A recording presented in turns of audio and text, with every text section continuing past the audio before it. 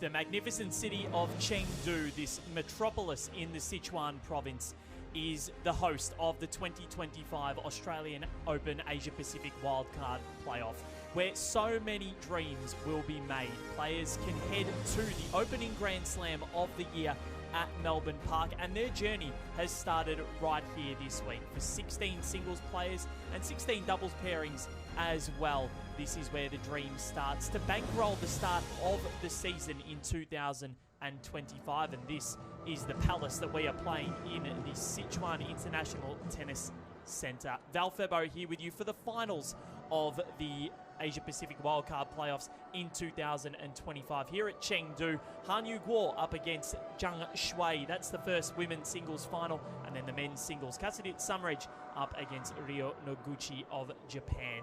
Betty Sekalovsky sits alongside me once again. Betty, welcome to you. It's a pleasure to be sitting here about to get underway. Thanks, Val. Great to be joining you. And we had an enthralling day of tennis yesterday. Looking forward to the women's singles final. Should be an absolute cracker.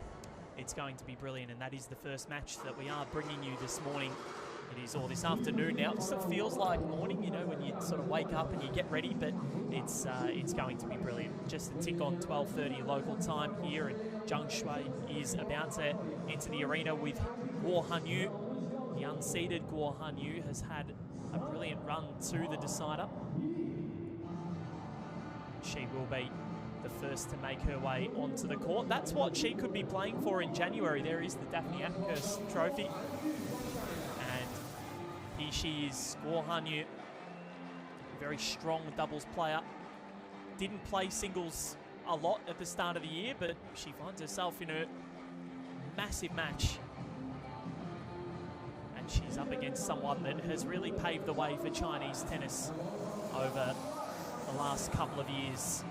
The last 10 years really, in Zhang Shui. Walks onto the court. She bids to make a 13th Australian Open main draw in singles play. And she will be there for doubles, and she will be there for mixed doubles. You can count on that. She wants to be there in the singles discipline as well.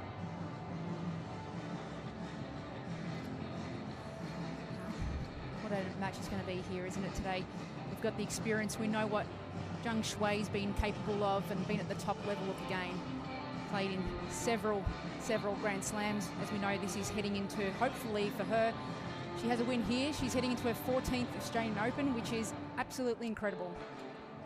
Guo Hanyu, we know that she hasn't played a lot of singles this year. I think 7 tournaments all up, and this has been a great week for her to be able to be here today competing for an opportunity in the Australian Open.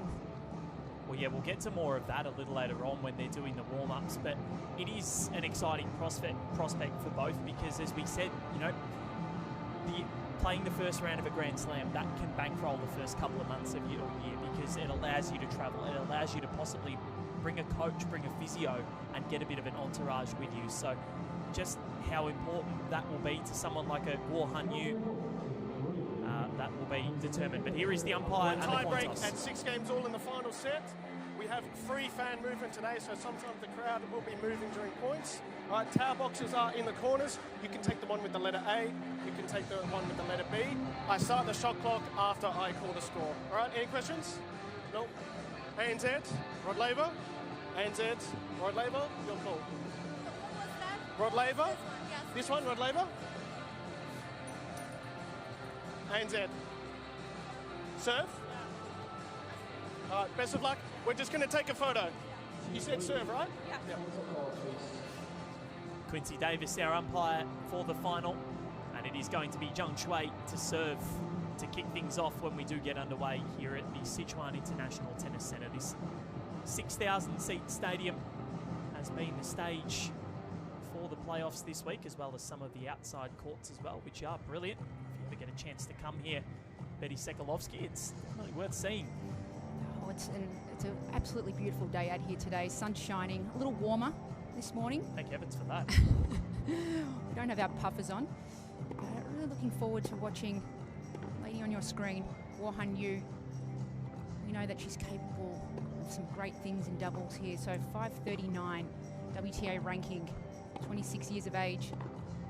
Had That's a 182, 111 win-loss record. You're looking for a huge result out here today. She's gotten through her last 2 matches in 3 sets. Her quarterfinal against Lu Jingjing was 6-4 in the third, and then defeated Jung Soo-jong of Korea 7-5 in the third yesterday. Has had a pretty good run, beat Pyeongtae Pipuch in the first round, the 8th seed 6-1, 6-love, but didn't play singles from November to June. So it's been a long time for her, but she's come back and playing quite well, focusing on doubles. And here is Zhang Shui. We saw her yesterday. She looked a bit frustrated at times throughout the match with some of the line calls, but this 35-year-old, she is an experienced campaigner. We know what she's going to produce. 213 is not an accurate reflection of the quality that she possesses. 3 singles titles and 2 major quarterfinals in singles, one of which was at Melbourne Park in 2016, Betty. Now she's an absolute quality player, as we know, and look, the crowd's got a lot to cheer for here today. 2 Chinese players in the final. It's exactly a dream come true, really, for their nation. So I think we're going to see a lot of experienced tennis coming from Zhang Shui. She knows how to win big matches. I think having that experience under her belt is going to really serve her well today.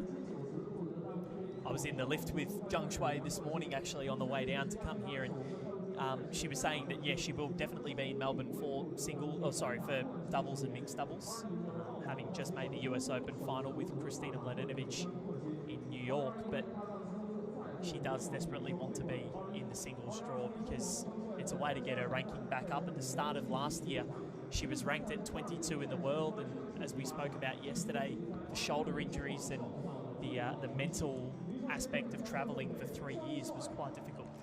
Yeah, it's been well documented that she needed to take a break last year, and look, she's back here. She feels refreshed. She's obviously playing pretty good tennis.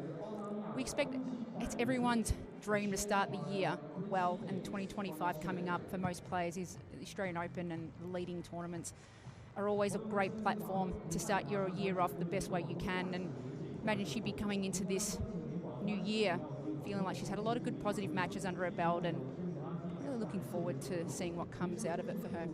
But the form of Guo Hanyu, that is something that should not be underestimated. Her last 2 ITF events have been finals. She won Tiandao Hu in October, and she's brought it here as well now, where she's made a 3rd consecutive singles final. She's actually on an 8-match winning streak. You count that Tiandao Hu tournament and this one here, so she's playing pretty well. Oh, she's a danger. She's lurking, and you can never underestimate. She has been as high as what was it actually? 278. 278. So she knows her way around a singles court, and I think she's a danger. If you're coming into an event like this and you know you've played well in events leading up, it's always tough playing at someone who's in form, and you know we're going to see a really tight competition out here today. I think with her doubles pedigree, she will have great feel and great court awareness of where she is and where the ball needs to be. Placement is very key in doubles, so I'm looking forward to seeing that. But Zhang Shui will be equal and possibly better than that in terms of placement, because she's just made the US Open final. We're going to see game styles very similar. Both women are going to look for that first strike, looking to dominate the point early. So whoever's going to be executing that out here today is going to be looking for some of that success early on in the rally. Zhang Shui yet to drop a set in her wins over Akiko Omei, Ren Yufei and Yu Xiadi. The closest set she's had has been a 6-4, so she's been quite rampant. The second set yesterday against Yu Xiadi was not easy. She will serve first and hope to get off and running in the best possible manner. I did notice Zhang Shui likes to play very quickly in between points. There's not a lot of downtime. So you can see she's the one first up there, the baseline, ready to go.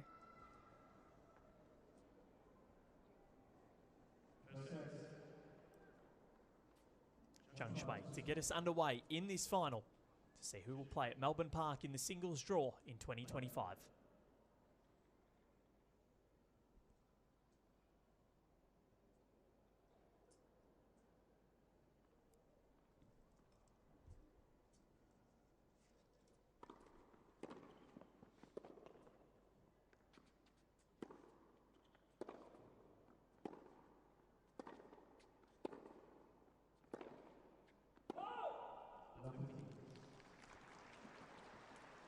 can already see ball striking quality of Guo Hanyu.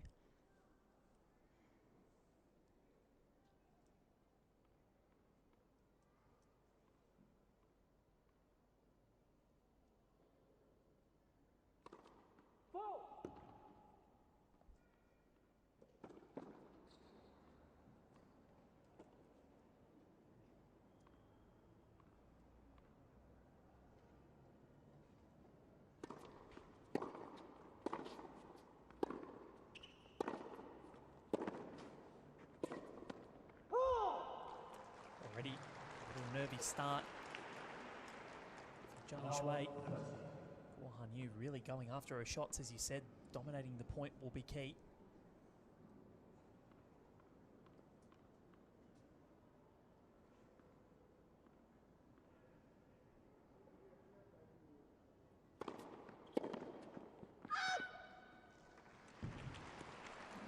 First serve there, 160.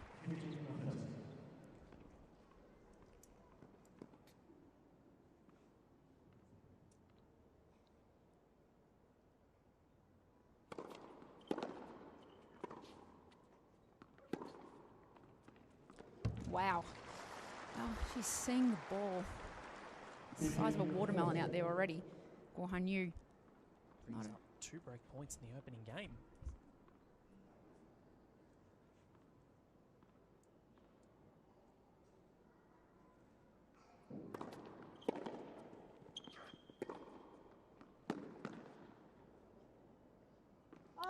That right there is going to be the key for Zhang Shui, is just being able to push Guo Hanyu into the corners, get her stretch at end range.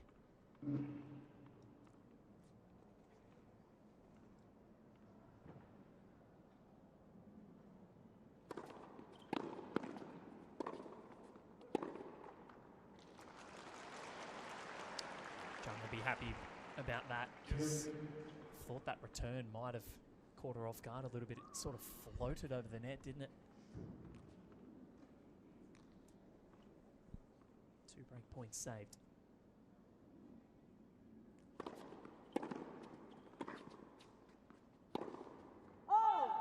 Oh, she went for that, didn't she? Exactly what that ball deserved. Playing with the sunnies above her visor there. That's an interesting choice. Don't really see that much.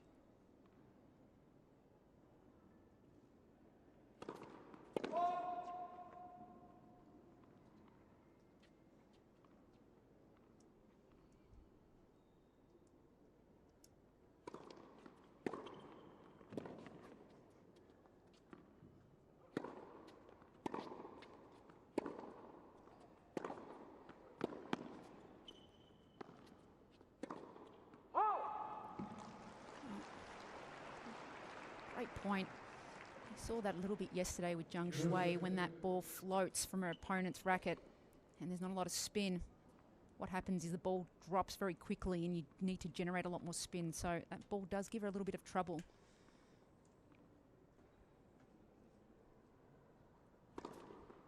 That's a good serve. Right on the line. And already a very pivotal game.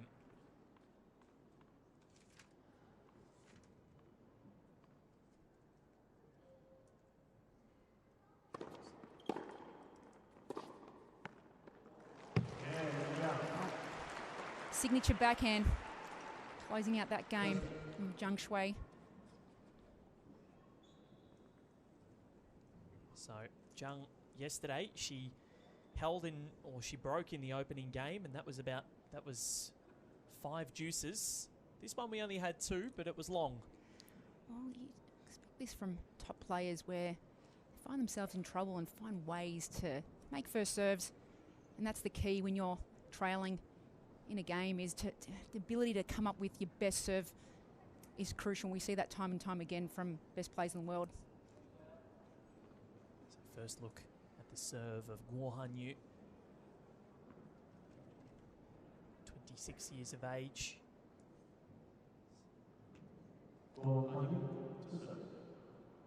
Sunnies have come on now, just serving into the sun.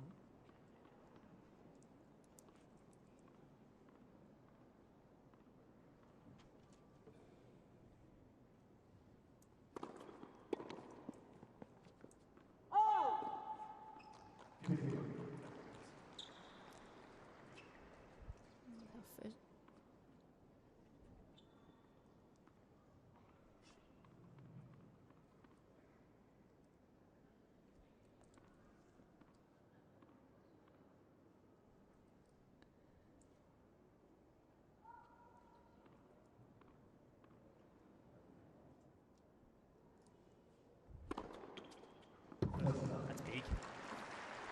So, look at the Warhan serve.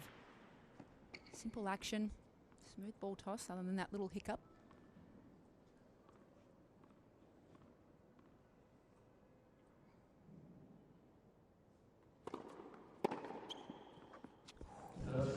Just love that backhand.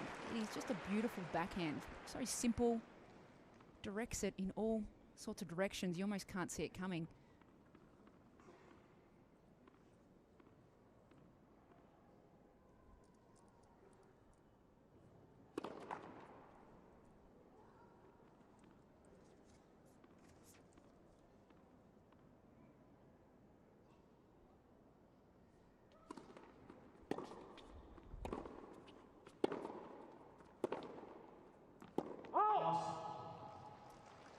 All of a sudden, from 30 love, things become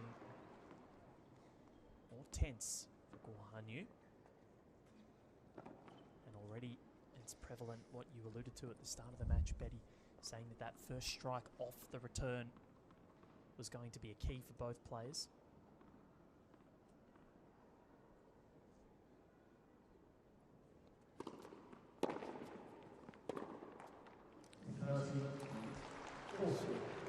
The serve was really able to push Zhang Shui out of the court.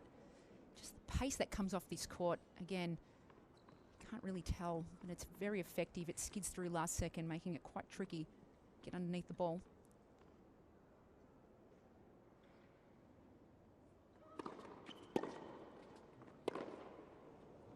From 30 love down, Zhang Shui makes the breakthrough. She draws first blood here in the final of the women's singles at the 2025 Australian Open Asia Pacific Wildcard Playoff. She leads 2-love. The wily veteran playing brilliantly so far.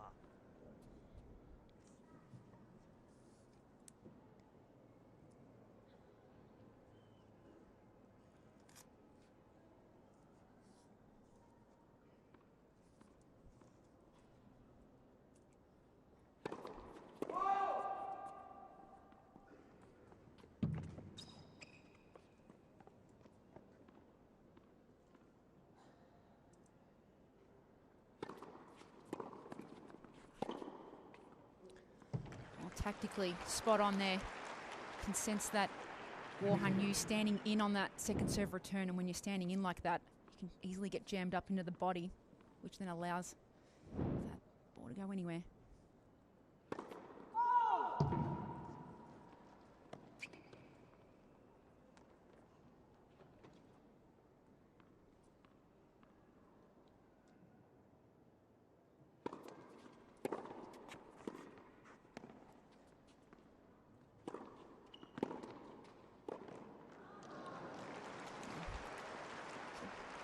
Wonderful opportunity there. Warhan, great approach into the backhand corner. Really created a nice opening on the backhand volley. 6 straight points for Zhang Shui.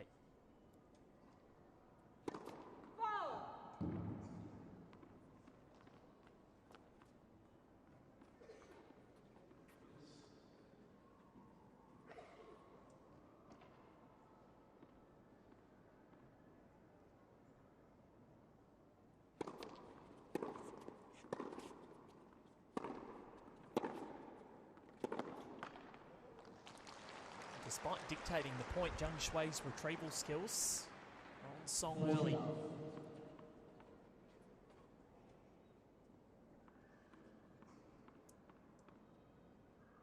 Guanyu with a lot to solve.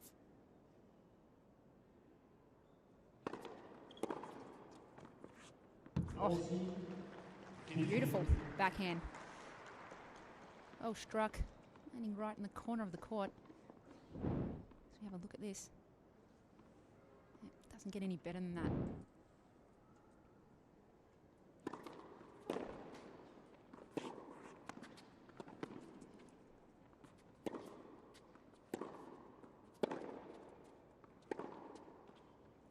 Magnificent. Jung tried to get a bit of depth there, but right into the hitting zone of Guo Hanyu. It's that one there, sitting nice. Nice height, chest height, driving that one through.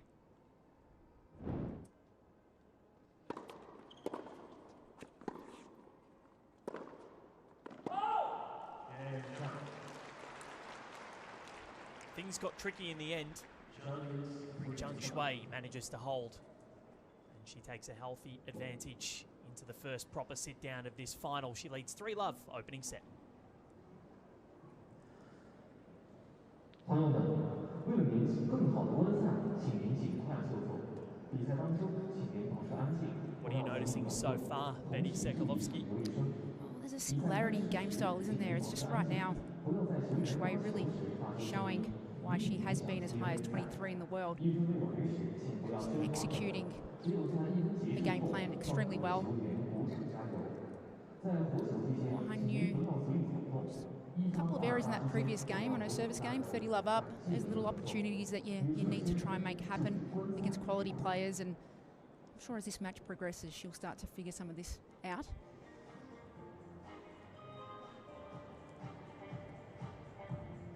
The Australian Open holds such esteem for Zhang Shui. It's the only Grand Slam where she has a positive ledger in singles play.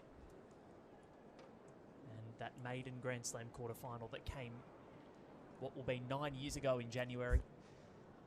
She beat Simona Halep there in the opening round.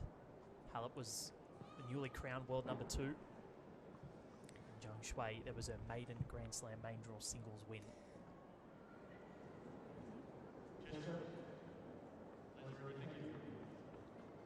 Let's see if Guo Hanyu can make an indent into this score.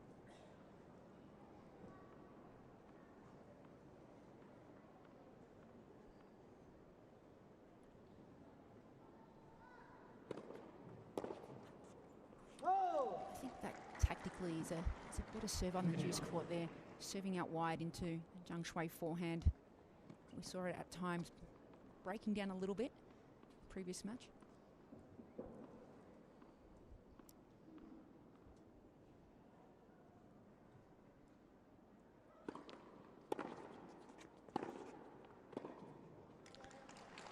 And that's exactly what you would expect Guo Hanyu. Good first serve. And really piercing forehand. They're taking time away from the Zhang Shui forehand.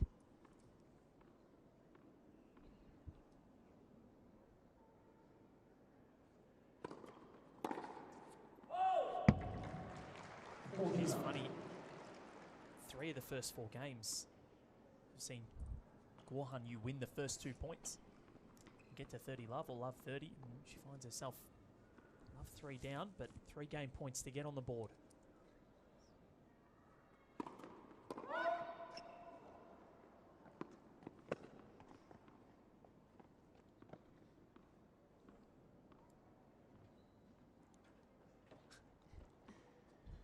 Bump. A nervy one. Does that count as a fault?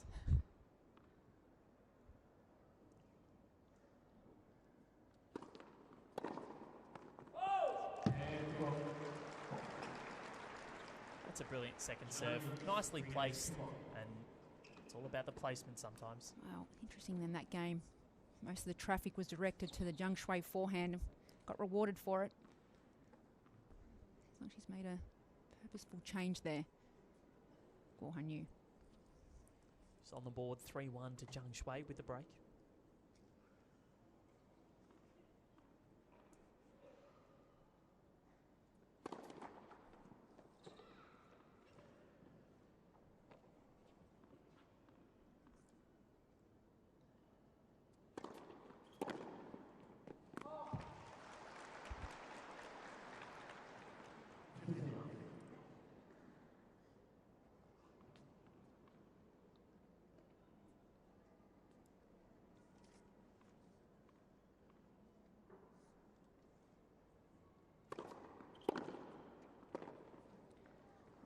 That's a magnificent return. Just taking that so early inside the court, driving that across her body.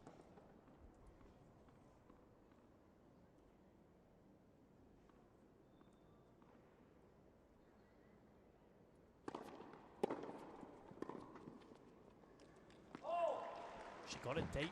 Guo Hanyu. Right at the feet of Zhang Shui, who could only sky it. She gets a little opportunity.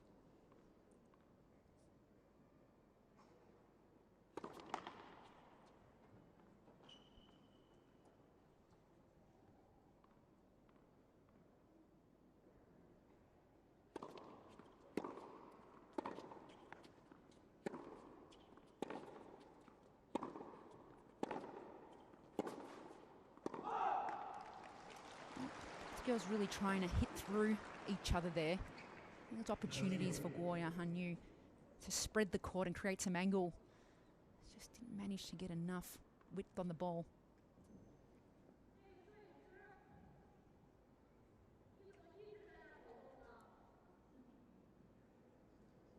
The cameraman moving behind the court, quite literally in front of us.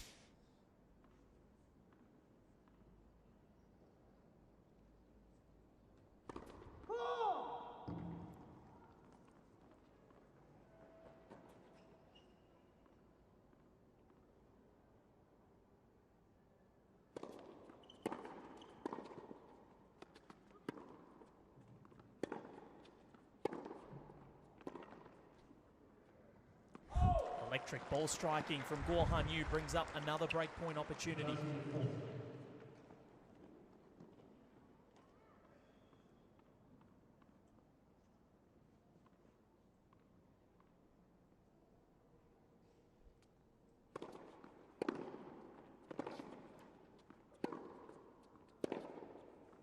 Wow. That is not an easy forehand to be making. The angle that she got on that forehand from the center of the court here with absolutely zero angle to play with. That's the doubles prowess.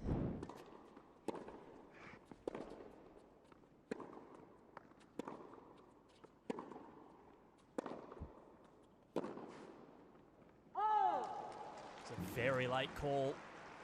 The umpire confirms Quincy Davis from Australia charge of this one. Let's have a look at it here. That shot doing the damage for Zhang Shui. Just be able to create width from the shot.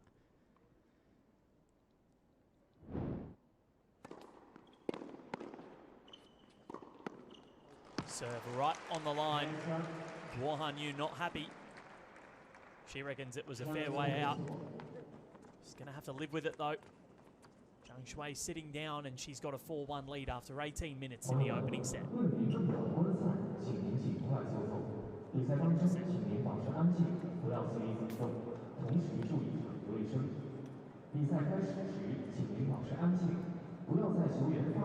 Fairly comfortable. Zhang Shui. An energy bar. Like gel. I know a lot of players don't love the gels. They tend to find them a little bit a weird texture. Yeah, it's feel quite weird, but sort of coming out like a toothpaste. Well, Guo Hanyu for me has been, she's a danger. She's looking at the barrel of 1-4 down, but the level of ball stroking she can produce and the pressure, I just feel like if she could string a couple of games here to close the gap, could create a lot of pressure here for Zhang Shui.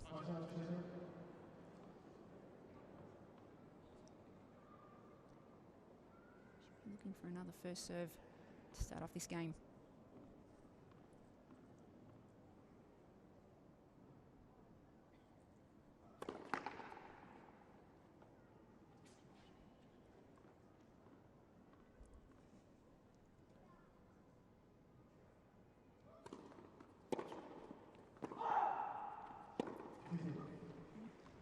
Again, that forehand just floating off the strings.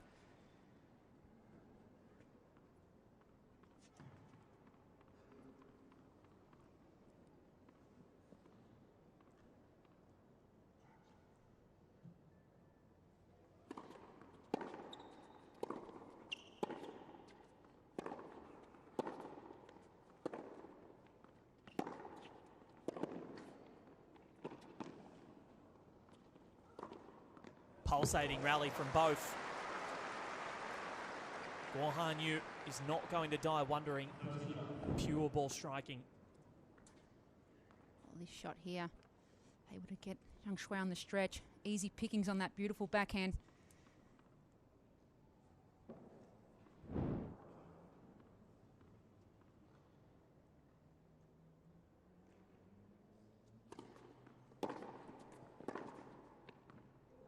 Great play. The 1-2, serving out wide, opening down the line, forehand up. It's done with ease. As we see it here. Good margin for error there. Took it a bit on the rise as well.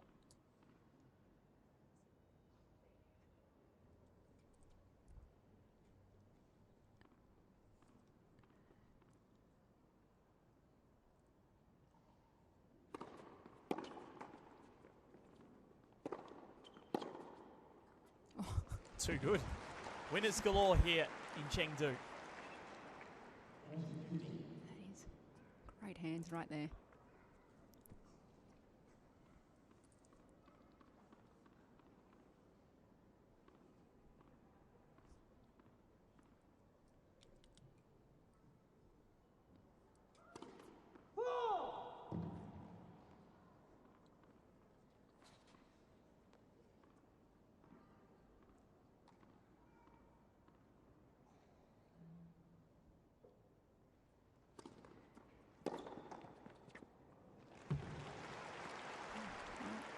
Apology there. Clipping the net off with the forehand. Coming at a very costly time of 30 all. Big point.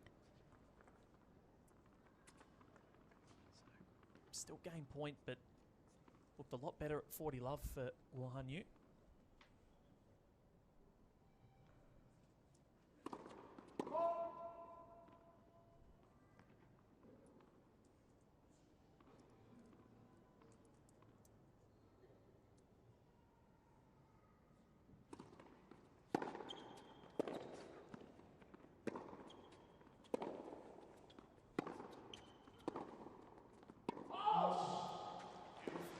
Love to juice. Zhang Shui jumping onto the Guo Hanyu second serve. She's been looking for a first serve here, Guo. Really trying to offload some of that pressure that she's experiencing now.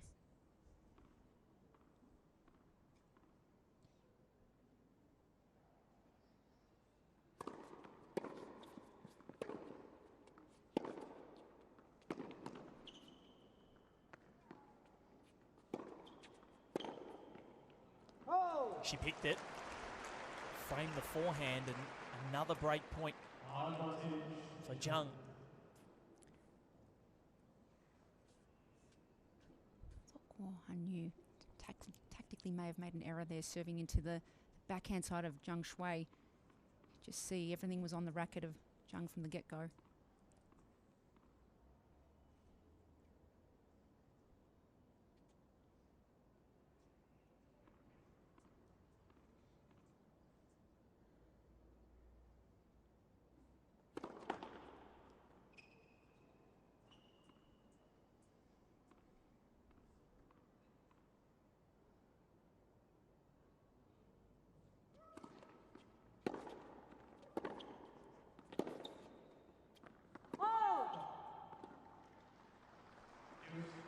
Looks close, but Quincy Davis says yes, it was out. Break point fended off by Guo Hanyu.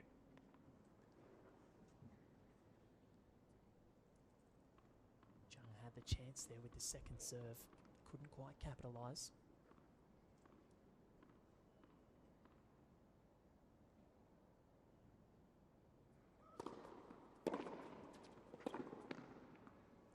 There it is. Serving out wide. It's a great serve on a fast court where the ball just takes off and skids away from your opponent's racket. So we see it here. Zhang Shui out of the court. Probably didn't need to even hit it that close to the lines there. Great shot.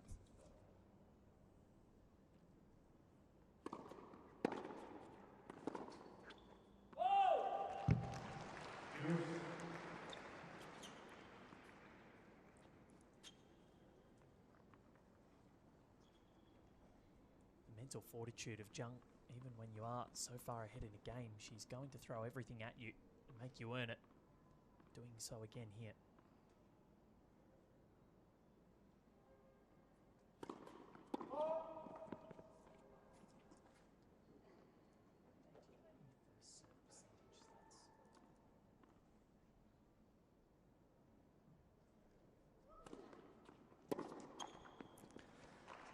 Golden opportunity at Juice. You really want to be making that second serve return. Just creating more pressure for your opponent. No worries,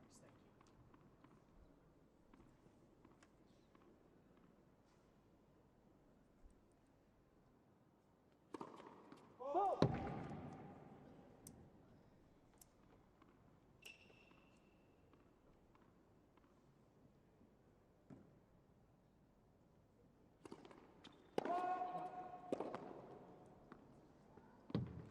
Hurts.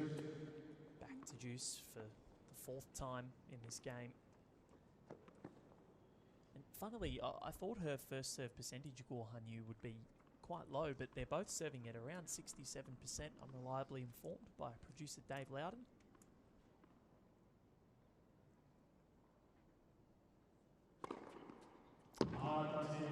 And she smokes that down the tee. That was much needed. 163 kilometres an hour. Couldn't call it even better if you wanted to there. At Juice, really needing that.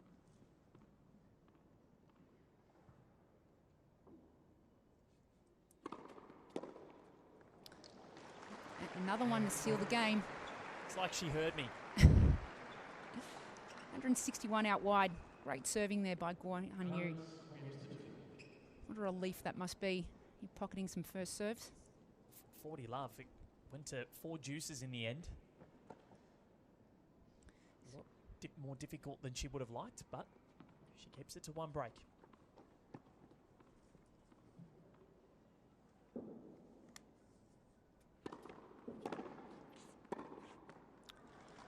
That is a wonderful return.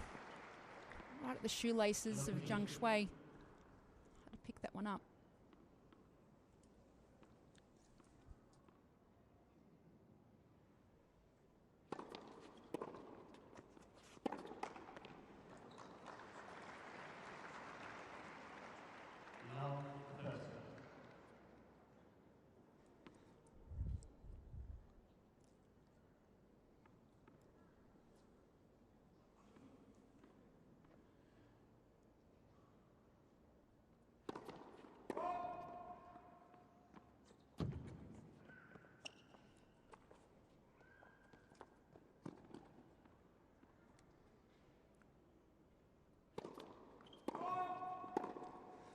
Danger signs for Zhang Shui. Love 40 now. We saw a little bit of this pattern in yesterday's semi-final by Zhang Shui. She just went missing there for a couple of games. Seeing a similar pattern here.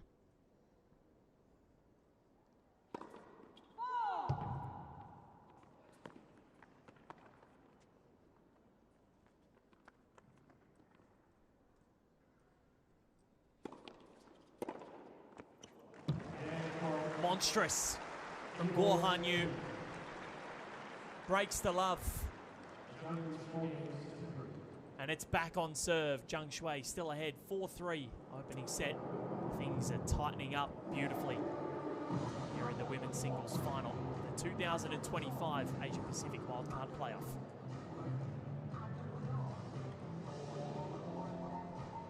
One thing I want to ask you, Zhang Shui couldn't quite get the break in the previous game. How difficult is it for a player to come out and serve after squandering a break point opportunity, especially when you do have a second serve? I think she'd be disappointed with that second serve return miss in the previous game, but great champions always come back, responding, bouncing back very quickly, and I think it's very difficult when you're up 4-1 in a final and you know what your opponent's capable of. Guo Hanyu is dangerous. And, you know, when you have that lead, it is always a vulnerable place to be in mentally because you've got no one that you're chasing ahead of you. And as a competitor, if you're down, you're always going to fight your way back. So you've just got to keep your foot on the accelerator. And I feel like with Zhang Shui, just the intensity, drops off a little bit there, and we saw it yesterday. I expect her to bounce back pretty quickly. 5 of the 7 games we've played, she's been to 30 love or love 30 Guo Han Yu, so she's getting getting a start in games. Well, right now, Guo Han Yu be looking to win this first point, just to keep the pressure on here. 3-4 down.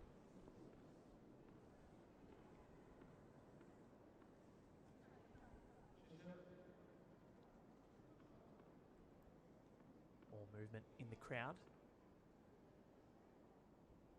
Fullest it's been all week. It's fantastic to see so many people getting around these players and supporting their dreams.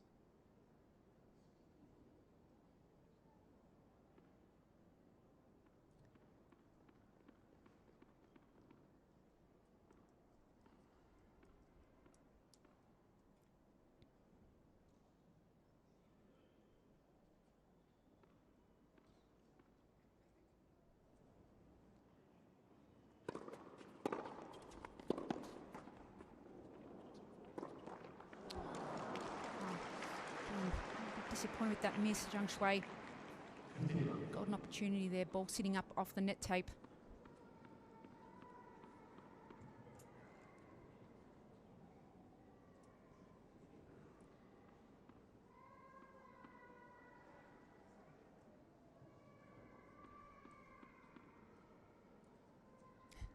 Someone's in the terrible twos.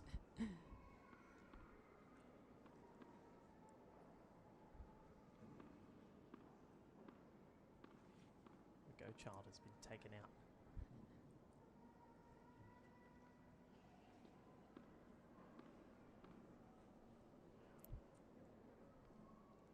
Oh, ready to play yet?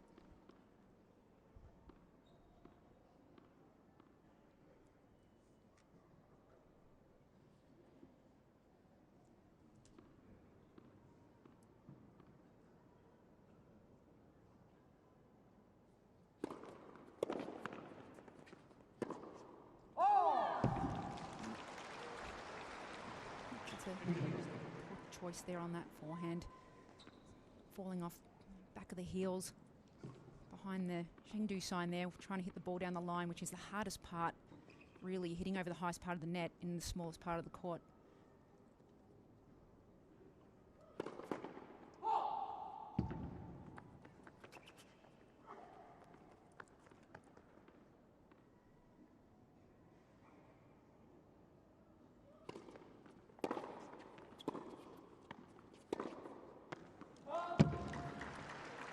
On that forehand a little bit. You can see head was moving off the ball as she was trying to strike that one, Zhang Shui. Need to really remember to keep your head still through contact.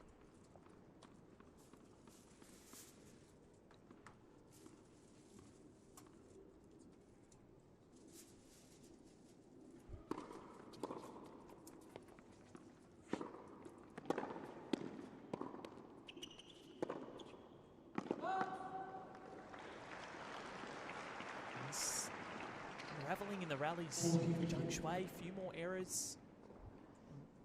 She's being dictated.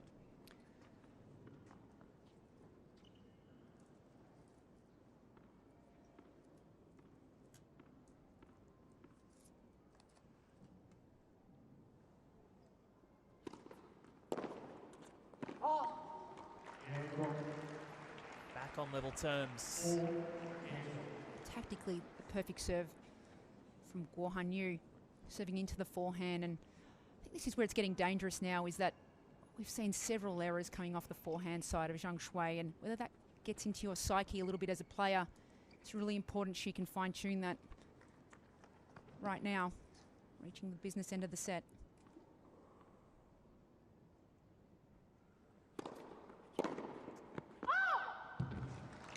As a player, this is going to happen where a shot goes off during the match, and finding a pattern that can stick, that is actually working for you in that moment, sometimes the alternative.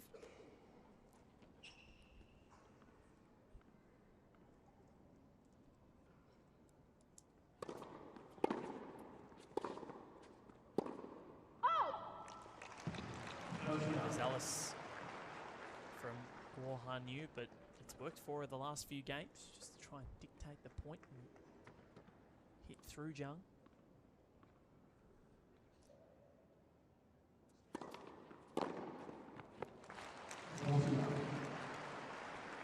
This could be a much needed hold for Jung. She had points for 5-1. Since then, that lead has dwindled.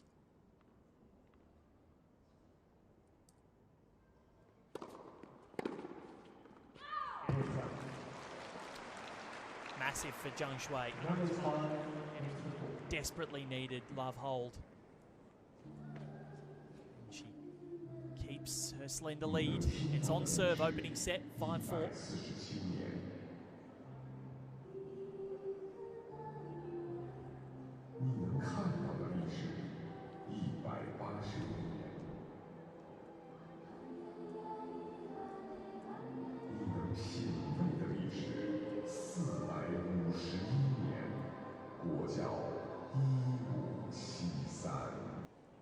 Important game here for Guo Hanyu to stay in the match, in the set, I should say.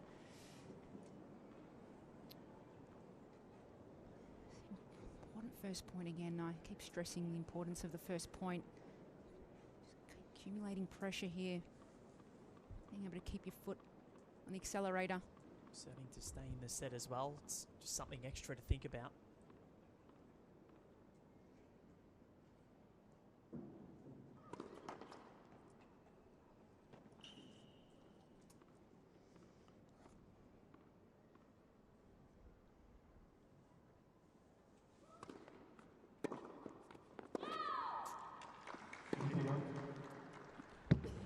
Direction on that backhand return. Felt Zhang Shui could have really spread the court there and just kind of hit it through the center, missing anyway.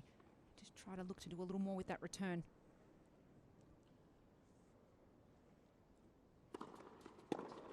Oh! Smart serve into the body. It's always a good way to jam up your opponent, who's a fabulous returner. Trying to serve into the body, handcuffing them up.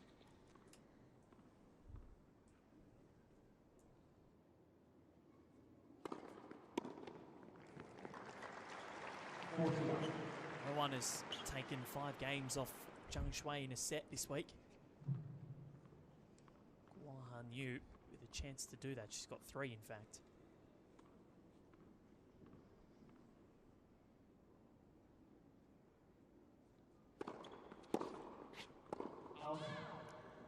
For the first time this week, Zhang finds herself at 5-all. It's almost an identical service game. The previous one, really flying through that one. What a relief it is when you're battling the set out. Have a quick game like that. It's always a relief. Pressure back on Zhang Shui.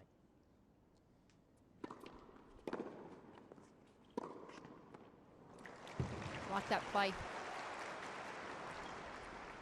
Serving out wide and getting that next shot back in behind Guo Hanyu here. So naturally, Guo Hanyu anticipating the open court. Give her confidence hitting a forehand winner as well.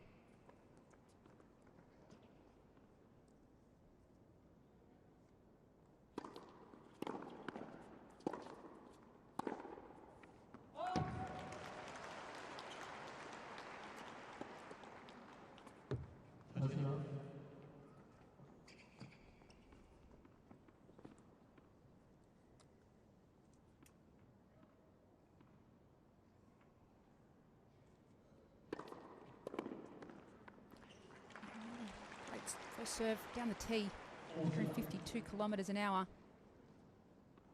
Such an accurate first serve. 14 straight points for the server.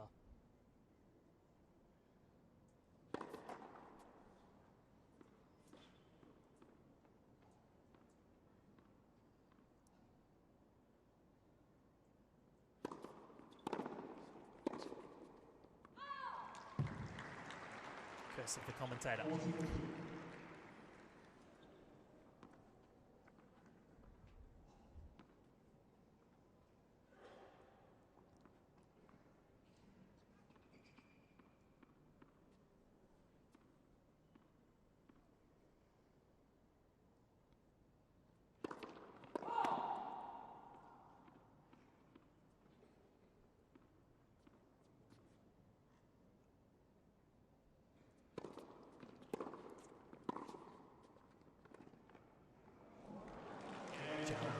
floated that one back over the net, and the drop shot, no good.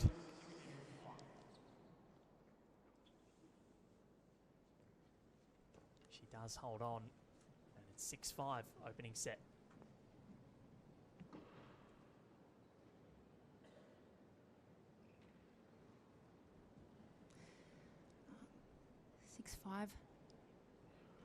Tough contest so far. Both ladies really showing us what they're made of. Seems like they're both trying to hit through one another and trying to gain the first short ball. It's so difficult when you're playing someone who hits through the ball as hard as these ladies are out here. It just forces you to abbreviate your backswing a little bit, get down low. You see a lot of players, knees are almost on the ground, really trying to get underneath the shot. It can be such a physical situation to be in. So it looks like they're just both trying to draw something out of each other.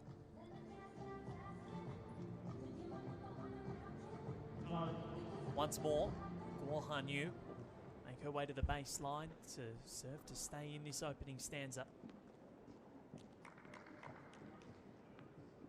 26 years old. Never been inside the world's top 250. She might be strutting her stuff with the best come January.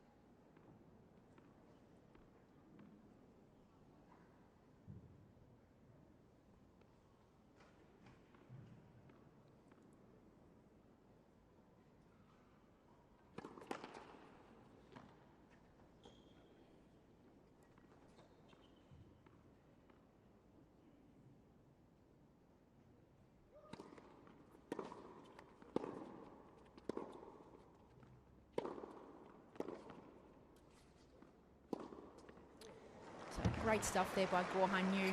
Exactly what we were just speaking about, where both girls are trading blows through the middle of the court as soon as there's a short ball like that.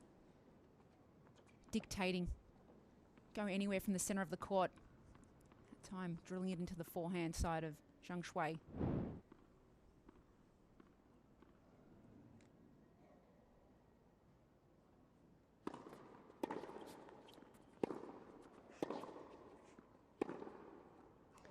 And another. Painting the lines. Sure, she's feeling good out there. This big forehand. Just not enough direction there from Zhang Shui through the middle of the court.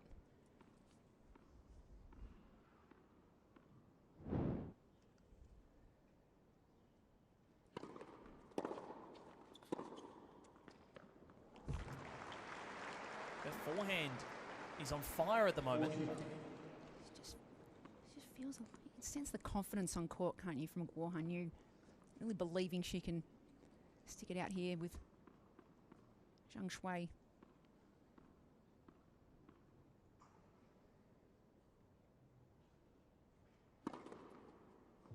And an ace to finish it off. We're going to a breaker in the opening set here of the final. The 2025 Australian Open Asia Pacific Wildcard playoff in the women's singles. This has been important. First set here in the tiebreaker. Vital. Every point counts.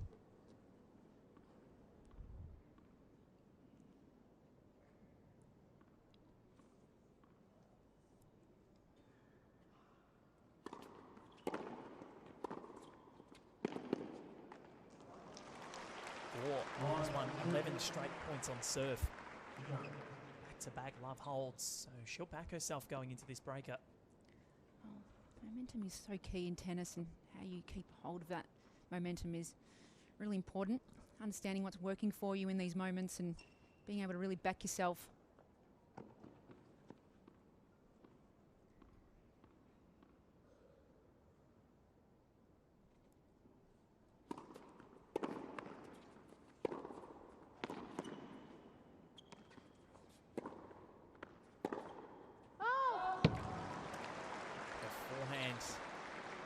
Ferocious at the moment. He's really not very predictable with it either at the moment, Guo Hanyu. Just directing traffic, putting it in all sorts of positions.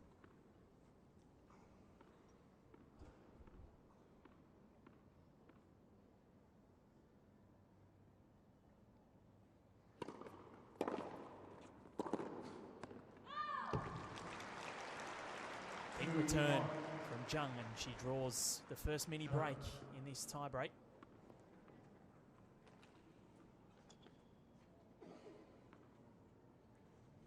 Gains a small element of control.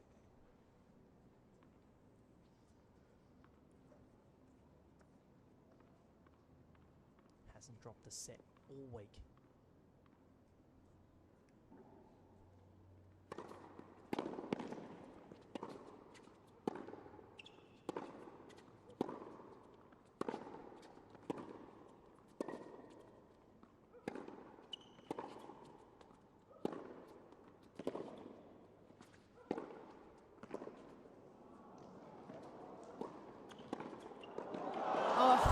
Monumental.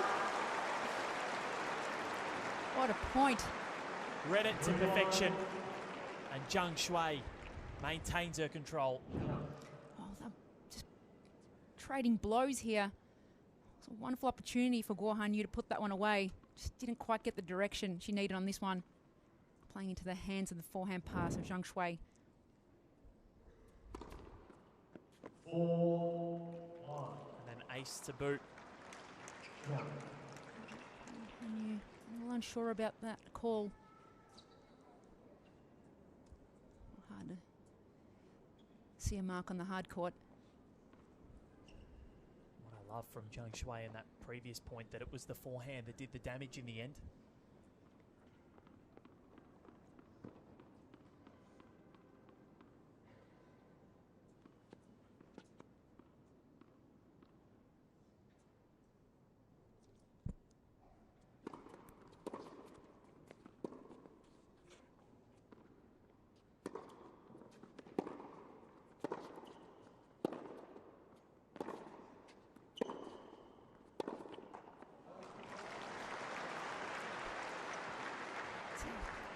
Forcer on the forehand, that ball, you can really see that skidding through the court.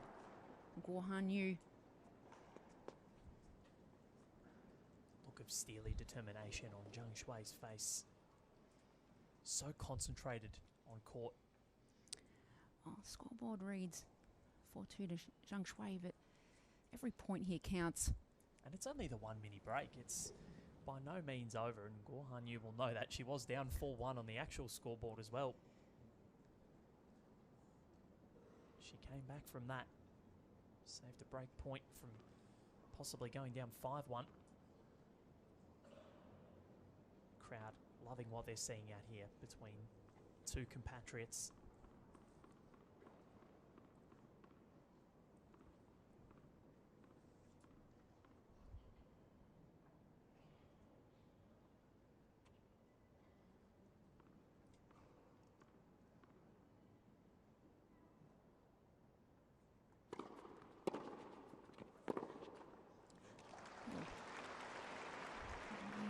First strike, miss, Guo Hanyu. Not the type of point you want to be playing, trailing 2-4, tiebreaker. Needs to keep the, needs to make Zhang Shui earn this.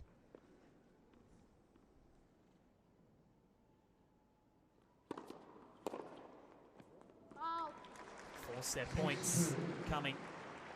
The former world number 22. That was only in January 2023, not too long ago.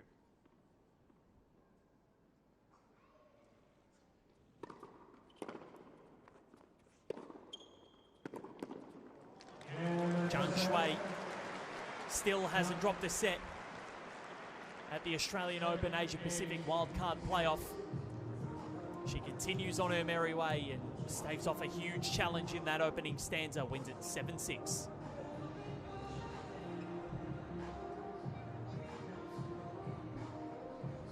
Sensational from Zhang Shui.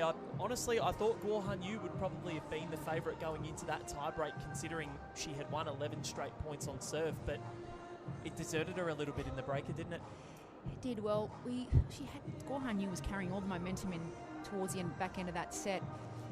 And just the experience of Zhang Shui, just understanding the moment maybe a little better.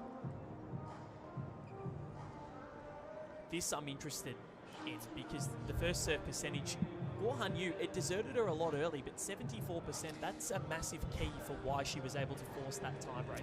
Yeah, both women serving way above your general average. Serving percentage there, and second serve points won, you can see Guo Hanyu really 64%, that's huge.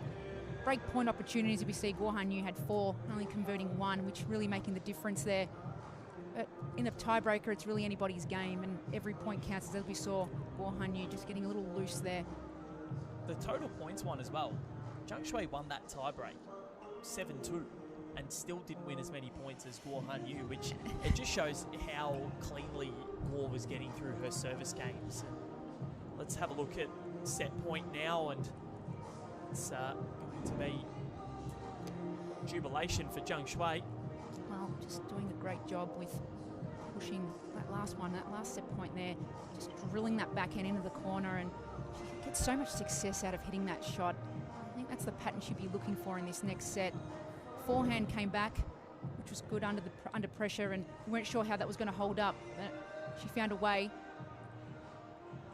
And it's interesting what you said there, Val, about tennis. It's such a funny game, isn't it? You could be winning more points yet losing the match or losing the set. And trying to explain that to kids, it's such an interesting one.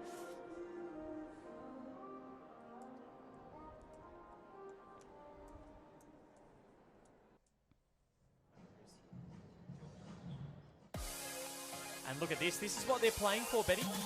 Bit of fun at the Australian Open. There is so much to do. You can dance with penguins. You can join him. You can be a disco ball if you like. Doesn't really matter. You can get in touch with the wildlife. Do some dancing, drawing. The Karota boys as well. Live music and entertainment. And of course, world-class tennis. The AO truly does hit different. It is the most watched tennis tournament year-round. We absolutely love it, and we're so lucky that it's in our backyard in Melbourne. Guo Hanyu has just gone off court, so Zhang Shui is just going to head over to her coaching team. The Open really is a spectacular event. We are very lucky in Melbourne. Best time of the year. Warm weather, entertainment, plenty of great tennis to see. Their team and coach Yu Shaw. Just to give some insight into what she could be doing. There is the empty chair and empty bottles for Guo Hanyu, just gone off court, just to try and compose herself a little bit. Yeah, you'll see a lot of players, if they've lost the first set, it's within the rule book, taking a bit of a breather. Sometimes they're changing their outfit, trying to get fresh again for the set that's coming up. It's also an opportunity just to stop, reset, reflect. It's just your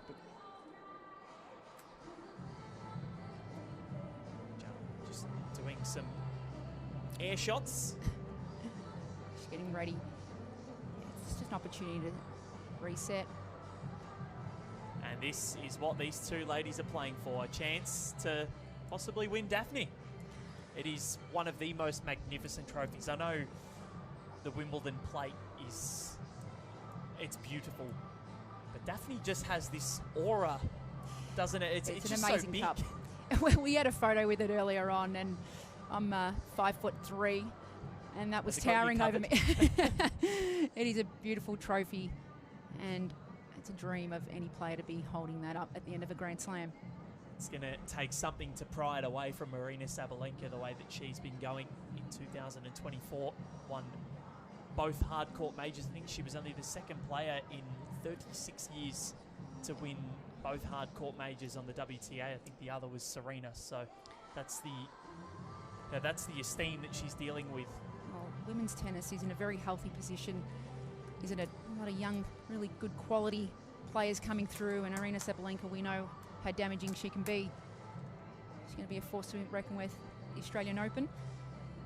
But Chinese tennis, it's just booming at the moment with the calendar of tournaments that are on within China, and we're seeing a lot of players coming through. A lot of good players making a real big effort to be hosting a lot of events, both on the ITF tour. If you are Zhang right now and Guo Hanyu making her way back out on the court, but What are you thinking, you know, in this time? Are you thinking about the match, and how are you trying to deal with the layover, I guess? Well, she was very close, losing the sets 7-6. She was within the mark there. I think she'd try and make maybe a few different decisions around maybe decision making and execution, and ways around that can be just focusing maybe a little bit more on your footwork, or just bringing your margins in a fraction more. Wasn't much in that really until the end.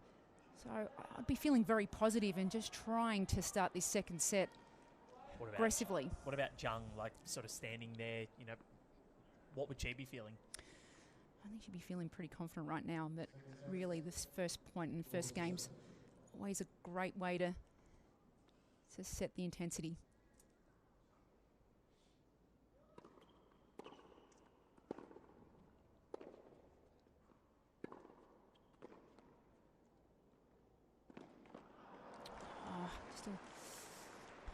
What a great miss there, Margaret Knew.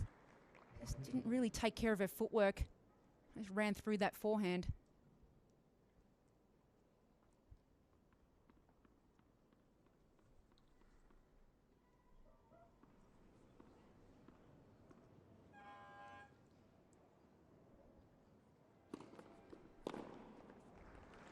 Backed it up with a beautiful sliding tee serve.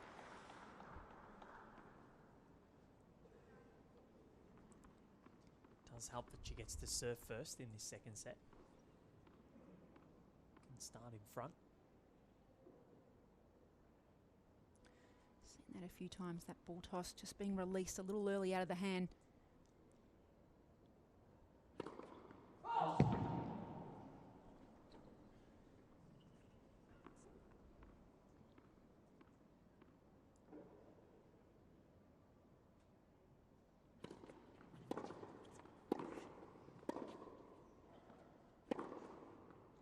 Big.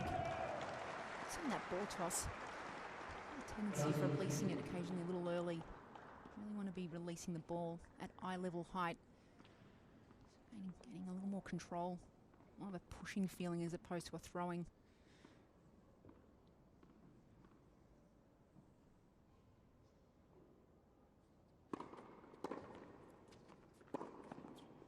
Wrong-footed it. Just didn't need to do much with it. She's coming out firing in this game. Positive signs here. Again, big first serve. And I love the disguise there. Just going back in behind Zhang Shui.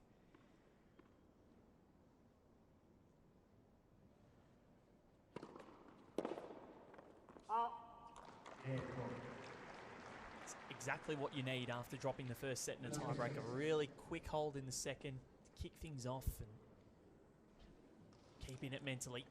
Just give yourself that little bit more confidence. You saw she had all the momentum towards the end. She's carrying that through a little bit here in the second set. Guohan Yu. And Zhang Shui really has to, in this game here is important. You need to really establish yourself early in the set.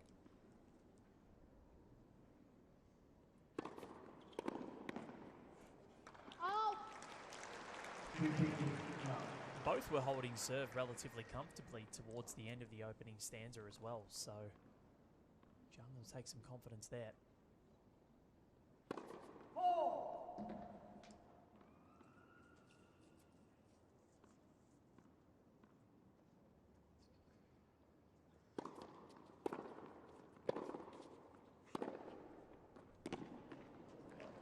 I like that play. Again, we'll see Han Yu through the return, through the centre of the court, and then as soon as she has the opportunity, she's spreading the court with her forehand.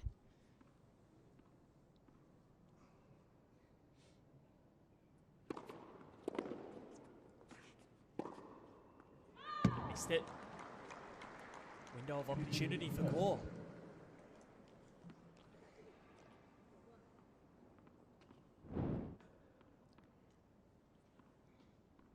That's her bread and butter.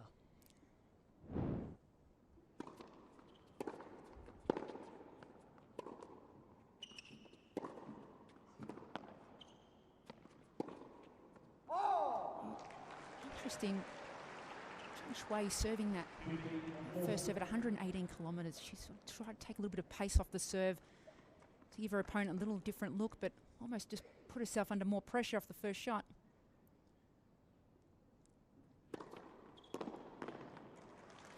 Responds well with the first serve, exactly what you need. Trailing at 15-40. Only 2 points that she's won this game have been with 2 massive first serves, so let's see what she can do here. Still 1 break point.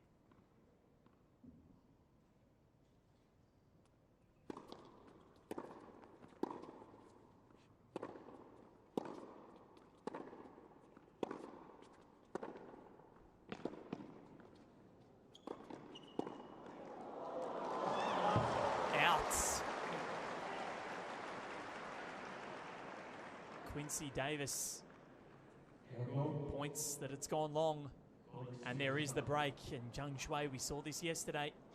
She's going to query the call.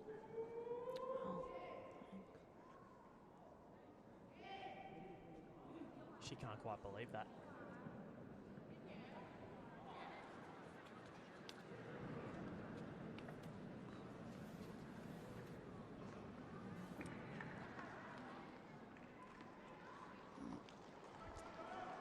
I thought it was a tactical error there from Guo Hanyu to direct that backhand straight to Zhang Shui.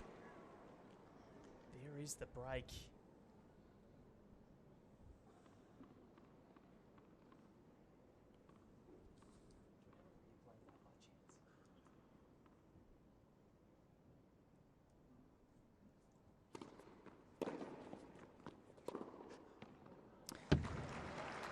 And the 1-2 play continues for Guo Hanyu.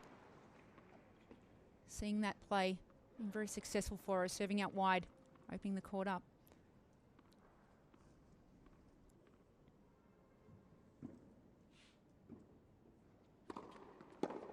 Just on a roll at the moment, Guo Hanyu. That's why I was so surprised with the tiebreak result. I really thought she was going to pinch it. Zhang Shui looking a little flat out there at the moment.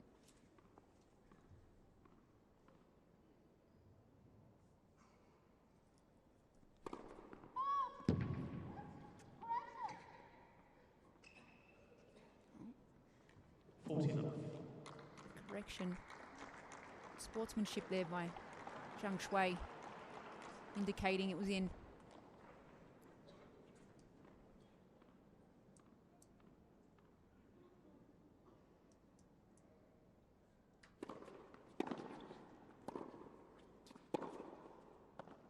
Sublime serving display from Guo Hanyu.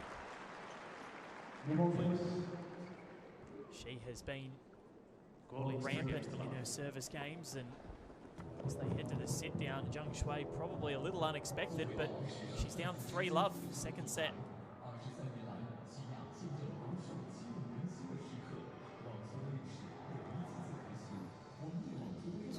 Turnaround it's been in this second set.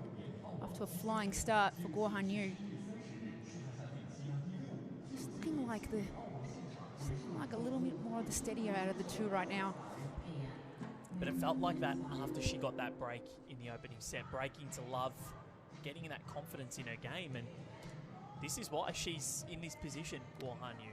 Well, sometimes when you're currently ranked 539 in the world in singles and you're not competing regularly throughout the year, you also sometimes mentally forget what that moment feels like as a player. And we know she's been competing a lot more on the doubles tour, doing really well there, but she's only played 7 singles events this year. And so from that perspective, sometimes you're not conditioned to what you might expect at this level. She's showing some fabulous signs out here. Well, she is on an 8-match singles winning streak, so everyone that's been in her way, she's been able to overcome. Zhang Shui needs to be careful. 3-love down, second set.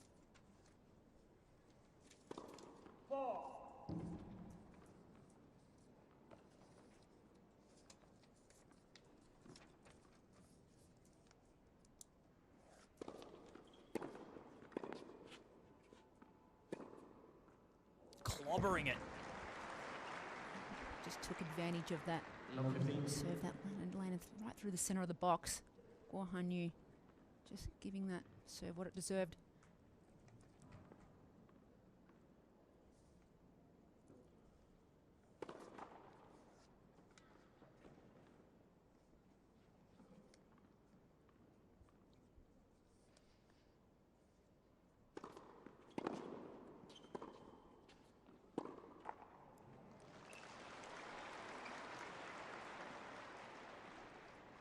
15-1.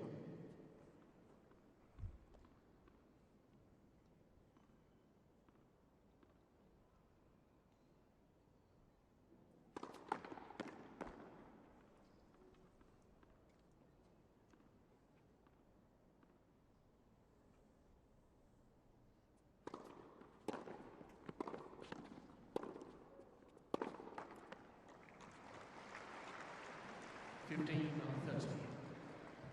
Danger signs again. This is a little opportunity again here for Guo Hanyu.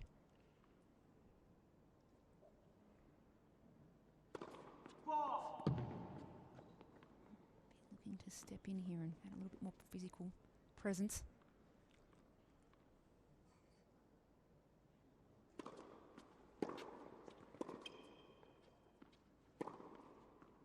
And does. He's taking her opportunity there on the second serve return by stepping in on a 117-kilometre second serve. And again, just putting Zhang Shuai under too much pressure off the first shot. 2 break points.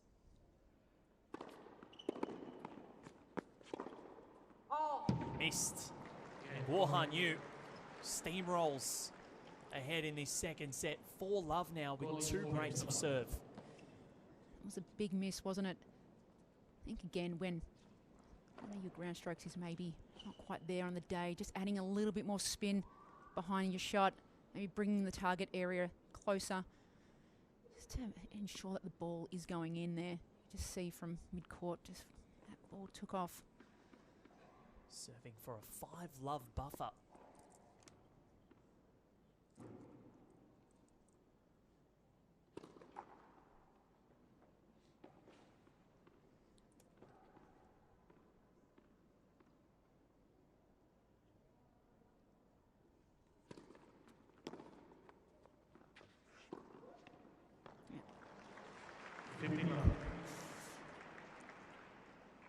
Just complaining about the line call there, but I think when you win the point, you probably shouldn't. Yeah, I think it's easy to get on with the next point. It looked like it was on the line. Not sure what she was complaining about there. That was clearly Clearly on it.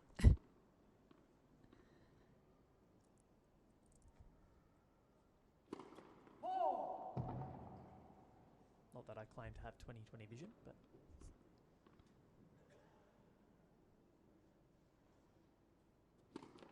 I feel like that was a release of frustration for Zhang Shuai. Yeah, I'm really trying to figure out what she's trying to do out there at the moment, but 4-love down. Got to find a way. String a few points together.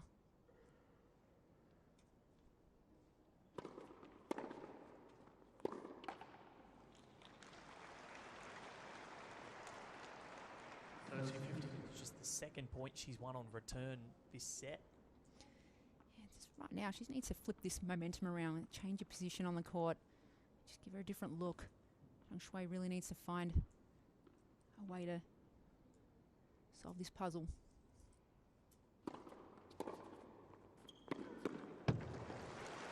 Comes up with the goods there. Backhand return. Line. One of their favourites. Make her feel good. Credit to Guo Hanyu. She hasn't allowed Zhang Shuai to get onto that backhand down the line. Played it very well.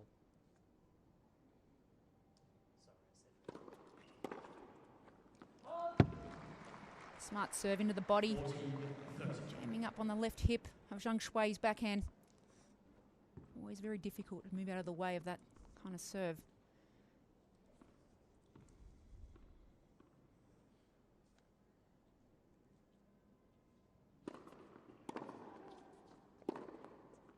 Super.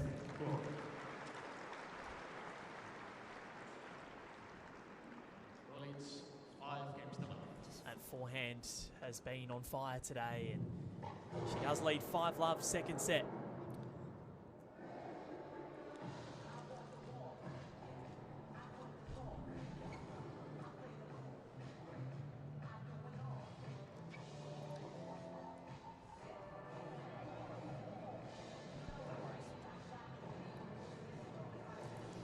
Well, 5-love. Handy lead for Guo Han Yu. It's been a very quick turnaround. One that she'd be pretty happy about right now. That is the quickest of turnarounds. Hasn't dropped a game as of yet. She's been very dominating in this set. Not much has gone wrong off the racket of Guo Han Yu.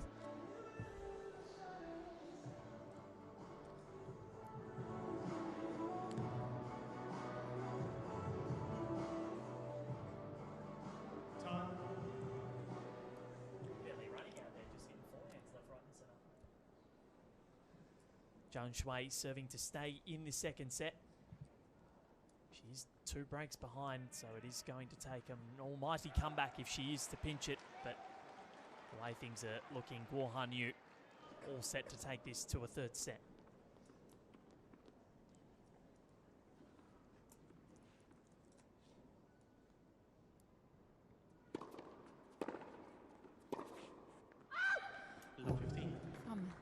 Zhang Shui right now. Yeah, I've got 2 choices. I either try and just do my best here to work my way back, but also in the same token is I try a few different things and see what I could potentially take into a 3rd set. 15. Tactical changes can she make?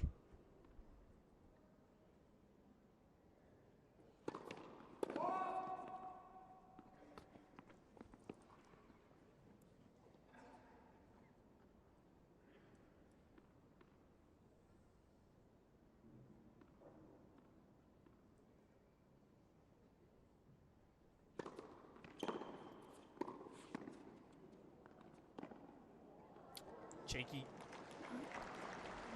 There was no movement from Zhang there, though. That's very interesting. I mean, that wasn't a great drop shot here from Guo Han Yu. So much height on that drop shot. It landed on the service line. Plenty of time for Zhang Shui to get to that.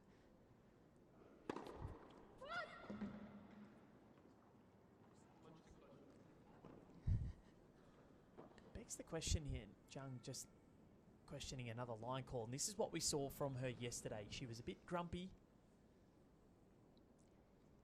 but I think if I'm her, I don't want to get broken and lose the set 6-love, because that means Guo Han Yu will be serving first in the 3rd.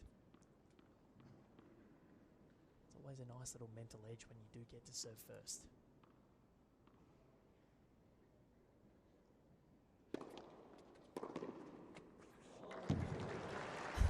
Fabulous return.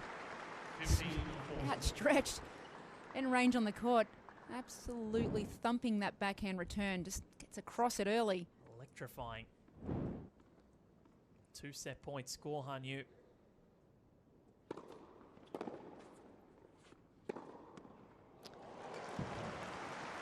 Zhang Shui says, I'm still here. 30-40. Forehand, well struck.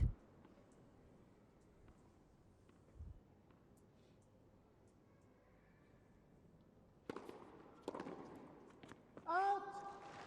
2 set points have come and gone for Guo Han Yu. Desperately needed first serve for Zhang Shui.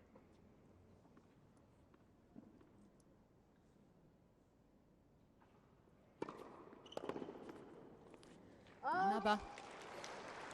Coming handy. Through that the first set. We're seeing it here again.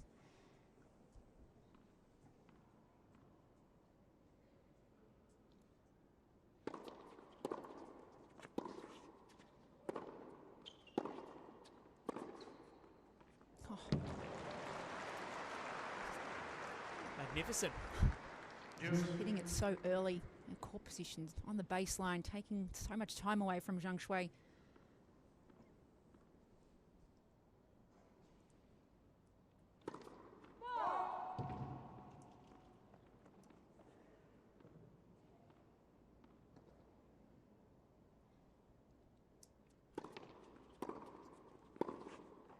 Again, standing right inside the baseline.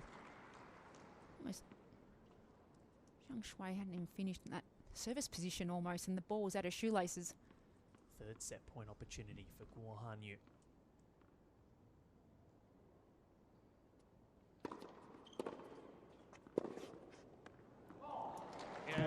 Guohan forces a deciding set here in the decider of the women's singles Australian Open 2025 wildcard playoff. She was monstrous in that set and serving out bagels as well. She takes the second, 6-love.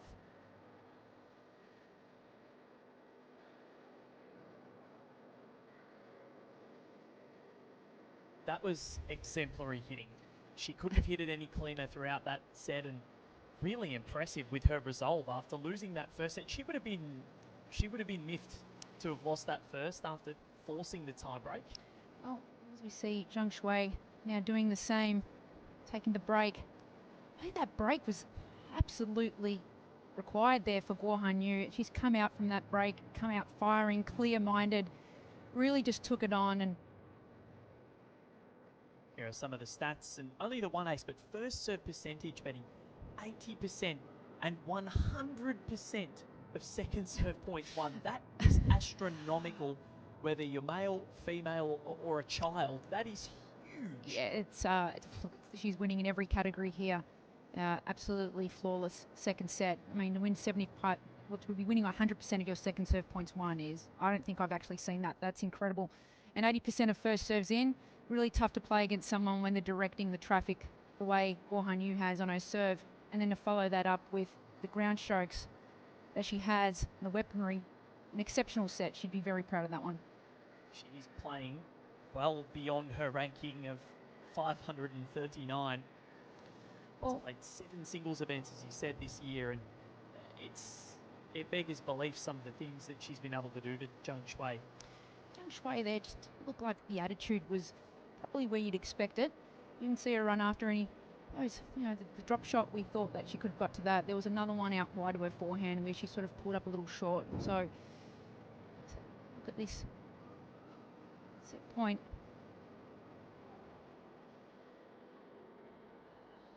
Not showing much emotion out there. She's just locked into the contest, and I think that's what's helped her. Now, just sitting there quietly.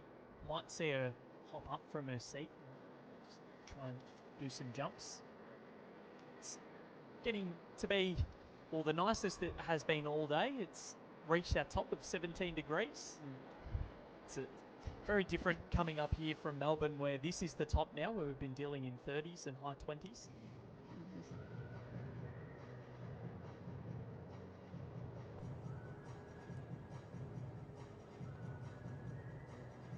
Weather that we will experience in summer.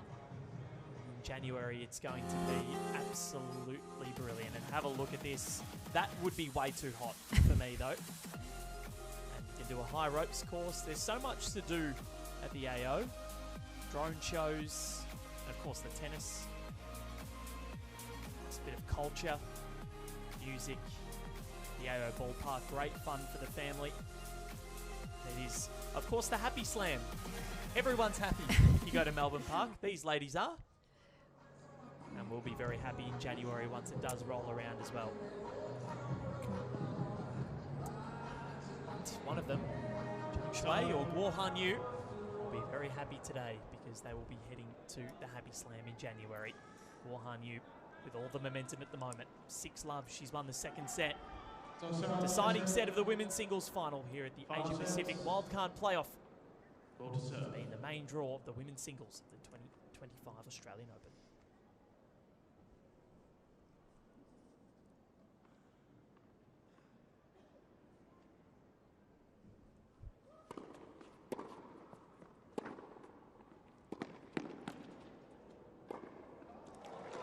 Great start here for the third. 15. Going to be interesting to see the reaction of Zhang Shui at the beginning of this set. She'll be able to bounce back after that second set.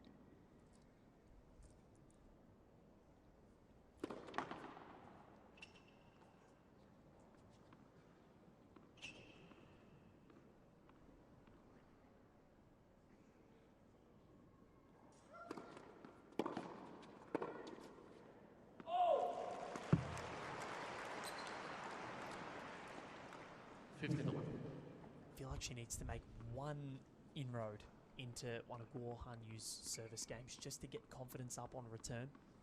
She was dominated by the serve of Hanyu in that second set.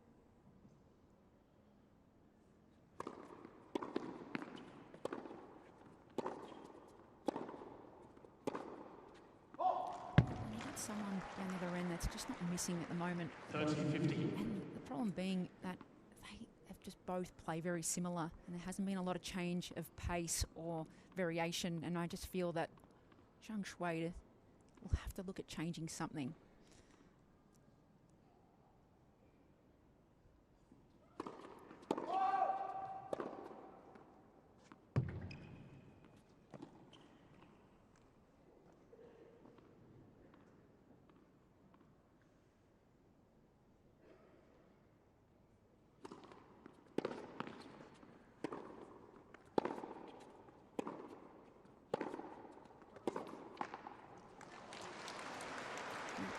All here, and this is exactly the type of game, even if you're not breaking your opponent right now, just keeping the pressure on and making them work for their service games is just the amount of pressure. If you can sustain that over time, you can really see what your opponent's made of.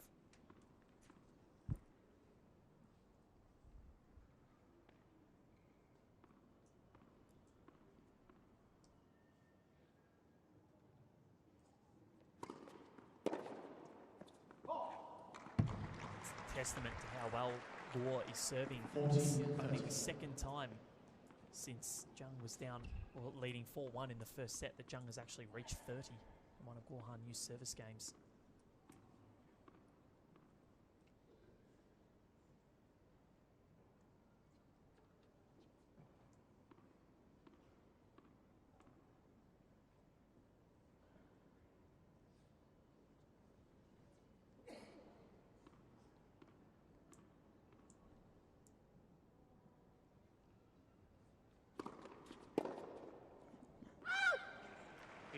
Third time's the charm there for Guo Hanyu.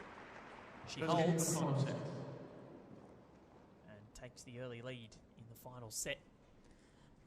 The attitude for me at the moment, Zhang Shui just not looking happy, and really not a lot of energy in that, walk, in the way she's going about it, just complaining over here to her team. And it was a problem yesterday against Yu Xiaodi. Just not finding the answers out here at the moment, frustrated. She's just up against someone who's just playing her game style and executing it a lot better right now. Vital that she holds here.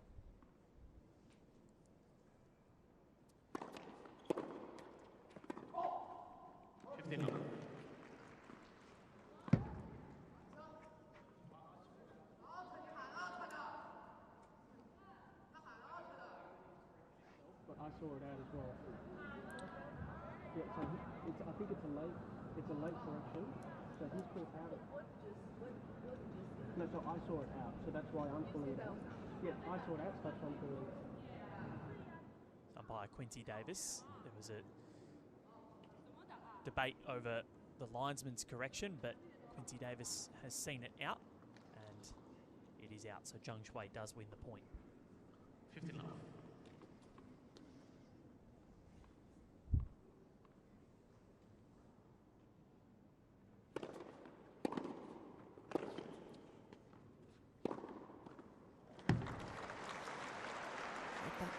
That return well, Guan Yu. 15 love. Forehand. Was able to draw the short ball. This forehand could trouble many on the tour.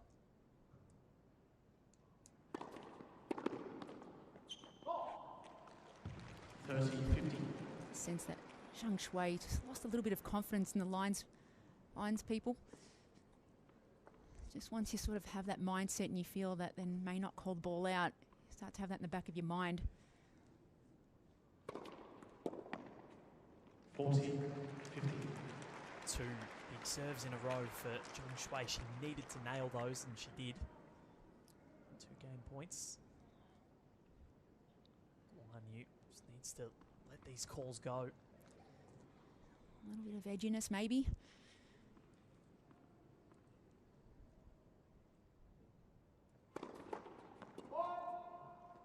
It's hard when you do deal with Hawkeye on a more constant basis.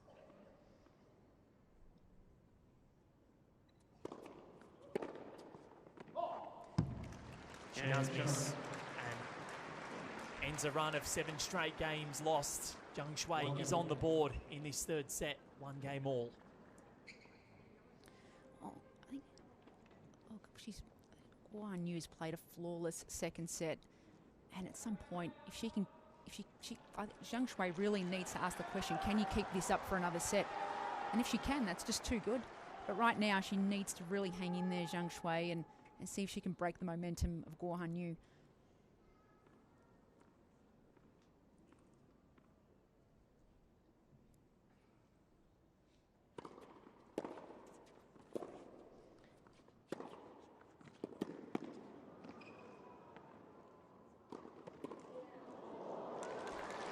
Set up for it. There's the walk. Trying to walk a little quicker, a little more energy. She has love 15 for the first time in a very long time.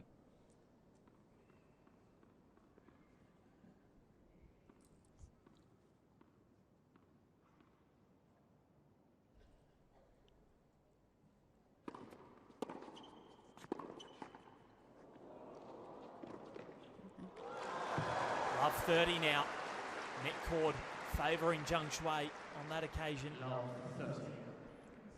this is one of those pivotal moments in a match. Here it is, that great return. Unfortunately, the net tape just making that ball sit up, that backhand. But there's a little bit of a different outlook right now from Zhang Shui.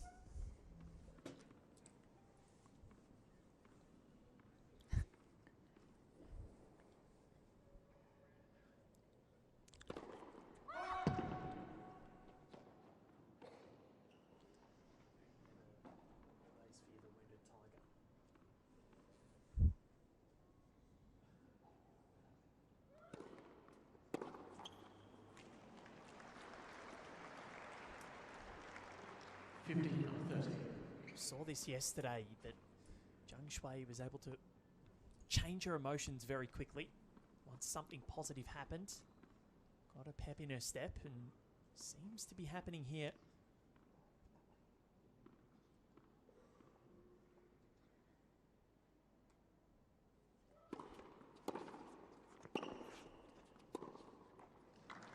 But the depth of shot from Guo Hanyu continues to get her out of trouble. I know we're only at 1-1, but it's tight here, 30-all. This is where both girls really can't drop their heads.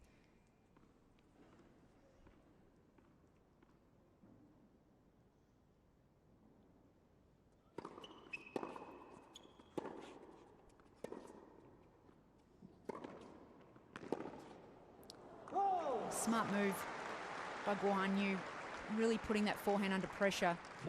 Just asking the question, can you pass me? And we saw then just a really big miss off the racket of Zhang Shui. Tried to do a little too much. 40-30 game point from love 30 down for Guo Hanyu.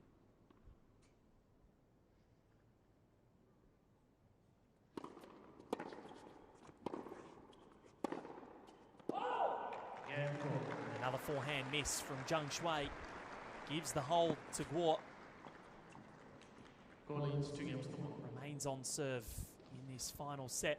Here are the women's singles final. 2-1. Guo Hanyu leads. The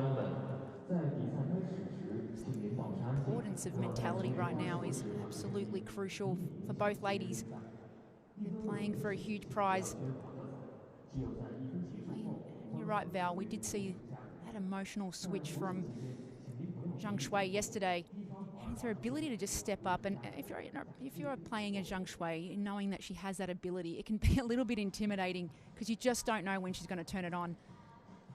And we did see her a little more excited down the other end. Whether she can maintain that mental approach, point in, point out, we'll wait to see. But Guo Hanyu, I thought, was impressive in the way she bounced back from that 30-all point. Was really able to just stay poised. And sometimes we do see that a lot. Players, especially at Grand Slam level, they lose a couple of breaks in a fourth set and they'll just drop it 6-love and focus on the final set. And maybe that's what Zhang Shui is doing here, just to try and mentally flick that switch. An emotional release.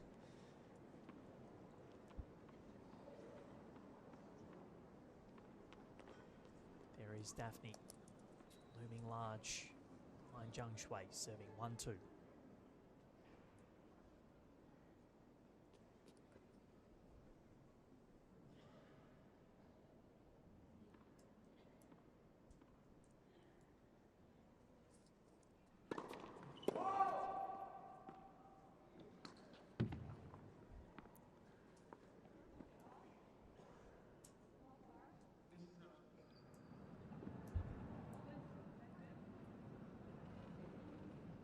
Davis to do a lot of work out there today.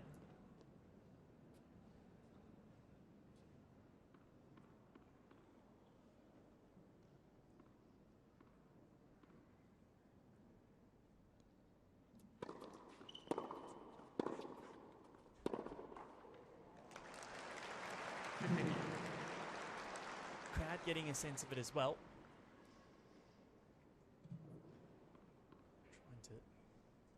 Zhang Shui on a close final set.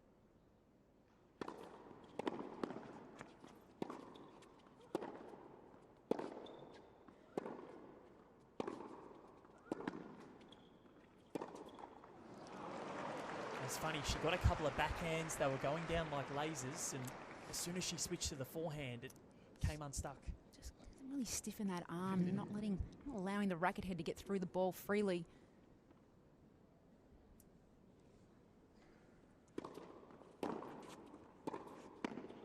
Was better. You can see the racket work on that forehand, getting up the back of the ball and giving a little bit more spin. You'll see it here. Just wraps her racket around it.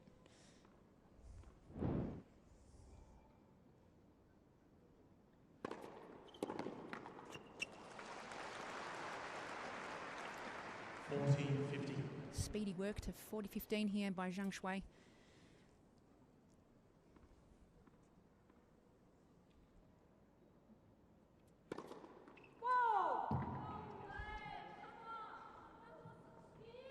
This one was wide.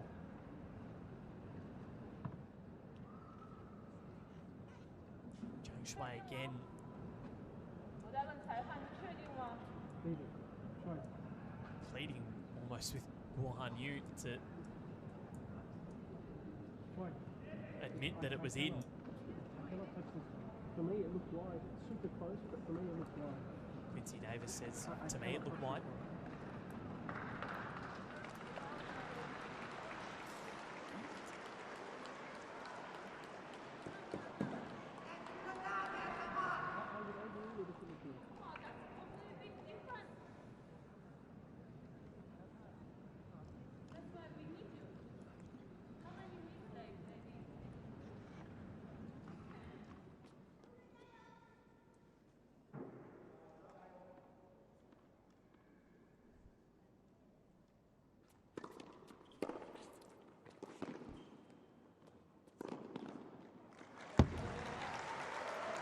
This is the worry for Zhang Shui now. She has to put this mentally behind it.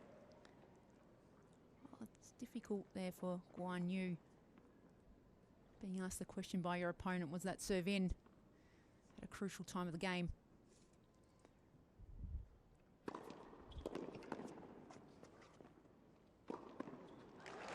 Ironically, that one lands right on the line. I think Guan Yu's pointing at it as well. Zhang Shui gives her a small stare down as well.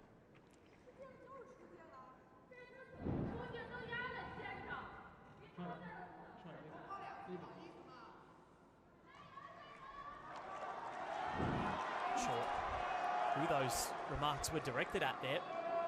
Zhang Shui does hold. It's 2 apiece, and there's a bit of feeling in this one now. I think both ladies need to let these line calls go. Almost becoming a distraction from what's happening in the match. Just taking 1 point at a time here and putting your focus back on your intentions.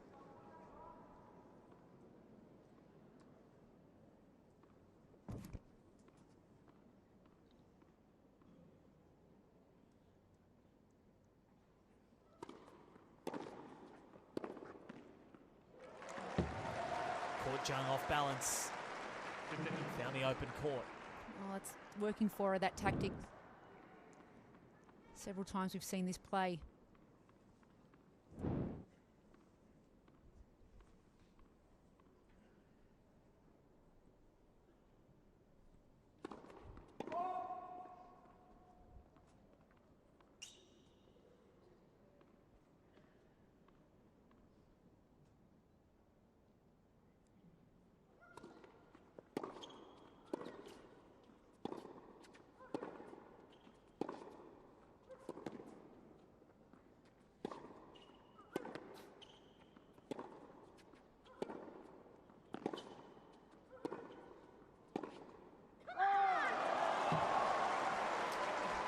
Fabulous point there.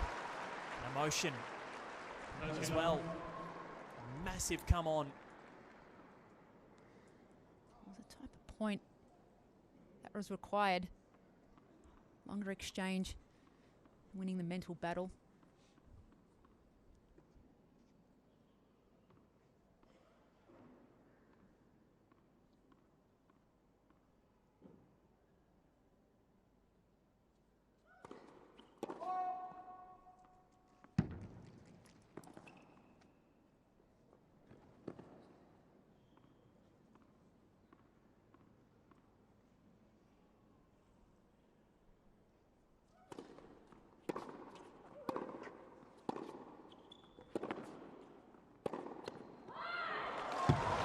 Sensational.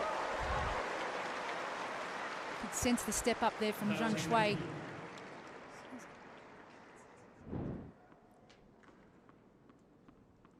Really committed on that forehand beautifully.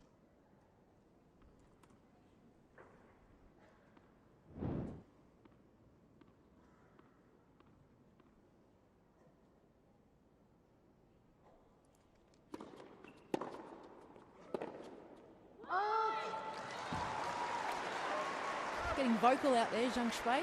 Tensions rising from both parties. And another 30-all point on the serve of Guo Hanyu. All three of her service games have gone to this point in this final set. Zhang Shui making inroads.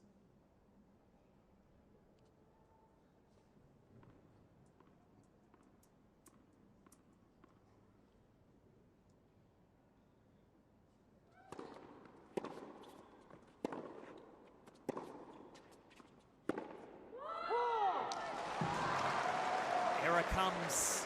And out of nowhere, a break point opportunity for the 35-year-old Zhang Shui. Just looking for her 13th appearance at the Australian Open in the women's singles draw.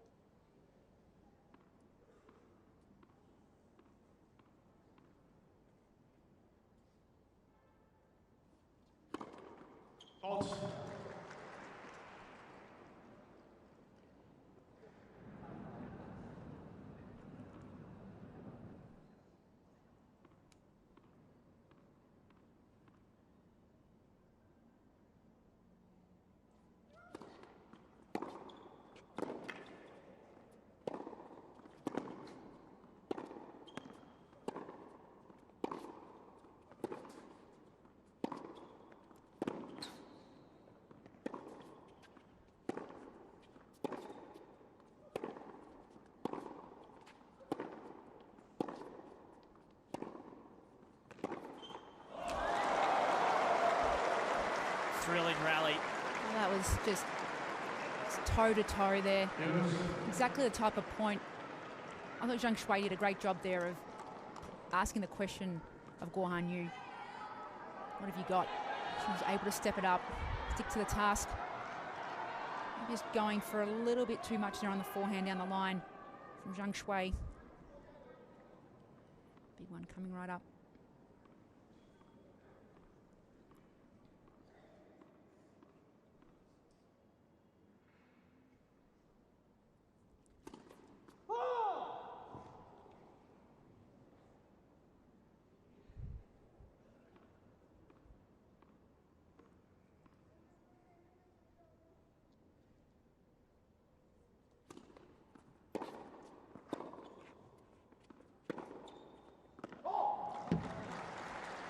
Did everything right on the return there.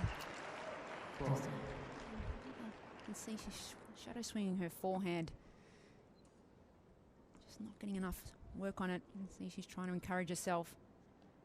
Get a little bit more spin on her forehand.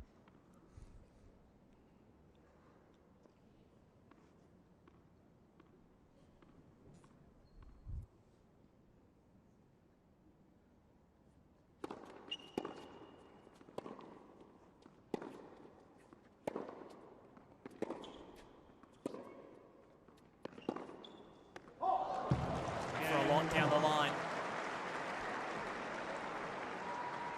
She defends the break point, Guo Hanyu, and holds in this final set to keep it on serve.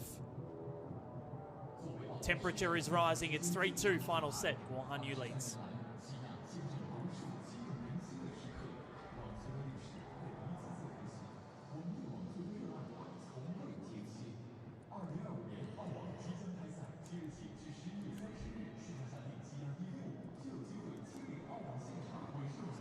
Loving the signs of Guo Hanyu under the circumstances, just really keeping a cool head. Ability to pull through a tough game like that, never easy at this stage of the match. Knowing what you're playing for.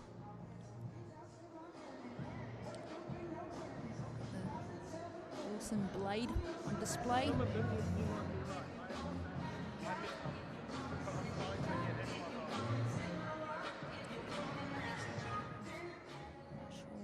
Shui had to say there.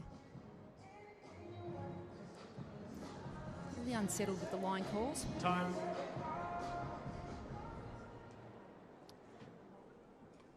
Well, this becomes a big game for Guo Hanyu here. The last time Zhang Shui held a break point, she lost the game. In the very next game, Guo Hanyu broke to love. That was in the opening set. Things have changed drastically since then, but 15 love. it's a good start. Won't be broken to love this time.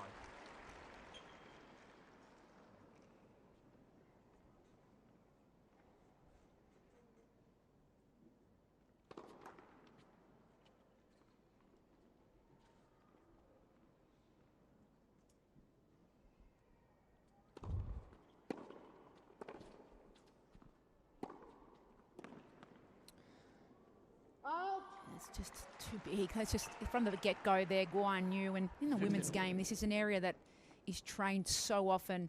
The serve and the return. Just being able to fend off the first ball.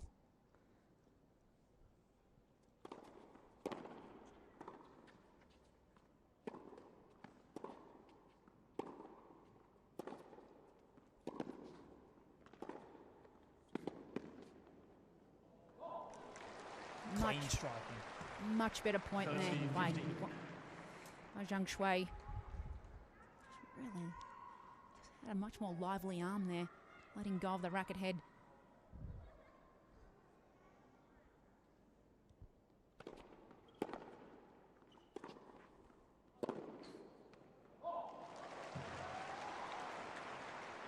See 40-50. Zhang Shui do that a lot more. He's just start to press Guo Hanyu into the corners, drawing a few errors.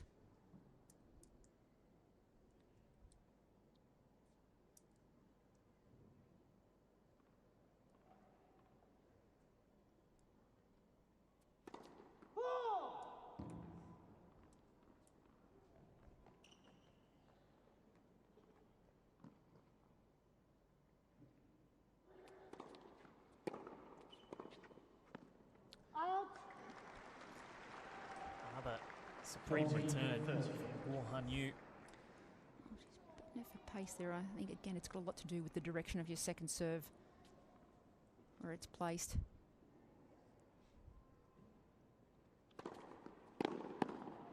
Game show. Exactly New what balls, Zhang please. Shui needed after squandering a break point in the last game. New balls to come out. Right now we're at evens and hard one to call. Call it anyway, Betty. I just feel like it's going to be player that's going to be able to execute, knowing in the back of your mind what you're playing for and trying to not keep that to the front of your mind and worrying about it, just allowing yourself to focus on the intentions, focus on what you do well. Never played a Grand Slam qualifying singles match or main draw singles match, Guo Hanyu.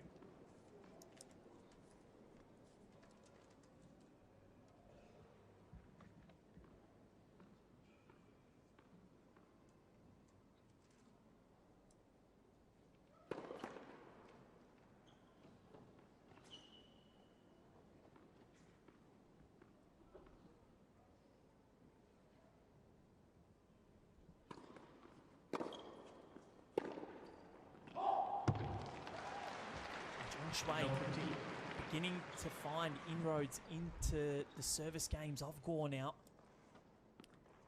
making her think about it.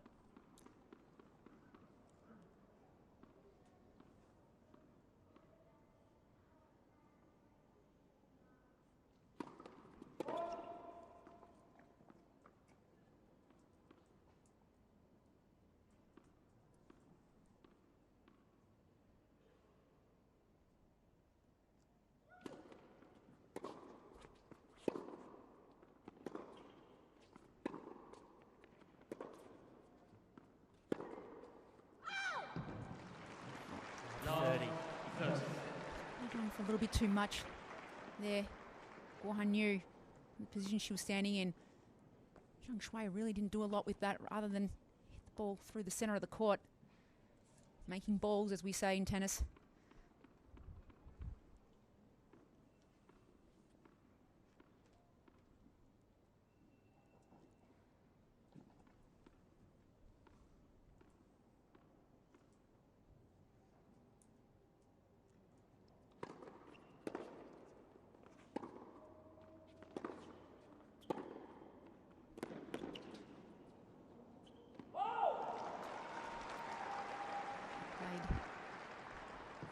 Control the point.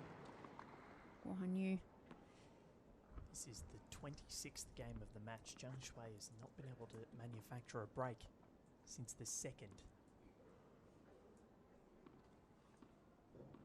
2 points away still.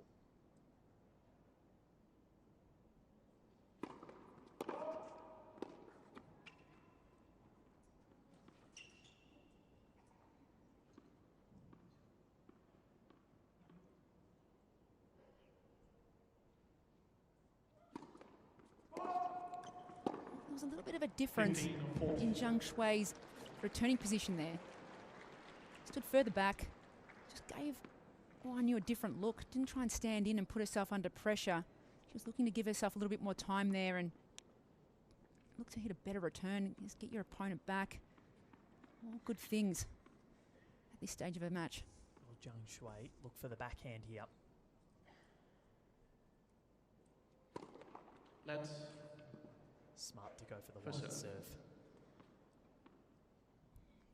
2 break points. Look at where Zhang Shui is positioning herself, covering that forehand.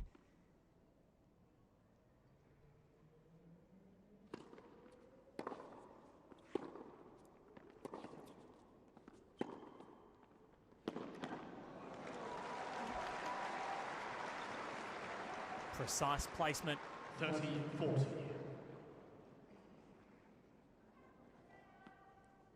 One saved.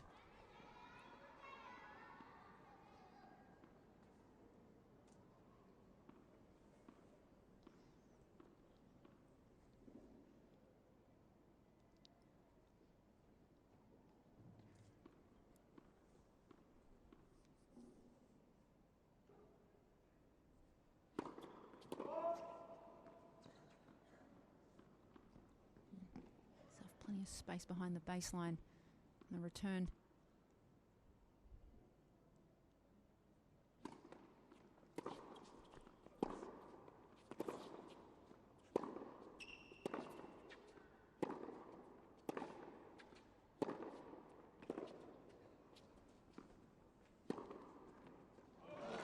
Well, that's too good.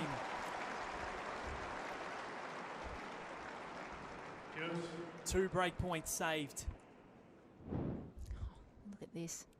Forehand out wide. I know it looks easy, but doing that off a ball that's got no pace. Guohan Yu rifling that off forehand.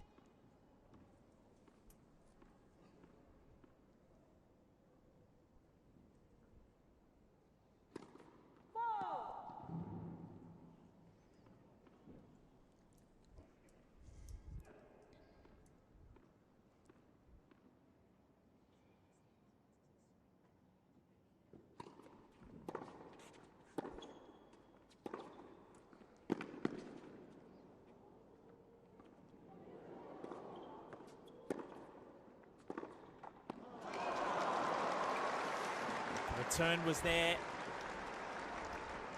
Guohan Yu's ability to scamper and neutralise the point is there for all to see. Saves 2 break points and now has advantage herself. Try and keep this on serve and maintain the buffer.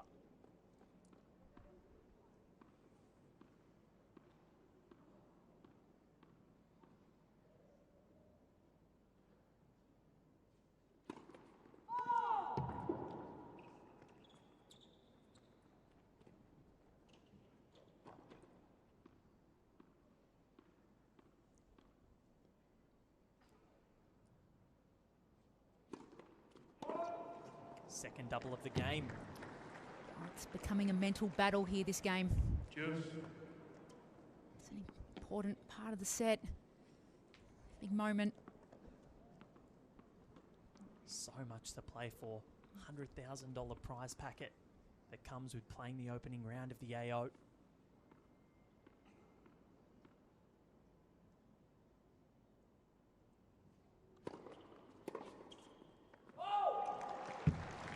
Backhand miss. That's a nice let off there for Guohan Yu.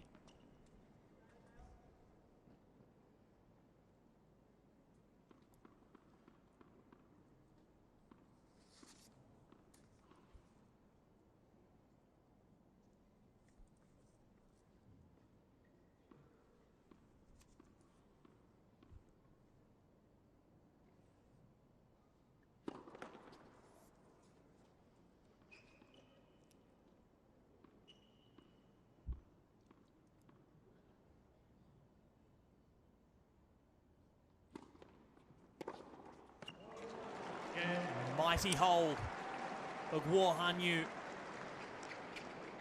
2 break points down. Challenged severely, but she's up to the task. And she leads 4-3, final set.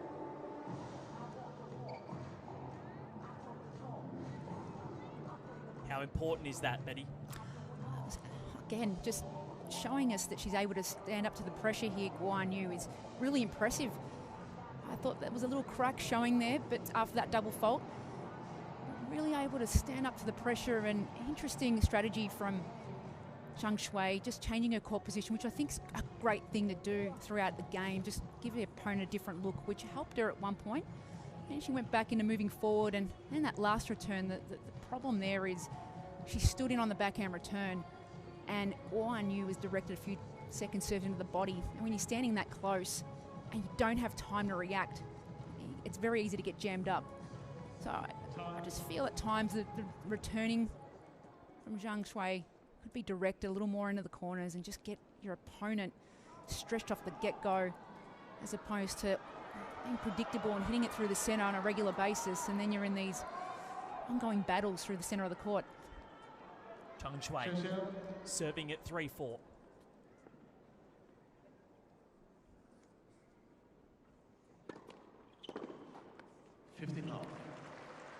She's looked a bit stronger on serve this set.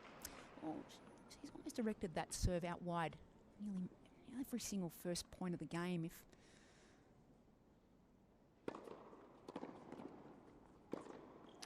Guohan Yu, I'd be covering that wide serve. Just show your opponent you've got that shot covered. And great serve, setting up that drive volley. 40 love. Spoken about how quick the court is here. You probably can't see it always with the sun, but there's almost like a glistening look on the court. You can tell the ball skids through quite quickly.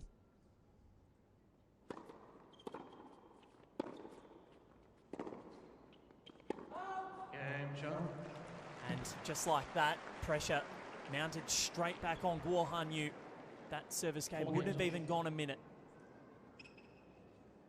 It's the most comfortable she has looked on serve for quite a while. And Zhang Shui levels proceedings at 4 apiece in the third set, as this match reaches its crescendo.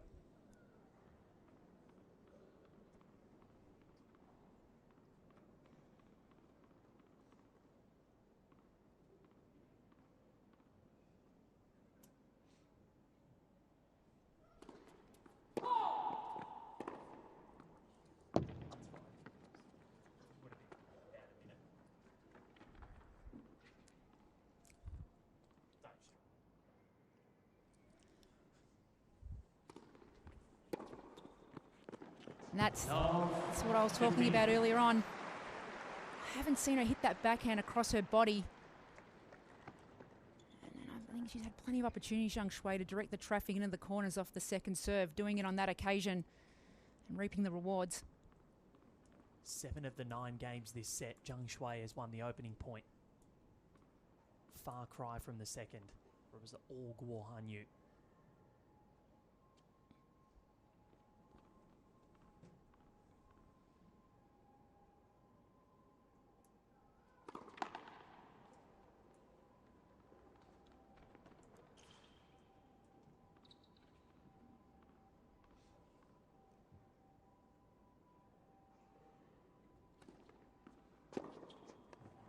Another laser. Sitting at 109 on a second serve. Guo Hanyu may be feeling the effects of the nerves, just slowing down that racket head speed. One of the worst things you can do in circumstances like this is slow down your racket head speed. Just increasing that helps your confidence.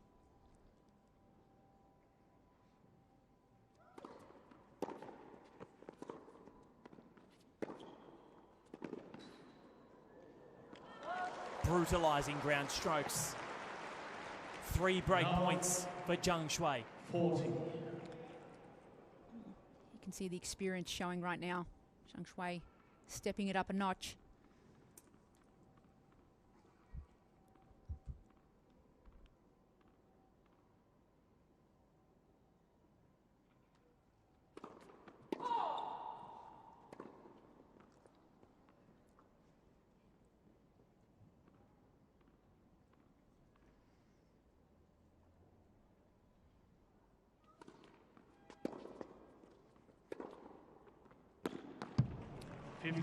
Clips the line.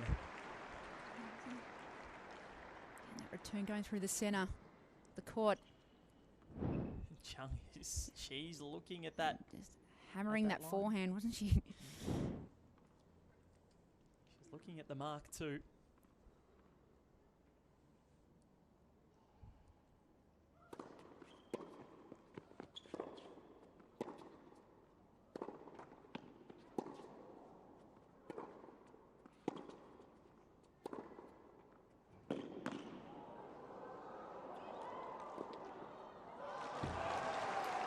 Nervy point, clipping the net, but she puts away the winner, and 2 of the 3 are saved. Well, it's going to be interesting, the approach here. That forehand doing the damage. Short ball off Zhang Shui's racket.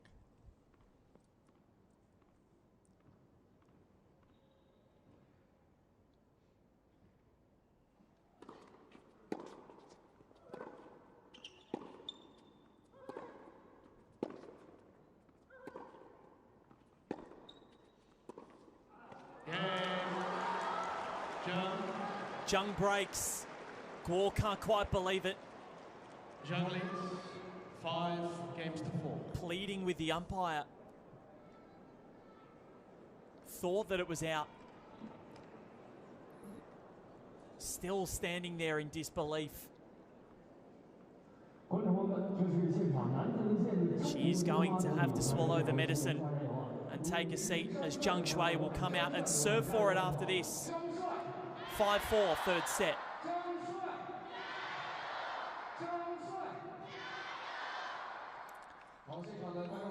It was close, but Zhang Shui, she did the damage. It was the third game in a row where she manufactured some break points. Here's the replay. See where this landed. To me, that looks like it's on the line. Yeah, it's a hard one to call. Oh, although Guohan knew her reaction, she was almost convinced that ball was long. Just didn't almost commit to the next ball. You could see a few nerves there in that game, slowing down the second serve. Some racket head speed. Zhang Shui really sensing the moment, stepping up, and returns with so much more intent. Zhang Shui, the experience has come to the forefront. 35 years of age, has been made to work for all of this today. Replay the point. Sorry, I was still talking to the crowd. Umpire was still talking to the crowd, and Zhang, she is very quick at the line.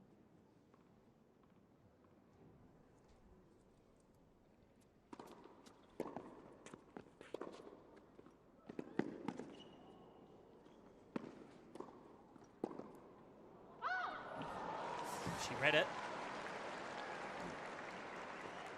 Do we have another twist in this tale, Betty?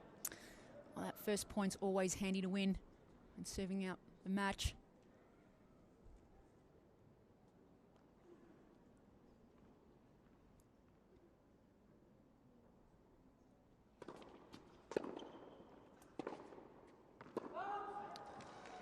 Forehand still causing issues.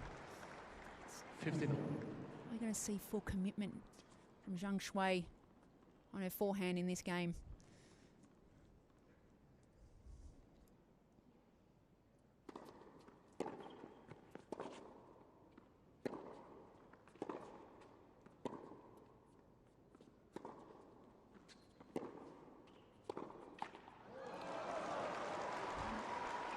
Might be another 15, twist. 30. Guohan Yu, for the first time this set, gets to 30 on Zhang Shui's serve.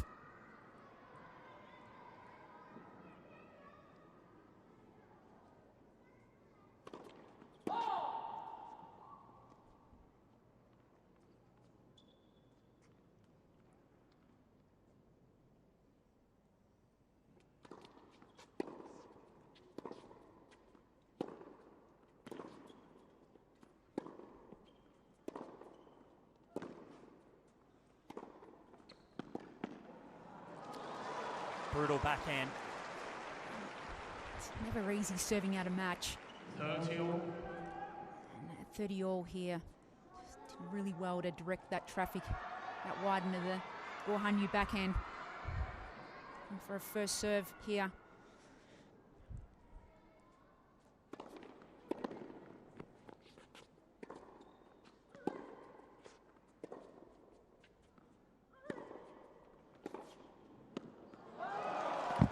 The right play. And an opportunity for Guohan Yu to send this match on and get it back on serve. Break point.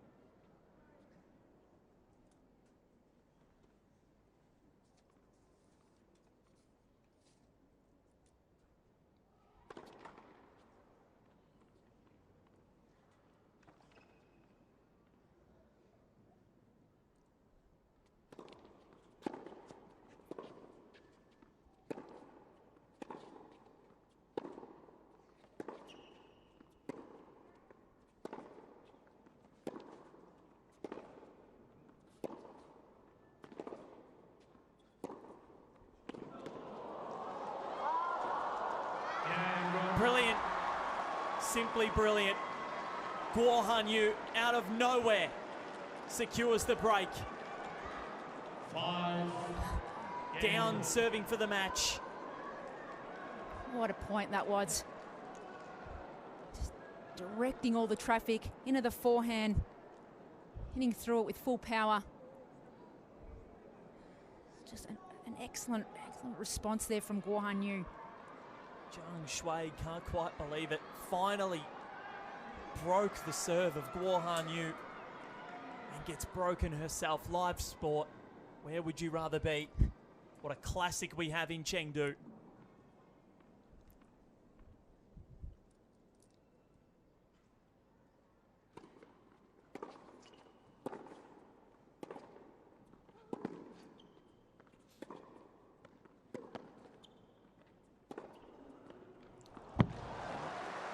Great response there. Zhang Shui really stepping in, taking her forehand approach up the line. Moves up nicely here. I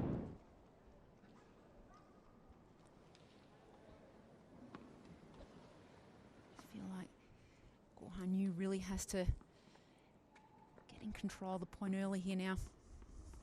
It's been 7 years since she was at her career high singles rank, Guo Hanyu. She's at 19 years of age.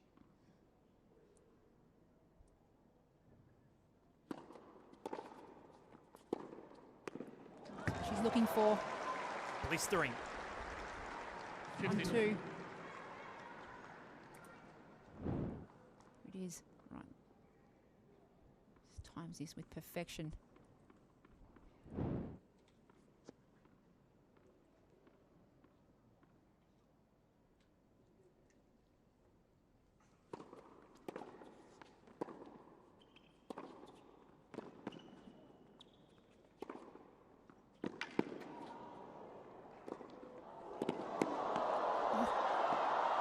Ridiculous. The scampering from Guo Hanyu and the deft touch from Zhang Shui. Point of the match. Done well not to panic here, Zhang Shui. Incredible get. And just to have the poise to just tap that over the net.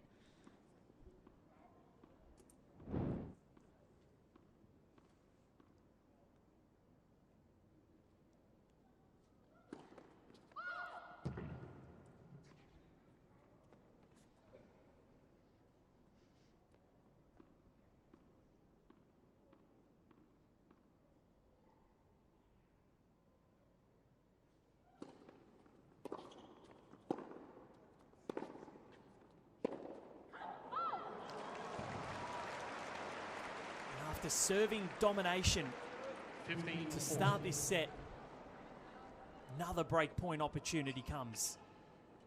Fourth game in a row that Zhang Shui has been able to find a break point opportunity in the Guo Hanyu service game.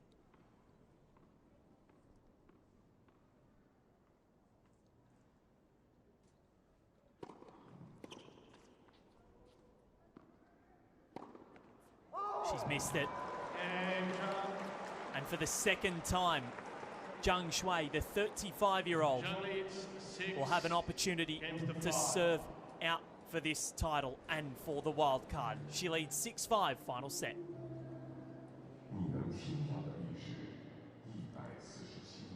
Just when you think you know which way the script is going to go, it flips. Yeah, it really is. It's a hard one to call right now.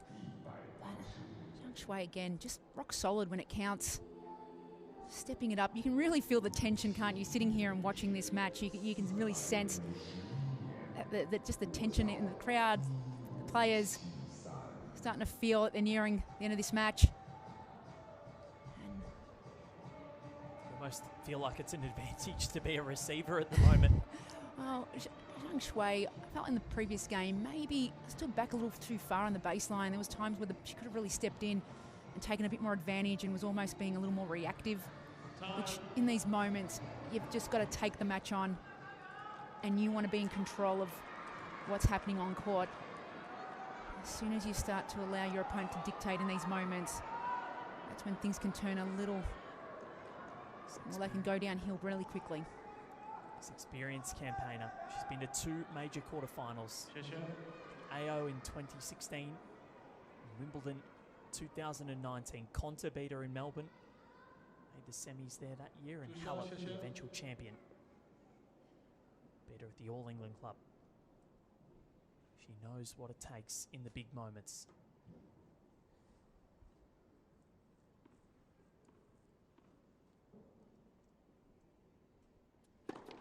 That's for sure.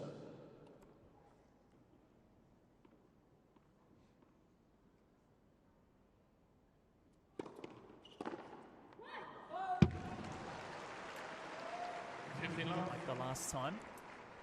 She gets the first point.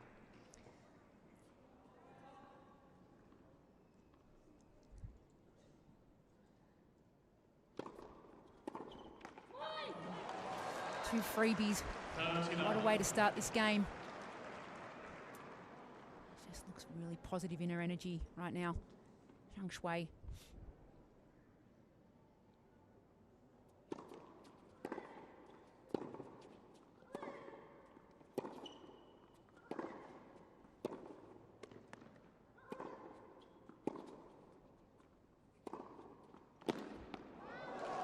Gorgeous.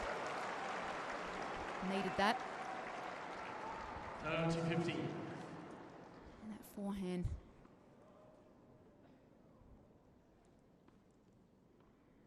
30-15.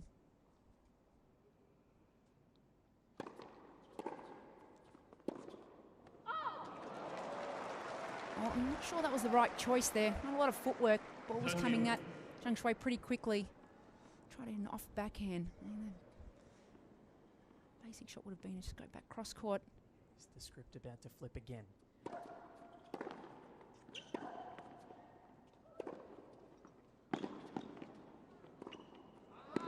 Sensational dig. 40-30. Got it at the feet of Guo Hanyu, who overcooked the forehand, and it brings up match point for the 35-year-old. Championship point, in fact, after 2 hours and 14 minutes.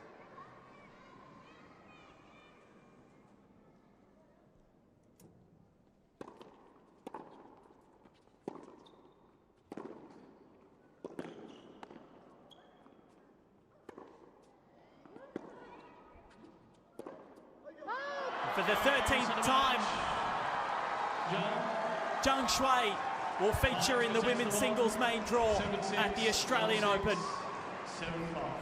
It was gritty, it was determined, and she played in brilliant fashion to overcome a strong challenge from Guo Hanyu in the final set. A couple of words with the umpire, and brilliantly played from Zhang Shui.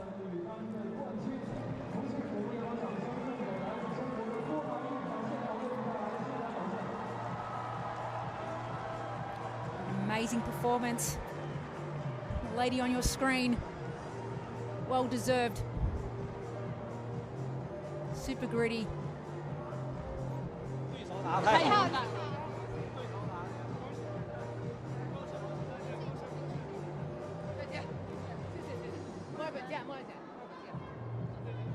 Joy and what it means to make your way to Melbourne, knowing you have a guaranteed entry into the draw. Thanking the fans. I'm sure they appreciated what they saw out here today. Guo Hanyu, what a competitor she is.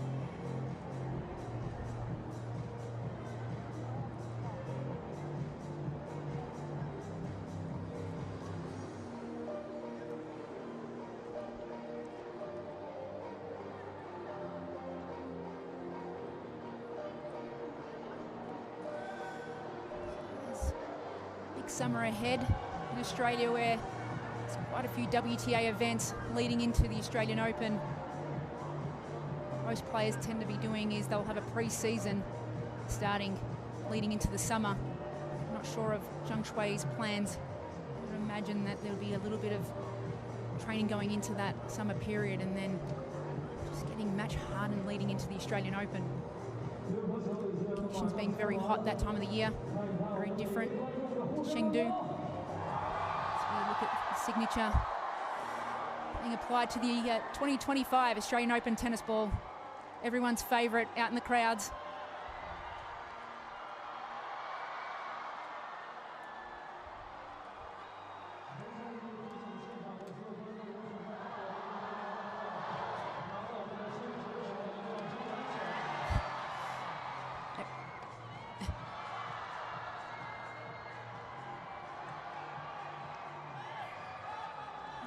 Find this tennis ball anywhere at the moment. Crowd very lucky getting their hands on first 2025 Australian Open tennis ball. As you can see, Young man's happy. He won't be playing with that tennis ball, I'd suspect.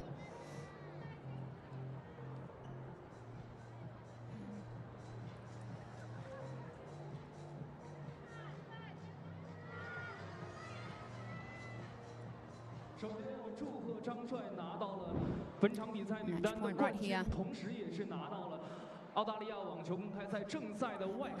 Defending skills of Zhang Shui. 那你后面也会代表中国队出征下个月澳洲的这个联合杯。那你什么时候准备动身启程去澳洲，以及对澳洲之旅有什么样的期许呢 ？Pure joy and relief. 可能过不了多久就要出发了吧，去澳大利亚，然后非常开心能够在这里。一会儿还有颁奖时候还有这个吗？哦，那好，那这个。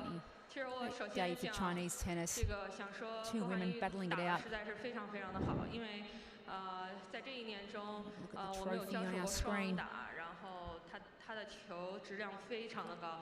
大家看到我今天其实非常非常的被动，我觉得今天的胜利是非常幸运的。然后呢，虽然不知道我还有多少次来到成都参赛的机会，但是呢，我非常享受今天，也非常享受这个星期。 Full shot. The trophy. Centre court. It's a beautiful stadium out here. It's very similar to Margaret Court Arena in some ways. As we have a look at our stats. Well, percentages. Shui, 72% of first serves in, and winning 69% of them. That's a great stat, especially at that stage of a match where you can rely on your serve winning you that many free points. Second serve points won, probably a lot. I'm sure she'll look at that and want that to be a lot higher, as you can see the success Guohan Yu had, 57%. Total points won, 101 from Guohan Yu, 92 to Zhang Shui. Just shows you the importance of winning the important points in tennis, and then break point opportunities that Guohan Yu, 5 out of 11 converted. I'm sure she would have loved to have converted a few more of those. 9 opportunities. Zhang Shui converting 3. That's all she needed to get the job done in a 2 hour and 15-minute match. Full of all twists and turns. A little bit of everything out on court today.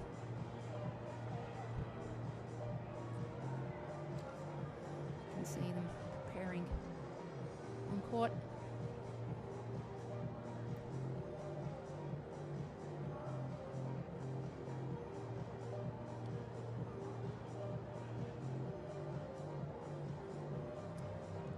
See more supporters out here today. Really full. Gathering around, anticipating this match today. Got a lot of action. It's good to see a third set match, tight third set match, competitive battle. You see the koala and panda having some fun out there. Sure they're keeping nice and warm in those suits.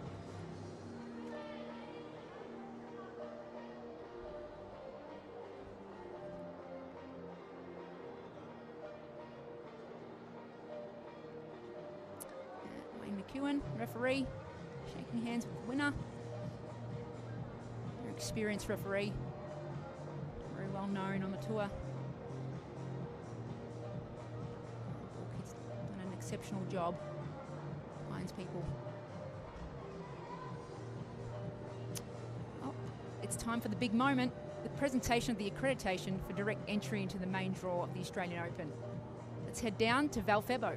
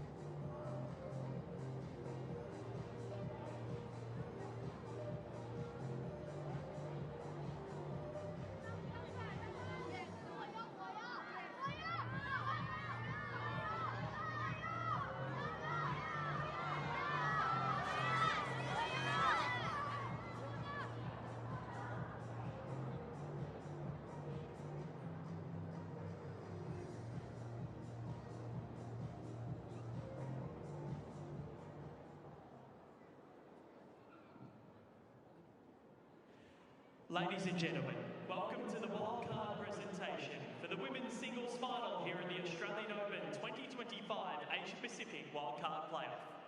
女士们、先生们，欢迎大家来到2025澳大利亚网球公开赛亚太区外卡赛女子单打决赛的颁奖现场。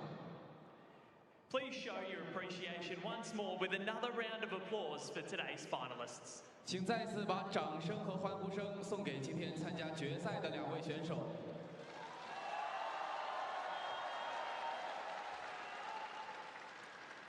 And we would like to thank the chair umpire for this match, Quincy Davis from Australia.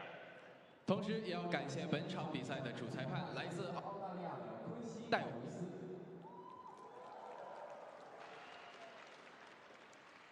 Before we get to the presenting of the Australian Open 2025 Wildcard, Tennis Australia would like to thank.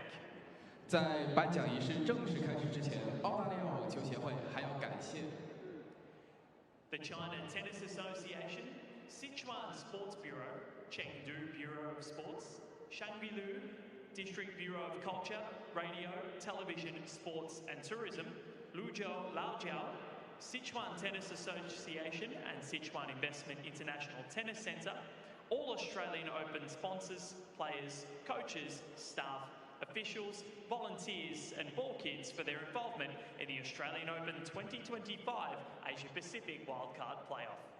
中国网球协会、四川省体育局、成都市体育局、双流区文化广电体育和旅游局、泸州老窖、四川省网球协会、川头国际网球中心以及澳大利亚网球公开赛的赞助商、球员、教练、员工、官员、志愿者们，感谢你们对2025澳大利亚网球公开赛亚太区外卡赛的参与和贡献。 Here to assist with the presentation, please welcome the following special guests. 下面有请参与到本场颁奖仪式的嘉宾，他们是 Mr. Yang Shenwei, Secretary of Party Committee of Chengdu Sports Bureau. 成都市体育局机关党委书记杨慎威先生。 Mr. Chen Xingdong, Deputy Director of the Sichuan Sports Bureau. 四川省体育局副局长陈兴东先生。 Mr. Wayne McEwen, the tournament referee of the 2025 Australian Open. 裁判长韦恩麦凯文先生。 And finally, Mr. Todd Woodbridge, Tournament Director of the 2025 Australian Open Asia Pacific Wildcard Playoff. 澳网外卡赛赛事总监托德·伍德布雷奇先生。 And would you please firstly welcome our finalists for today, Guo Hanyu from China. 现在有请获得女子单打亚军的选手郭涵玉。 And now to present flowers to our finalists, Mr. Yang Shenwei and Mr. Chen Xingdong to present a gift. 现在有请杨慎威先生和陈兴东先生为郭涵玉送上鲜花和礼品。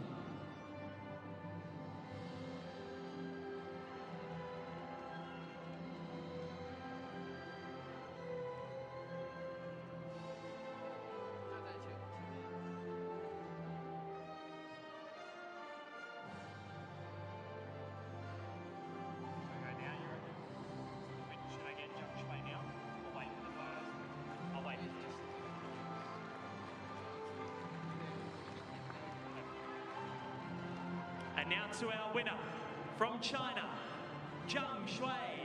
现在有请获得女子单打冠军的选手，来自中国的张帅。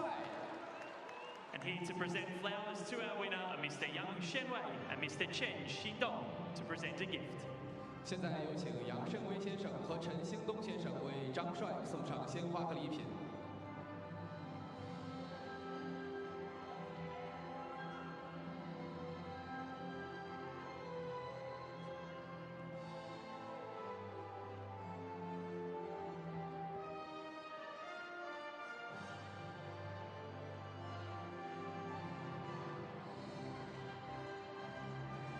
And here to present Zhang Shui with her 2025 Australian Open accreditation is Mr. Todd Woodbridge, Tournament Director. 现在有请澳网外卡赛赛事总监托德·伍德布雷奇为张帅颁发2025澳大利亚网球公开赛外卡。And Congratulations to our finalists here once again, and good luck to our winner at Melbourne Park in the Australian Open in 2025.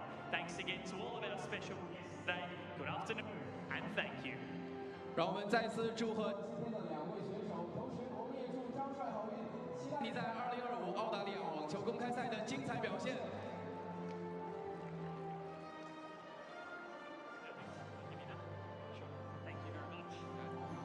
How exciting for Zhang Shui. She's off to Melbourne to play in the first round of the Australian Open with a guaranteed prize money of at least $1,000 and the chance to play in her 14th Grand Slam tournament. Stay with us. We'll be back shortly with the men's singles final.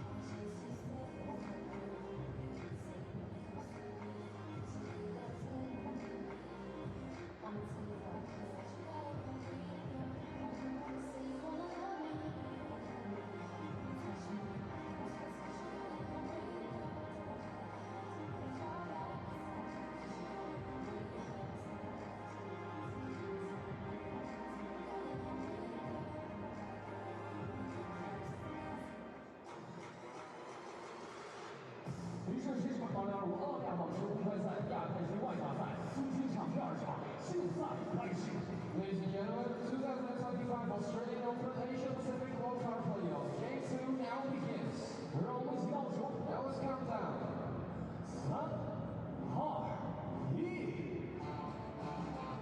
首先入场的是来自泰国的萨姆维奇。Ladies and gentlemen, let's welcome Samurai from Thailand.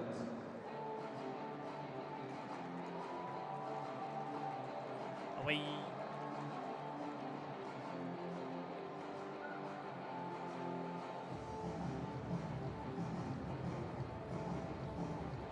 Zhang Shui has booked her path to Melbourne Park in January, and the men's final is about to get underway here at the 2025 Australian Open Asia Pacific Wildcard Playoff. It's Cain of Thailand up against Ryo Noguchi of Japan. The fourth seed up against the second seed here at the Chengdu and Sichuan International Tennis Centre. Val Febo is my name, joining you once again for the second final of the day and the final match of the week. Alongside me, she's been dominating all week. Her name is Betty Sekalovsky. Betty, welcome. Thanks, Val. Oh, what an enthralling match we had there. The women's singles, they've warmed up the court for the men. Going to be a brilliant match. Well, if the first match was anything to go by, we are in for a thriller. Ryo Noguchi, the second seed, has been in pretty good form this week, hasn't dropped a set as of yet, and two fairly long matches for Cain of Thailand as we head towards the coin toss. The players just getting ready at their benches, and the Norman Brooks Trophy will be on display for these players. But here we go, the coin toss coming up. Okay, gentlemen, yeah, we have the same match conditions. Just to remind, the tower box use A, please, B, please. And yeah, we still have use 6 balls, 7-9. Okay, you have any other questions? No? So, head and tails? Head and tails. Tails, please, Ms. Lee. Head, real. Receive. Receive. Stay. Yeah, photo please on that side.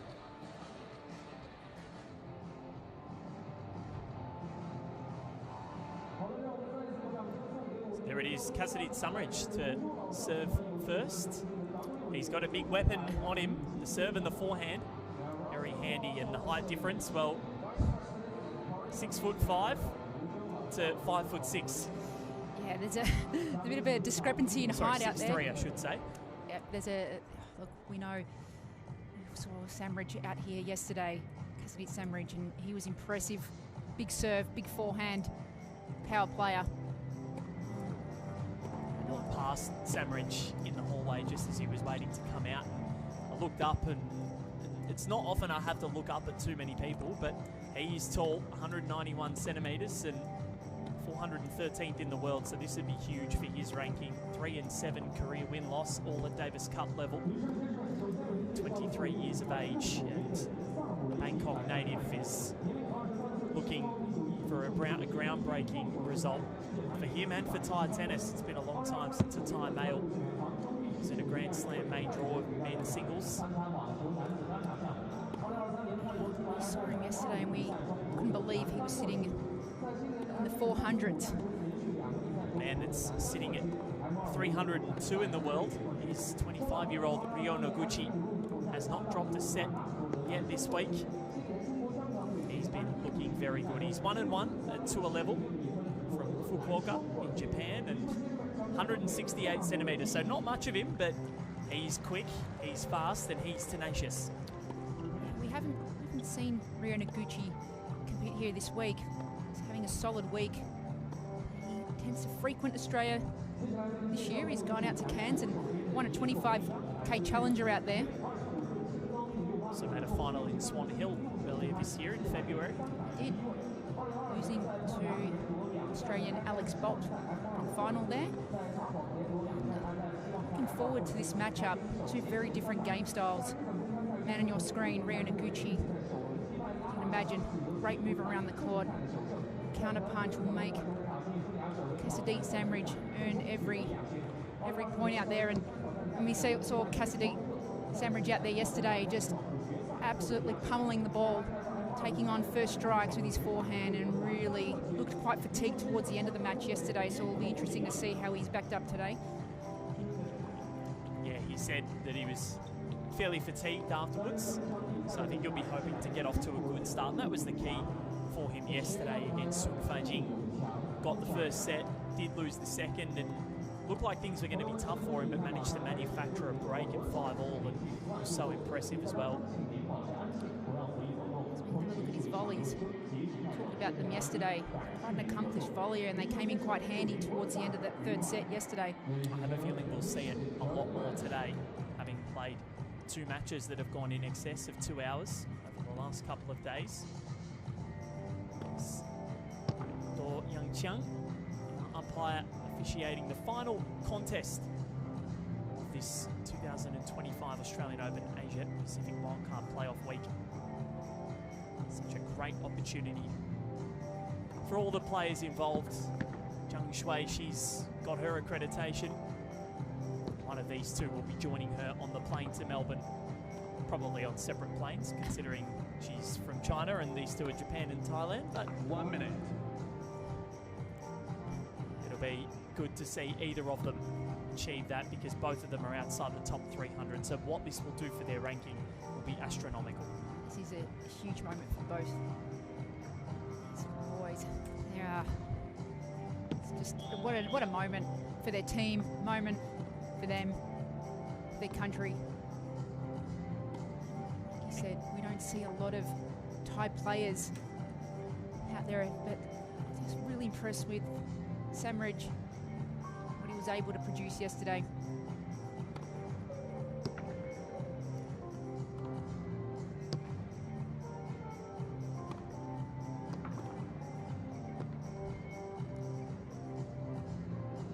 Seconds. See a big display of high-level serving from Samridge. Served up to 202 kilometres yesterday. Expect to see that again out here today. It's such a big part of his game. And he'll be hunting forehands after that first serve. His forehand was so dominant in the match yesterday against Sun Fajing. And the warm-up. Noguchi, as mentioned, we haven't seen a lot of him here this week. Having a great week. Expect to see him hustle down a lot of balls. A lot of pressure on Samridge to have to play that extra ball, which can be quite annoying when you're someone that likes to finish the point quickly.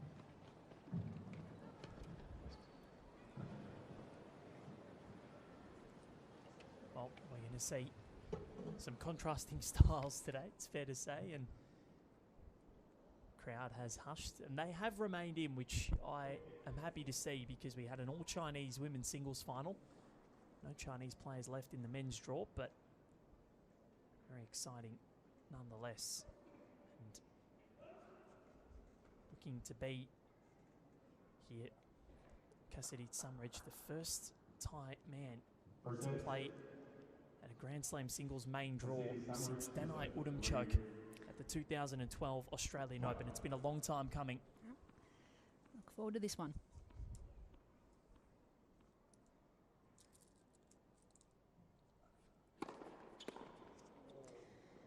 That is the start you want. Like I said, we're going to see some big serves coming from this man. 188 kilometres an hour down the tee.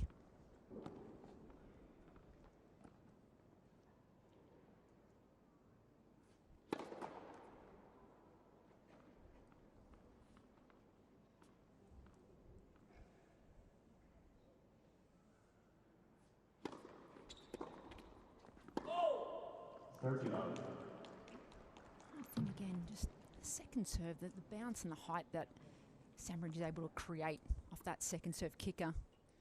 He gets that ball bouncing right above your shoulders. Very difficult to control.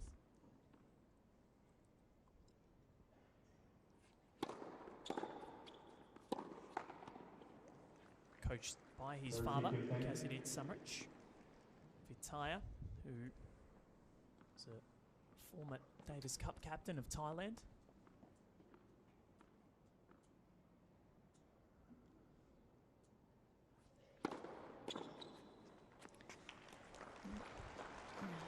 87 kilometres out wide. Looking at that radar, keep checking in with that speed.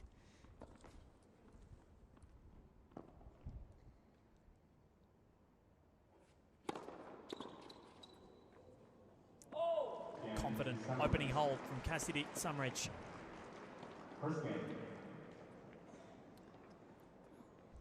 Very comfortable there on serve, didn't he? I think it's going to take Aryna a few games to really be able to read the direction of the serve. Just get used to the speed. That is what can happen. It can be quite, I said, frustrating when you'd like to get involved in longer rallies and all of a sudden that's taken away from you because someone can overpower you at times. As we have a look at serve of Noguchi. Norman Brooks trophy looming in the background.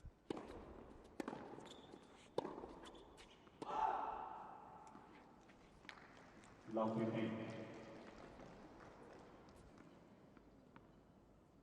rallies are going to be his key. Yet to drop a set this week, Aryna Noguchi.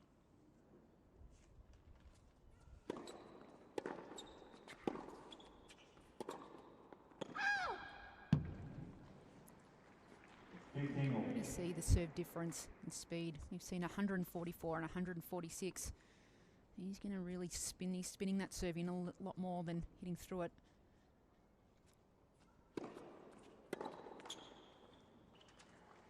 Played qualies at 3 of the 4 majors in 2023. Aryna Noguchi got to Q2 at the Australian Open and at Wimbledon. So has been to the cities and just not in the main draw.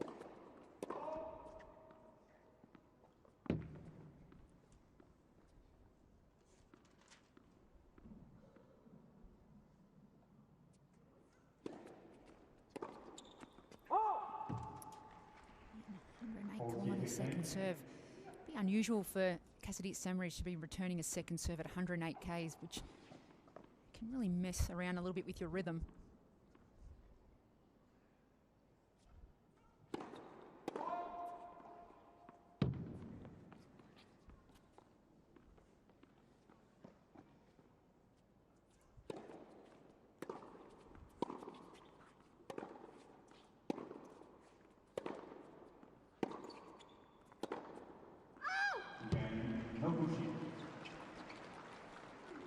Both on the board.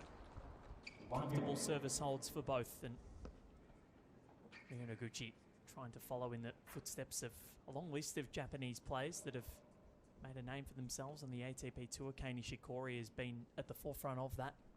But he's had some nice foils. Go Saida, Yuichi Sugita, Tara Daniel. And before them, Tako Suzuki. I don't know if you remember him.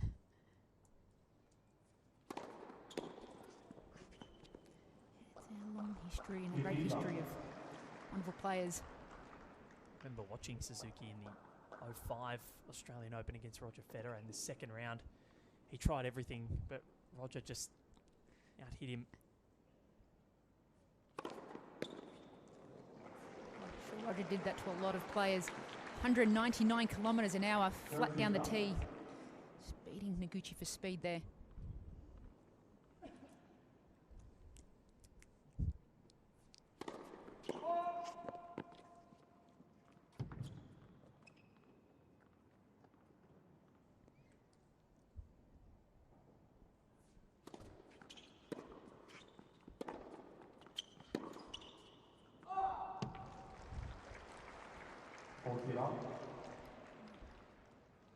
Comfortable run here for Cassidy Summeridge.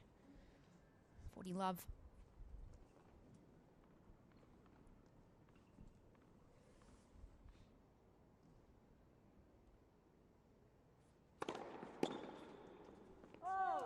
Almost landed it. Cassidy Summeridge unperturbed on serve so far. Leads 2-1 in this opening set as both players playing for something extremely special. AO Wildcard in 2025.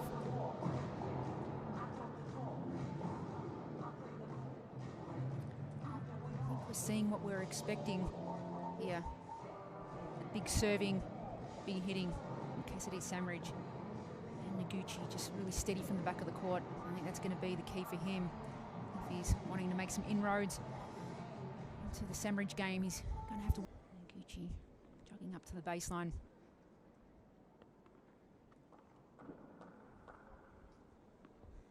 1-2 on serve.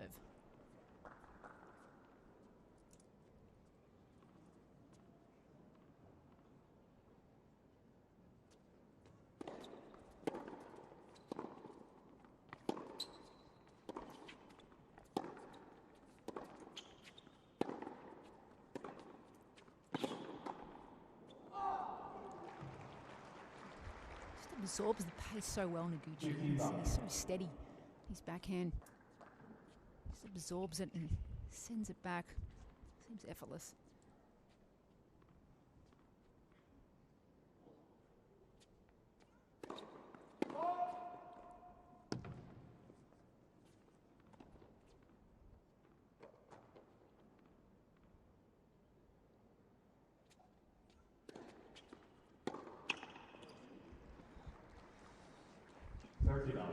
It's going to take a little bit of getting used to. 107 kilometres. Again, not giving Samridge a lot of pace to work with, which can be, again, a little troubling if you have to generate your own pace all the time.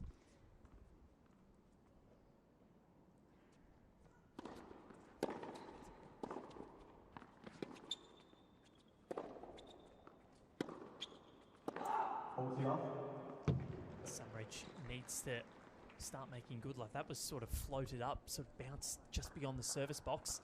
Samridge has to start putting more pressure on Noguchi.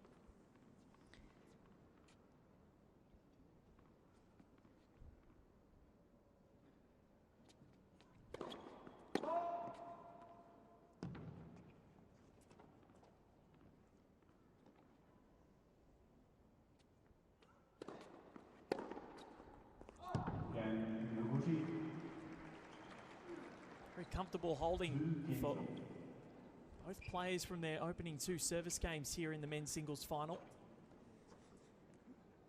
Noguchi, when you don't possess a huge weapon on your serve, you have to work doubly hard from the back of the court, which you can see he fits that profile.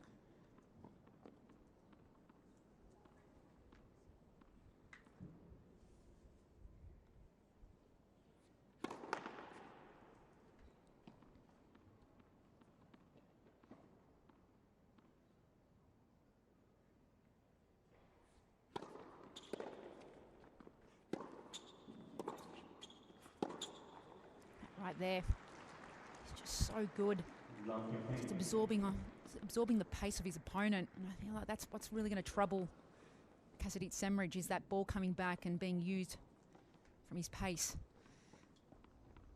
I feel like if he does get the return in, Samridge needs to be alert.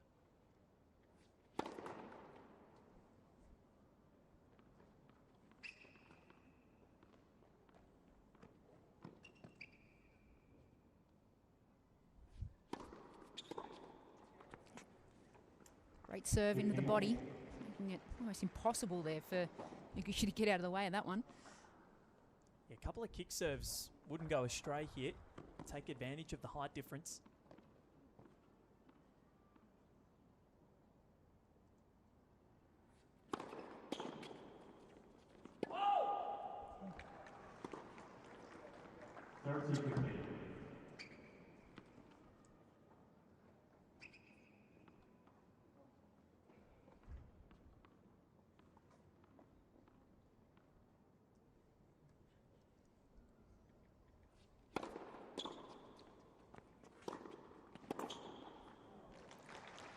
Picked it, just couldn't handle the speed of that forehand from Samridge.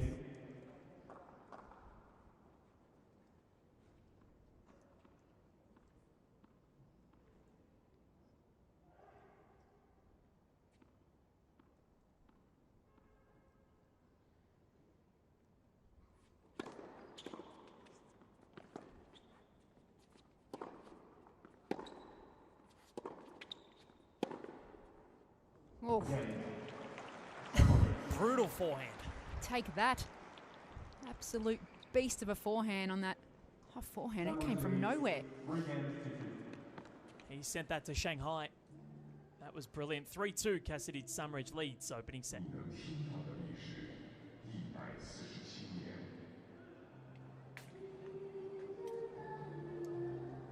All the contrasting styles, very prevalent. So you're going to look at that Yonex racket from Summeridge. Yonex E-zone. Look at the forehand. Walloped. He's almost leaning off it, and you can just see how much racket head speed he generates through the ball. Gets his racket head through the ball before he pulls off it. And that's the key to that. That shot, you sometimes see players pull away before their rackets made contact, and that's where your forehand go a little astray.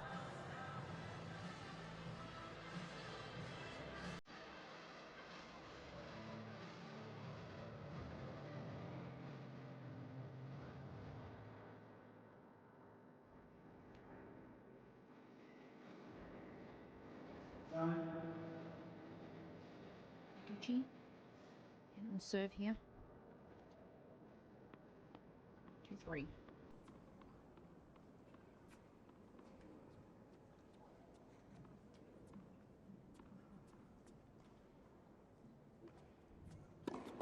Let's first.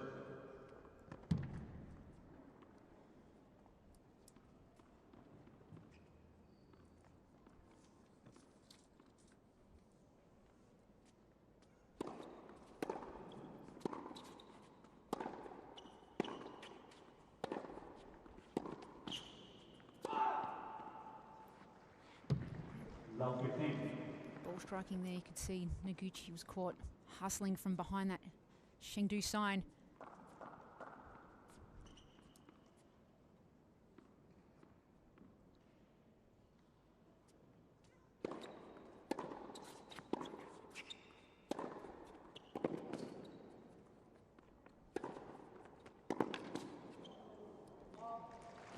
Strong hitting. Firepower there from the Summeridge racket. Once again, pushing his opponent's court position behind the Chengdu sign again here. Have a look at it. Not much you can do from back there.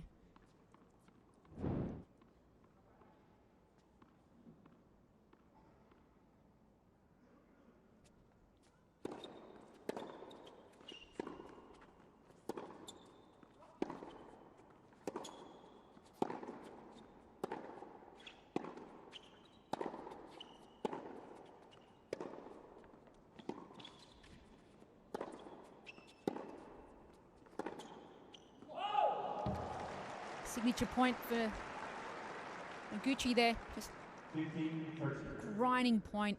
This is really going to test the legs of Summeridge today. The way he was able to scamper and get that ball back, or the backhand back, that Summeridge created all of that angle with, it was really impressive, and then managed to neutralise the point. There is the trophy. It's what one of them will be playing for. They'll be one of the 128.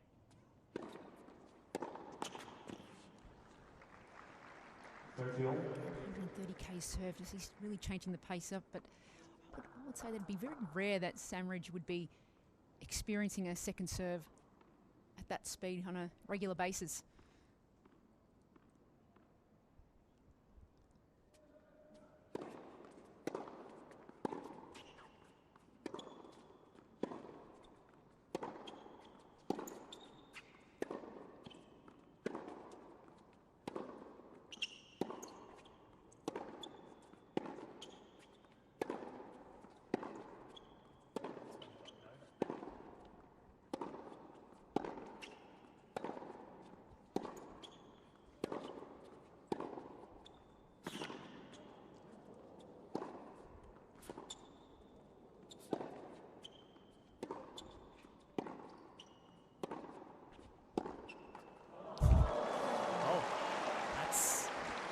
Big fist pump of assurance from Summeridge, because he's won a long rally against a guy that lives off them. It was an epic rally, wasn't it?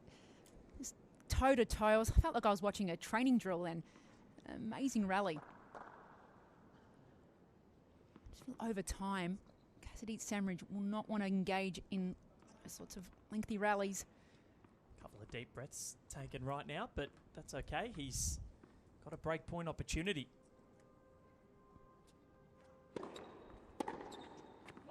Had to do more with that. Oh, the difficulty of that is recovering after a point that's literally taken your breath away. It's having to reset and repeat a quality point can be quite difficult once you're breathing so heavy.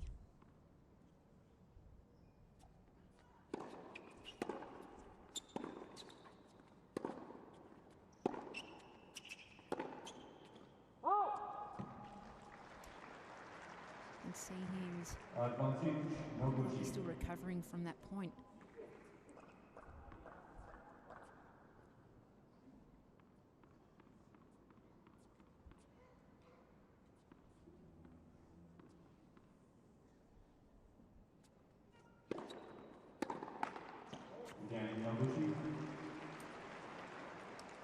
Three apiece.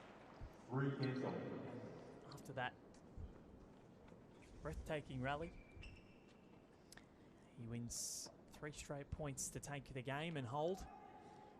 I think Noguchi will probably have that in the back of his mind, knowing that, hey, I'm going to lose a few points here. He's going to blow me off the court at times, but when I'm in the rally, I'm going to make him work for it.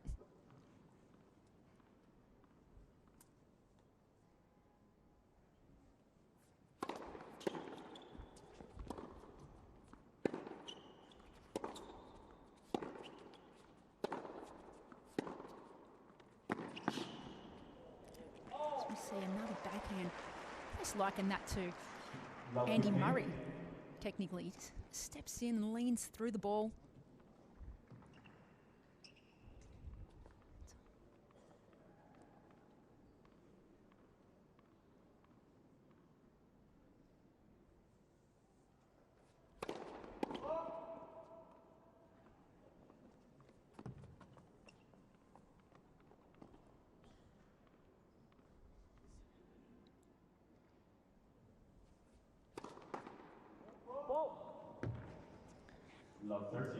So, after squandering a break point opportunity,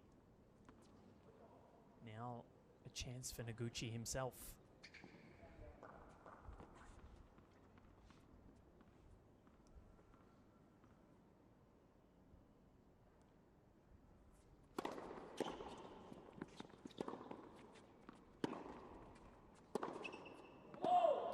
Smart return there by Noguchi.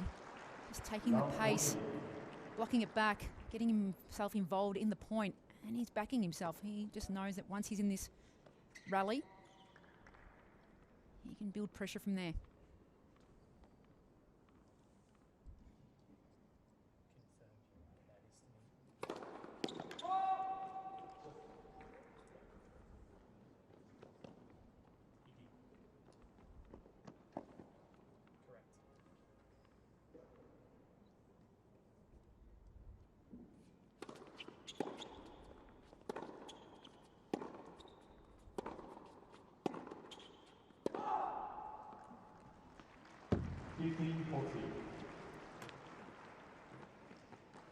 What they're playing for here, Dennis Istomin in 2017, probably the best exponent, won this event outside the top 100, coached by mum, rolls up to the AO and beats Novak Djokovic, makes the 4th round.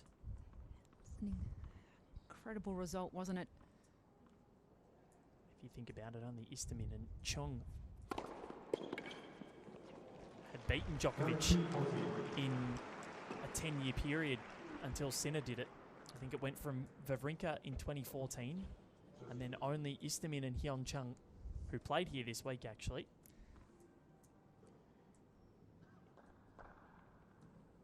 Also in that draw, Vijay Sundar Prashant, who we called last night.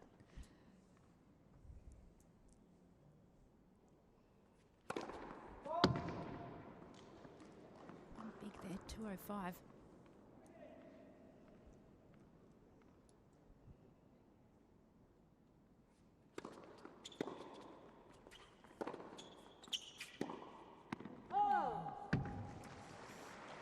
Probably not the right shot. outside the doubles alley almost. Trying to hit that down the line. Break points being saved left, right and centre.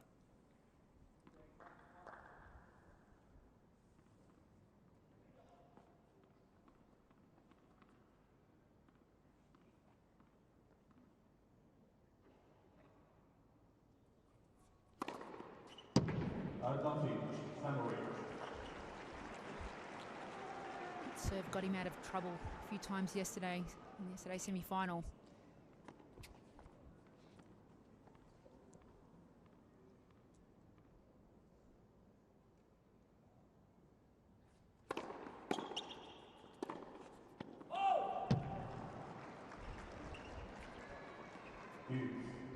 Really giving it his all this game.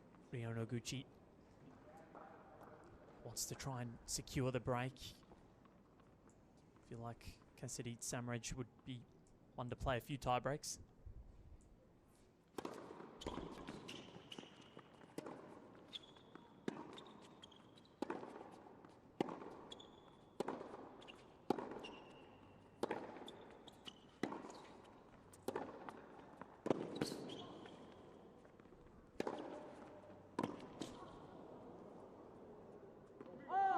Superb change of direction with the backhand down the line.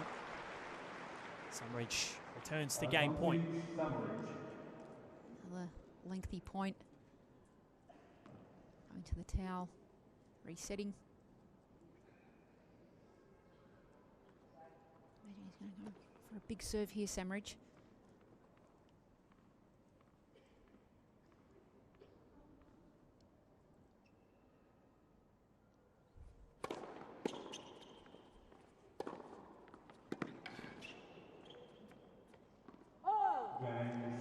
Venomous off forehand and his brutal power is continuing to hold him in good stead throughout this week. Cassidy Samaraj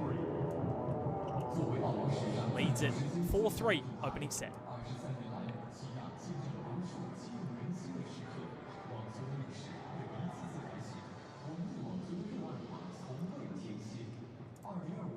Dad writing notes.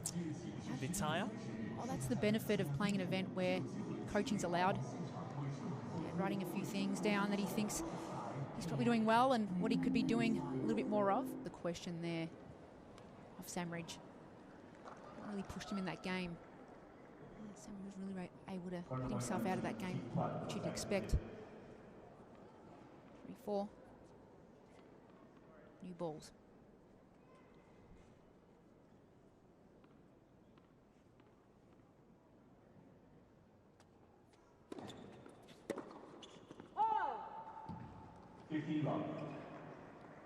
It's a tricky serve. He slides that first serve so much, it actually curls into your body last second.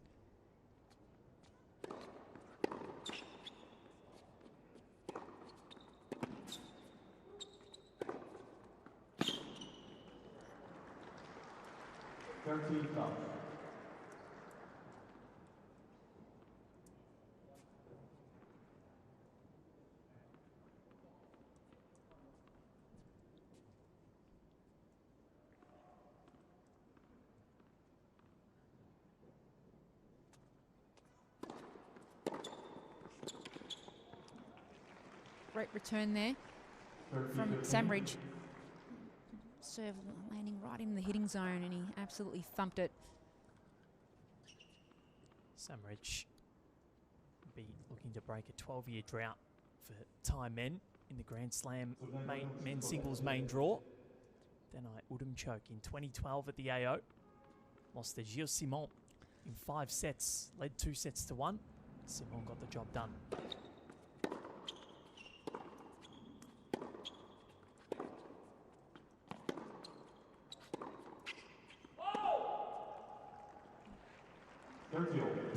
All here, creating pressure of his own. Samaraj. Udumchoke also, Betty, made the 3rd round of the AO in 2007 on the green rebound ace courts, beat Martin Miguel Vassallo Arguello and Juan Carlos Ferrero before losing to Novak Djokovic.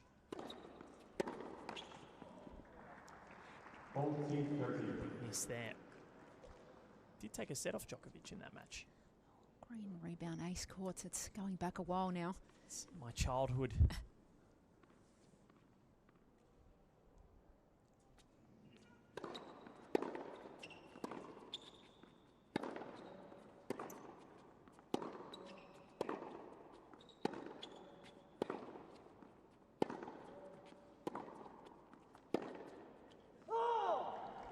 Pushed it wide.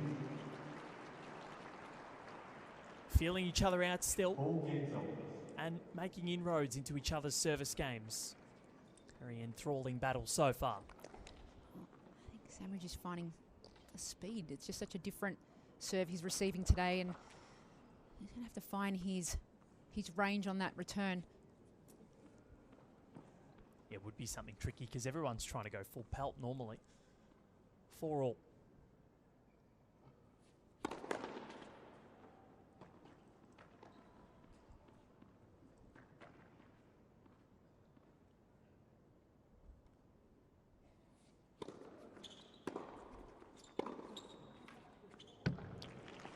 Backhand. Feel that return had much on it from Noguchi. Stood back, trying to get a little bit more height. Margin over the net, but really just all he did was kind of just drift that into the center of the court.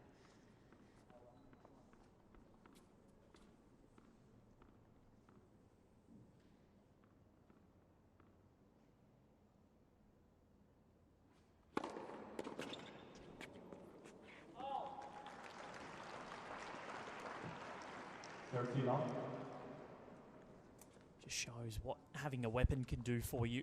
Can just win you so many free points.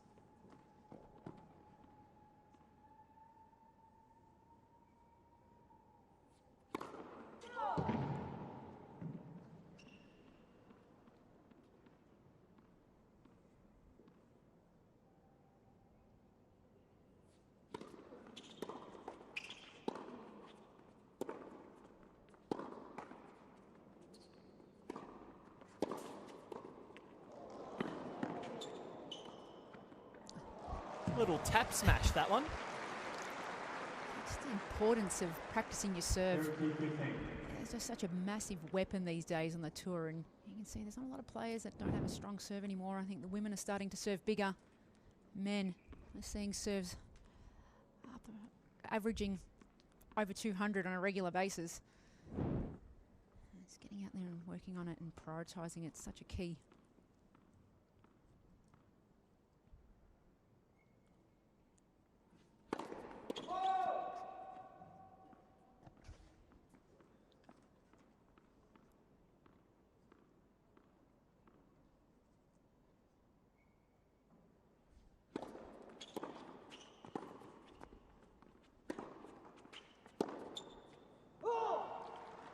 Small opportunity now for Noguchi, and you mentioned the serve. Even Novak Djokovic, it's something that he's worked on for many years. It could be a little bit shaky at times, and he's made it one of the best in tennis in terms of just the placement. He's never had a fast serve, but he hits his spots 10 out of 10.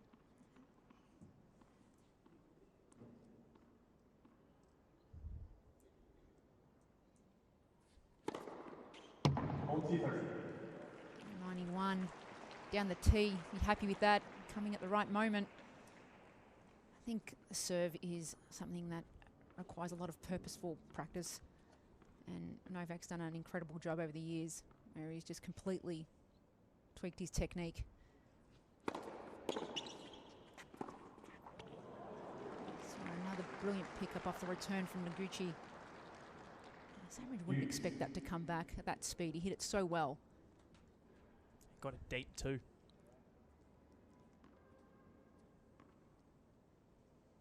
And even Rafa, I remember the 09 Australian Open final. He didn't hit an ace until the third set against Roger Federer. But it did become a weapon of his. Could utilise it a lot more.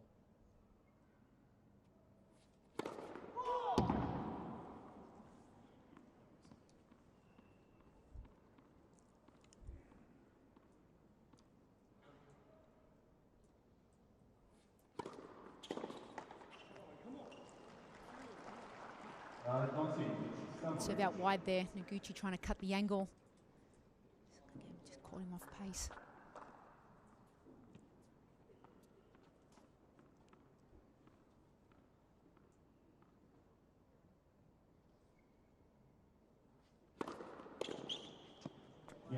Frames it into the ground, and Cassidy Summeridge staves off a small challenge, but does hold to go 5-4 in front when they resume. It's going to be Ryo Noguchi serving to stay in this opening set, 5-4 in favour of Cassidy Summeridge.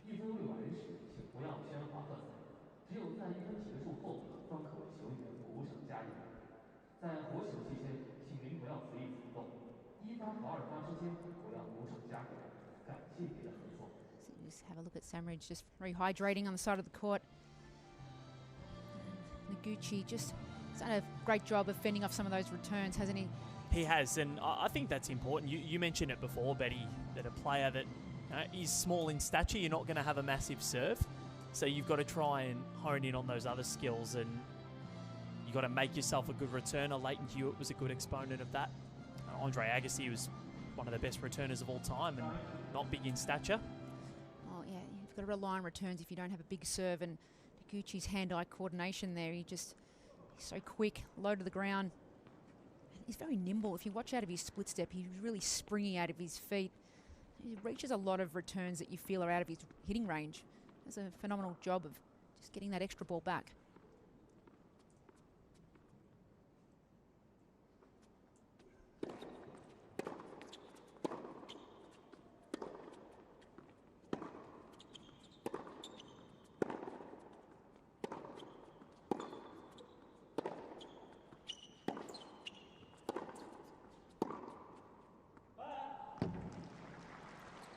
Holding his own in these extended rallies at the moment, Cassidy Summeridge. It's a disciplined performance so far from Summeridge.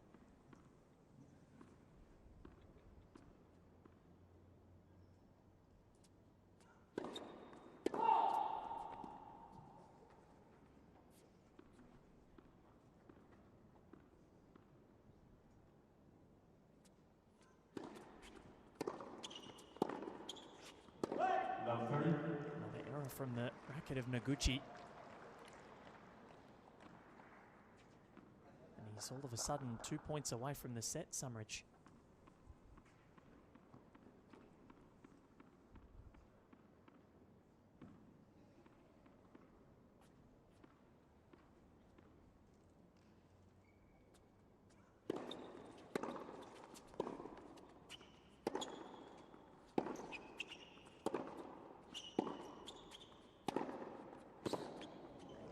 Blistering forehand.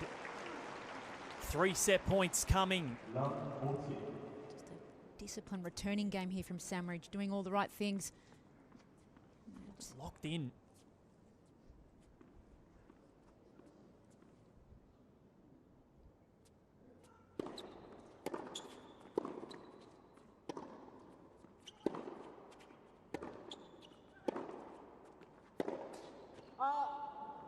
Went for it. Every return out here and putting the pressure back on Ryo Noguchi. Exactly what you need to be doing when you're receiving, trying to close out a set. Make your opponent earn it.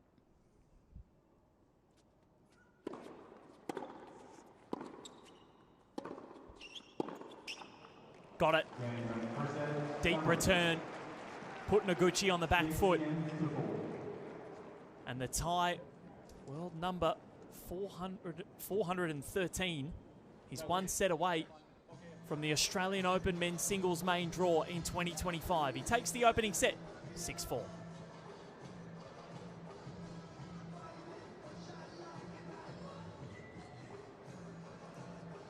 As we see time and time again today, Cassidy Summeridge just heading off to the locker room.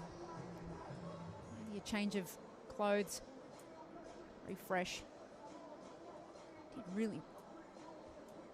It's going to give him so much confidence, Summeridge, should he be able to qualify and get into the main draw. Here is the set point, that deep return, and then another deep backhand. Noguchi can't clear the net. It's a really disciplined game from Cassidy Samridge. It's a little bit loose at times on his returns yesterday and a couple times his first set, but he really locked in and made Noguchi feel all the pressure. Noguchi just having a fiddle with the strings of his racket there. Looks still quite relaxed, which is good to see. Not too stressed. It's the first set that he's dropped all week, and this is why. These are the numbers from the opening set. Betty, talk us through them.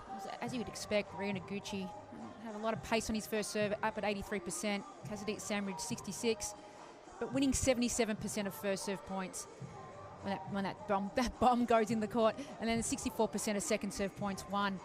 Interesting, 80% for Aryna Noguchi, so he's having a lot of success with the second serve, just due to the fact that it's such an unusual spin, speed. It's kind of thrown Samridge off his game a little bit at times. 3 break points and took just 1 to convert for Cassidy Samridge. Noguchi had 3 opportunities there. They're looking to convert that. Some of those opportunities in the second set here. 36 minutes that opening set went. Samridge, like he did yesterday. Seeing some of the crowd demonstrating their forehand. They're showing the players what they might need to be doing. I don't know. And look at that, taking photos of an autographed ball. I reckon that was from Zhang Shui before when she was hitting him into the crowd. They were going nuts down there as well when I was down for the presentation. Loving receiving their first AO2025 tennis ball, which we know isn't available to everyone just yet. No, they've got them before everyone else. They feel exclusive. Noguchi looking fairly relaxed down there. Has a bit of work to do. Plenty of snaps to get as well. Has she seen herself on screen yet? I think she has. I don't think she wants to be on screen. See some beanies in the crowd and puffer jackets. It's cold. Going to the shopping centre not too far from the hotel is, well, there's a lot of puffer jackets on sale. And with a top of 17, you can imagine why. And it would be quite cool on court now with the sun completely off the court. Saw a little bit of the sun peek through halfway across the court, now fully covered with shade.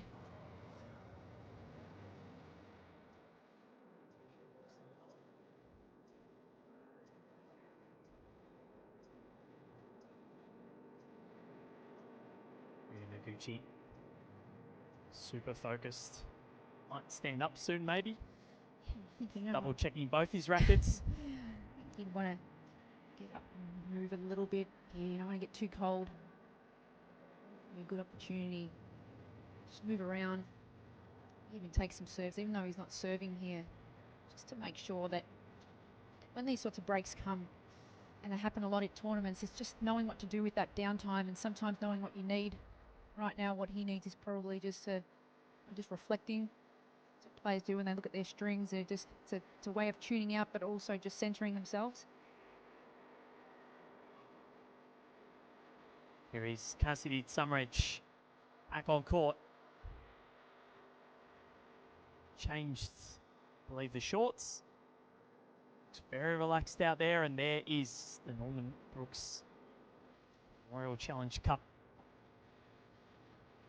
Is what one of these two will be playing off for in January. They will be one of the 128 men that will bid for the year's first Grand Slam.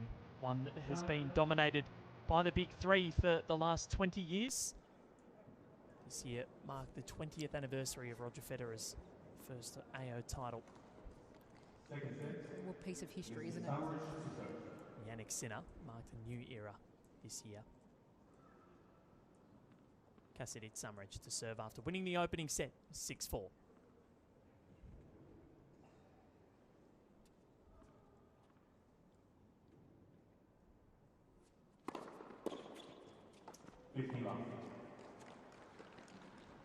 Cassidy Samridge is going to want to get off to a good start in this set. keep the pressure on as he's serving first in the set, always an advantage.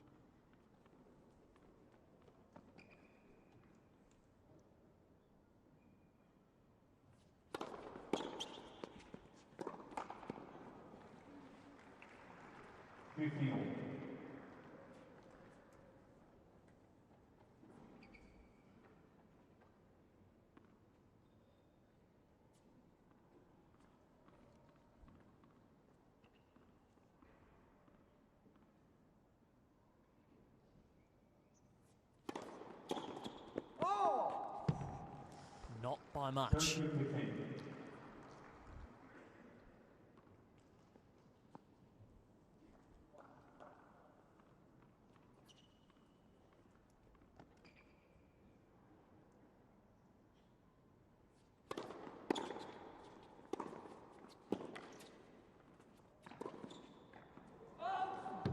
sailing that forehand long.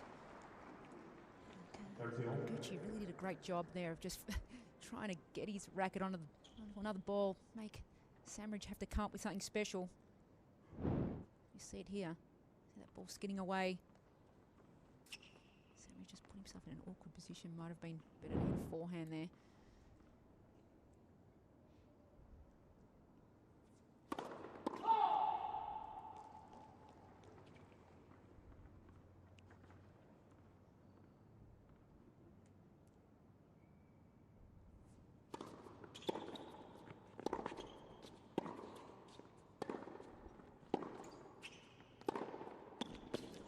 Dominating the baseline. Just see such a difference when your opponent is able to force you back behind the baseline, and you can just see the where Cassidy Samridge moves right up inside the baseline, takes that early. So once you're inside the court, angles increase by so much more.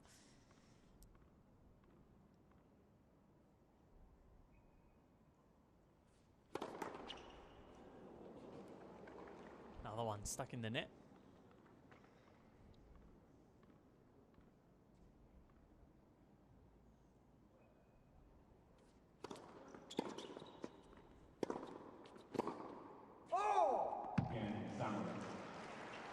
Does hold Samridge and starts the second set off nicely.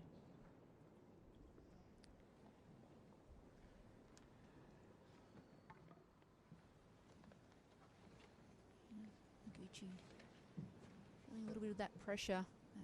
Ball speed just beating him at the moment.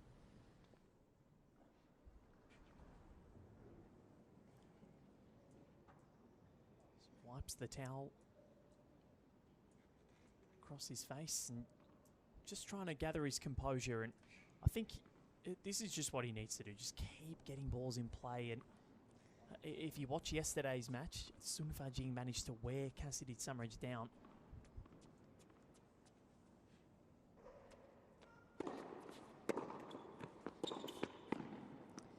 Sometimes it's all about just hanging in there, and I'm happy with that backhand.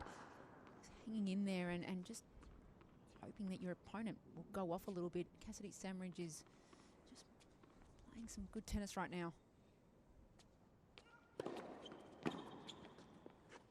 It's a much better serve, hitting his spots closer to the lines. We mentioned Cassidy Samridge being 6'3". You can imagine his levers are quite large.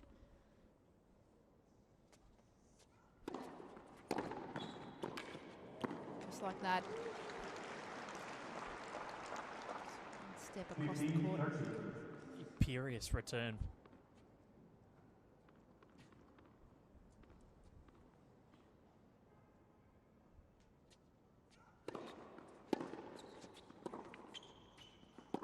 Raw power from Samridge. And it brings up 2 break points. Happy with his string tension, I believe, Noguchi. Vitaya's happy. Samridge's coach and father.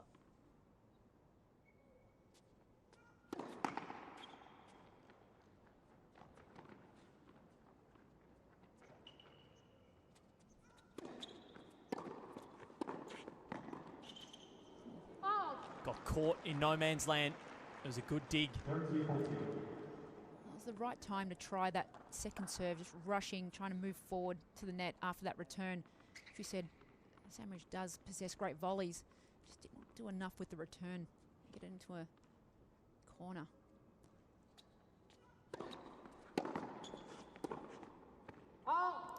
Pushed wide.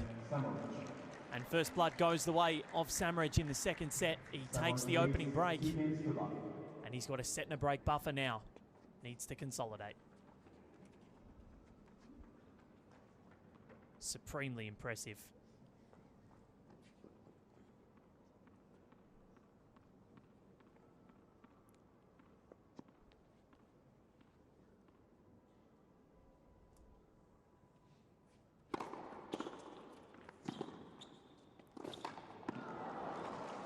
Great move.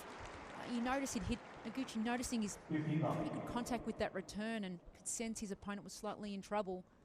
Made the commitment of moving forward, just a little unlucky on that backhand volley.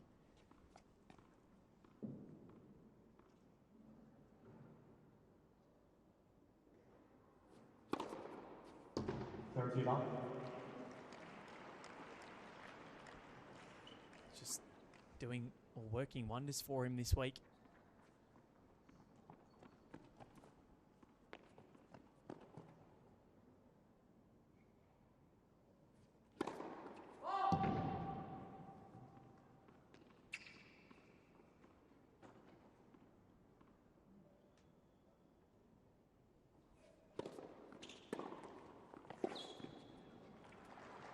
Great return. Again, I feel like he's thinking, I need to change up what I'm doing here and start to rush Hasidic Samridge instead of allowing him to have full reign of the court.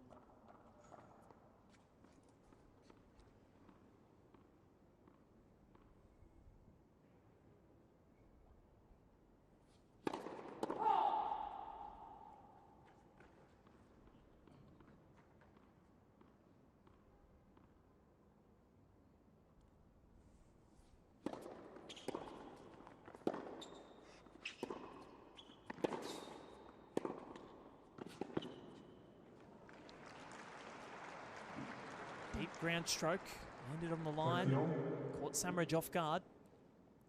30-all chance now for Noguchi. That's when Noguchi's really got to make Samridge earn it here. Make the return and to create pressure.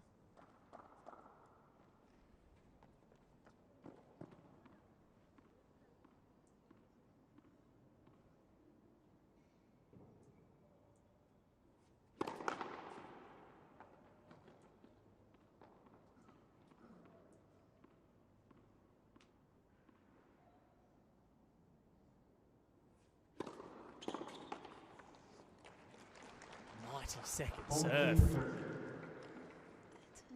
think that's hats off to Noguchi in this game. I mean, he's made Samridge feel like he has to go for that second serve and could sense he was moving forward. Put a little bit of extra spice to it.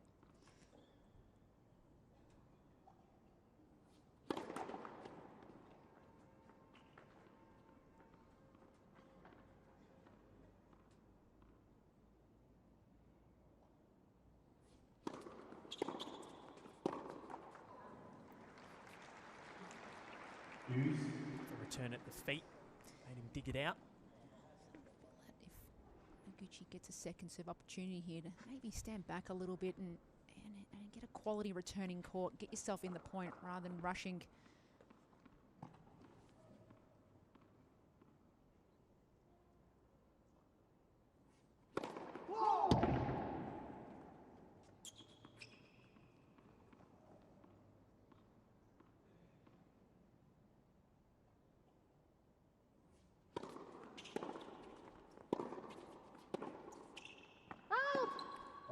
Again, there we see Noguchi trying to step in and take the ball early, but the result of that is he's hitting a second serve return basically to the center of the court, not giving himself any time. And when you're playing someone as aggressive as Samridge, that ball's onto your racket very quickly.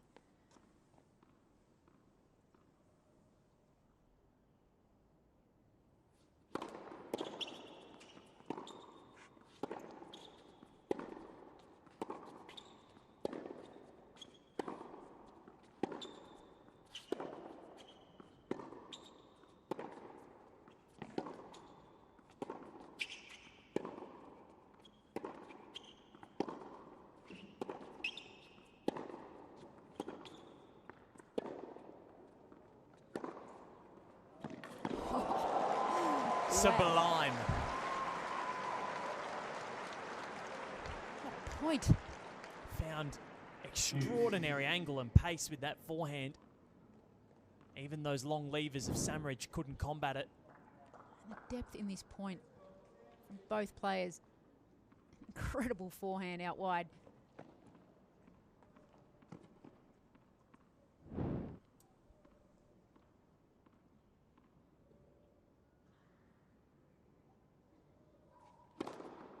We'll stand here on return. He chooses to go forward.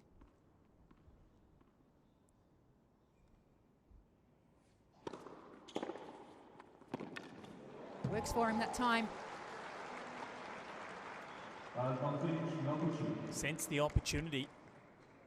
And break point chance for Ryo Noguchi. To break immediately back.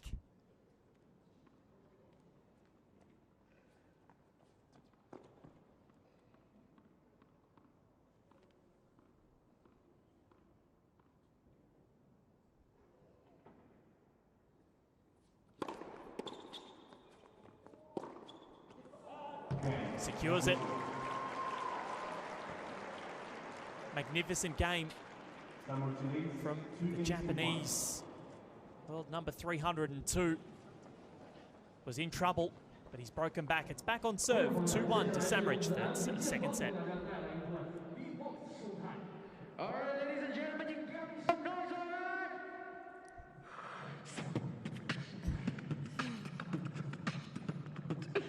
Action on centre court.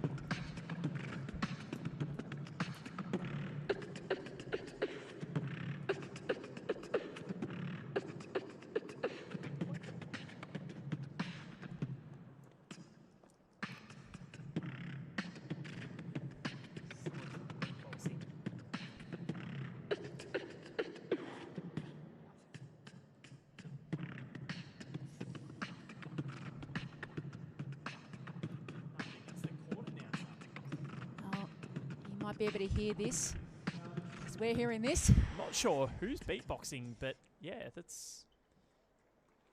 I don't think I've ever heard that at a tennis match before. He had a career in the beatboxing world. He was very good. Ramping up the crowd. And this one ramping up as well. Noguchi back on serve.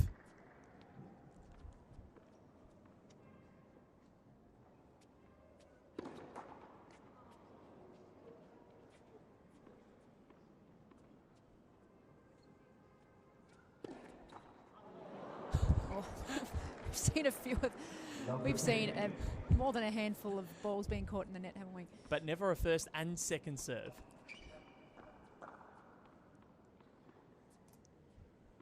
Great start there for Noguchi.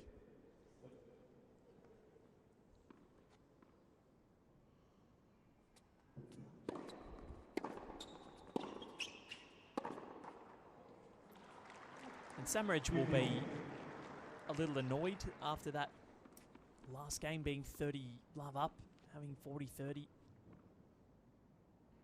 Just couldn't quite get there.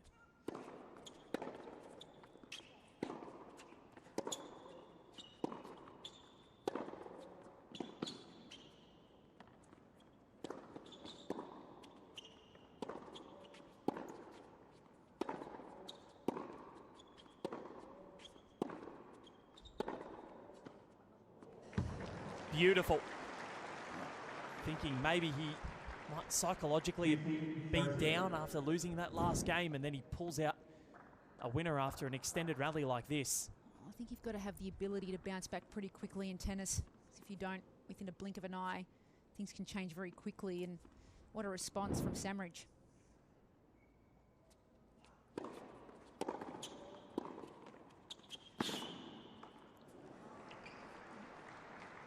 A little dig forehand there, Samridge, but Noguchi's just hanging on, isn't he? He's really can sense that if he can just grind out a few of these points, could get the upper edge.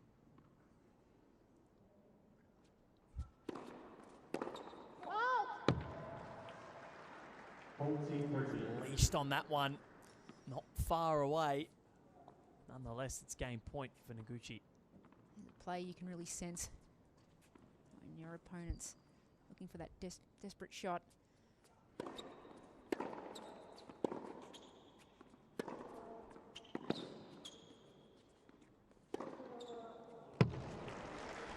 Forehand again there, Samridge.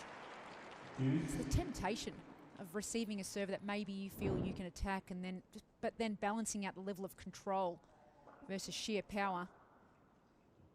She measures that forehand perfectly. Further inside the court, you just need to make sure you just bring your margins in a little bit.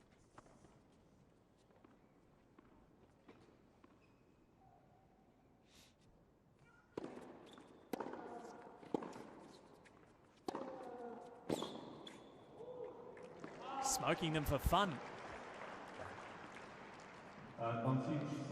Intensity has risen from Samridge in this game. Ground strokes just blowing Noguchi off the court a little.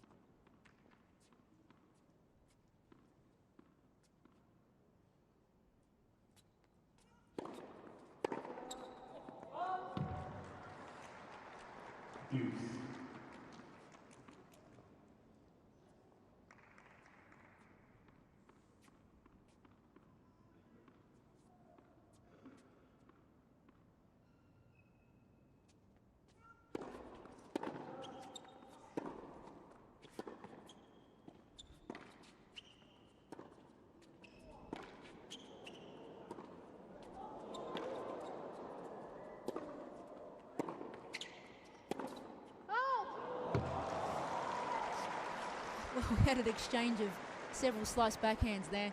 Haven't seen too many of them. Just again, I felt like Samridge was trying to get out of that rally, unleashing on that forehand. Probably not the right one. It seemed like a rush of blood. Yeah, testing his patience.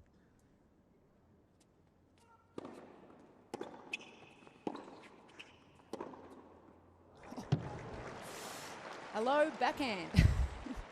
He's hitting him on both wings. Glorious to watch. You see this, just stays over his left shoulder. Perfect backhand. Something about a backhand down the line, isn't there?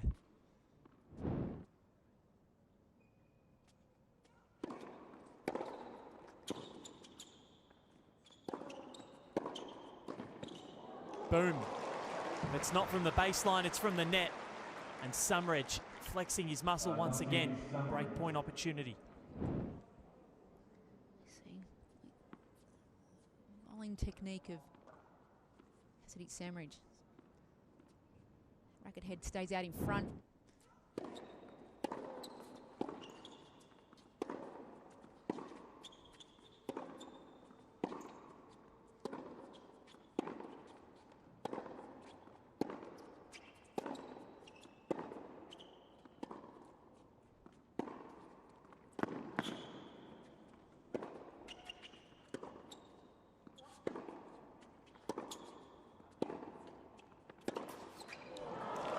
Losing patience.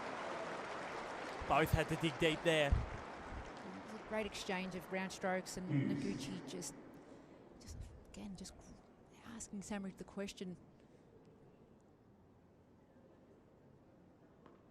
You can just see Samridge walking around the court, trying to capture his breath.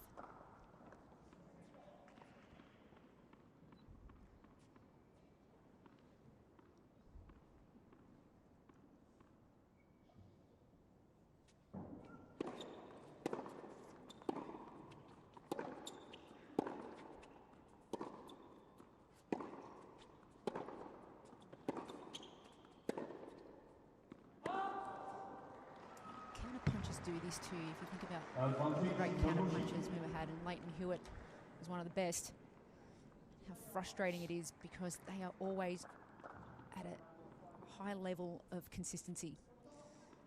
There's not a lot that can go wrong in their game.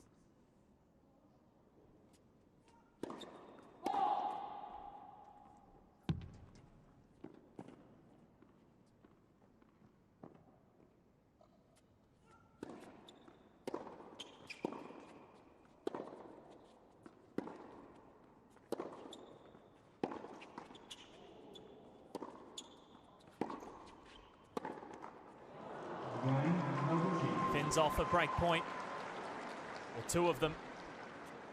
And Noguchi survives to level proceedings at 2 apiece in the second set. He's being tested, the second seed. This is becoming an enthralling final. Well, this is going to be a mental challenge for Casadit Samridge. He's had a lead, had some opportunities at 2-love on serve. And that's the difficulty now, is that Noguchi's finding his range, reading his game well.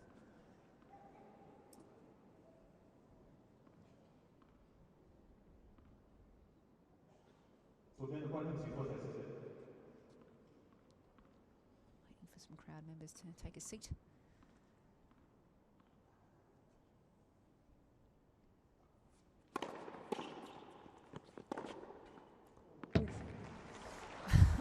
Oh, the serve came back just as quickly as it was delivered, and came up with a beautiful forehand here.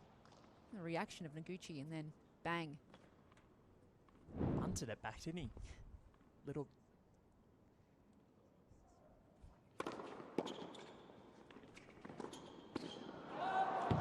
It's a bad miss. 15. Intimidating, playing someone who's getting that return back and then almost reading where your next shot may be going. Just puts a little added pressure. Came underneath the ball too much, didn't he?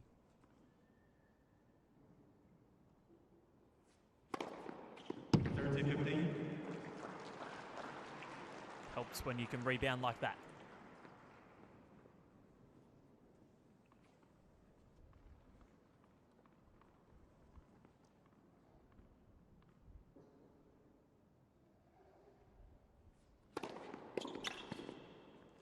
Oh! 14-15. Great serve there from Samridge. Just allowing some breathing room when you've just experienced losing the last couple of games.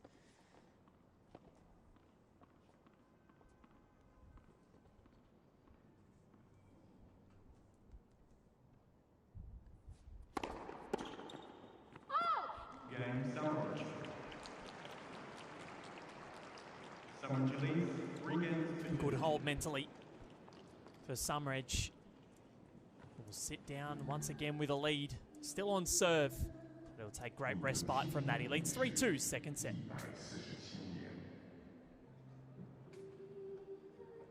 The strings of Casadit Samridge. A lot of players that use the E-zone. The Poly Tour Jannik string. Very popular string.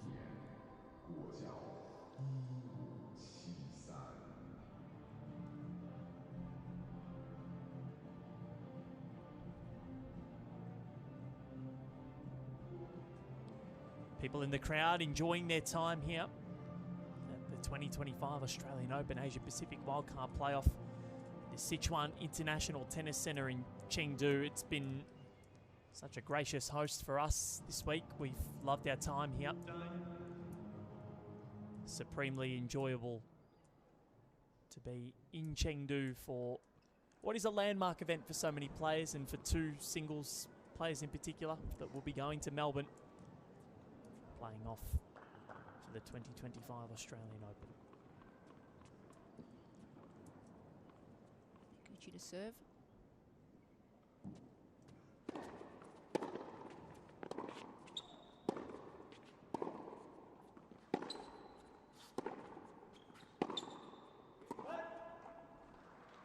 Is the error count escalating a little from the wing of Samridge, from both wings?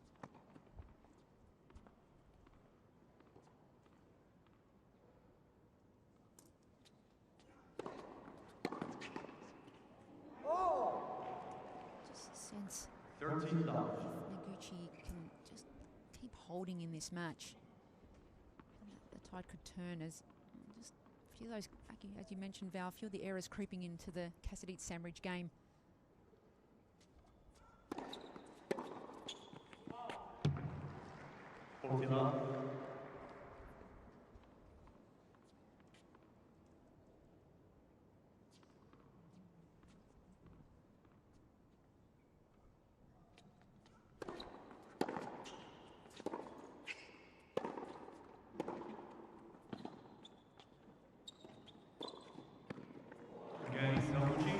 to that backhand very, very quickly.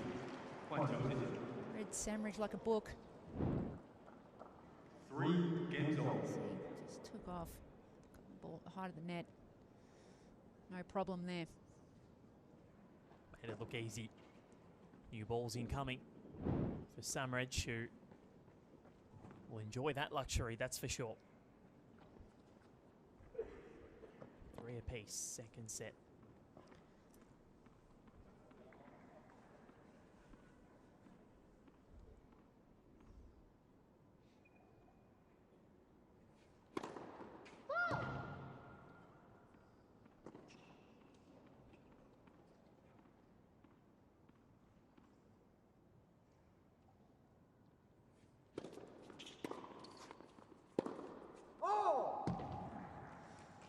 Wild forehand error to start off this game.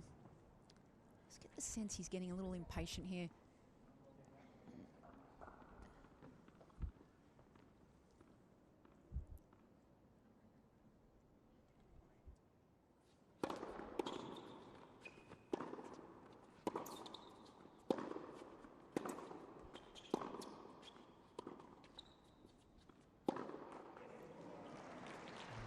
As you said the impatience, the errors as well. Everything is circulating, and Noguchi finds himself with a golden opportunity. Well, he just blocked a serve back at 211 kilometres an hour, and he's just backing himself up, thinking, well, I can sense he's making some first or second ball errors. I'm just going to be a brick wall, and he's committed to that.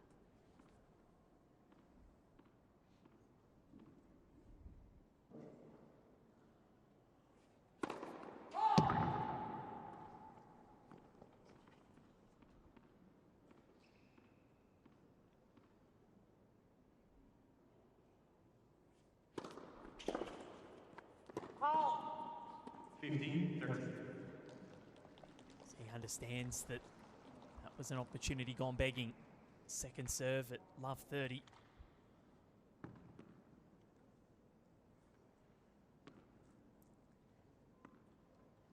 Samridge, you wonder whether he's thinking about the physical toll that his last 2 matches have taken on him. Going deep into third sets in both the quarter and the semi.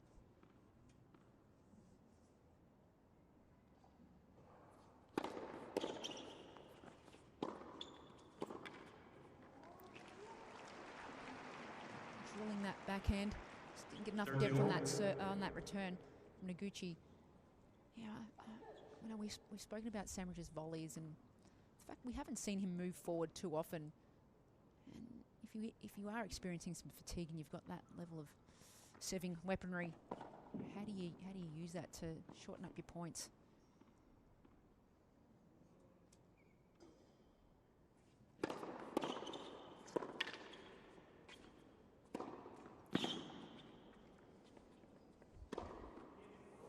Glorious return, and then the put away was even better.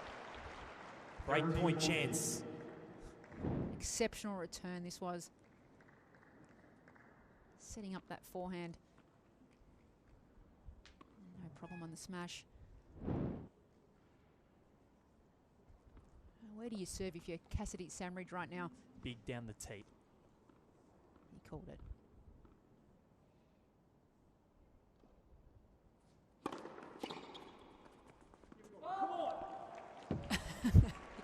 Magician.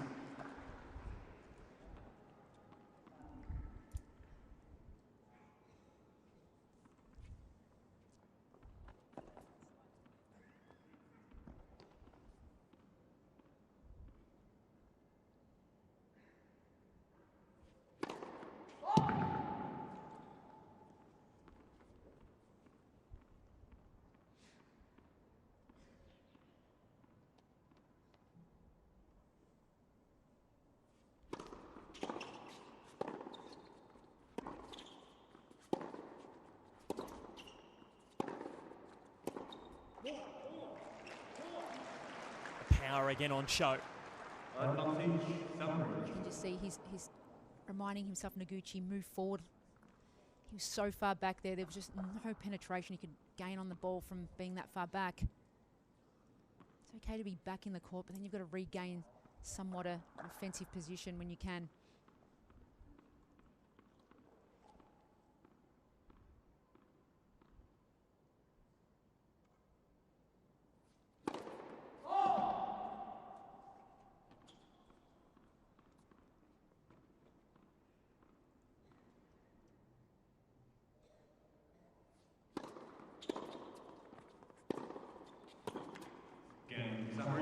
Pretty hold. Love 30 down and break point down.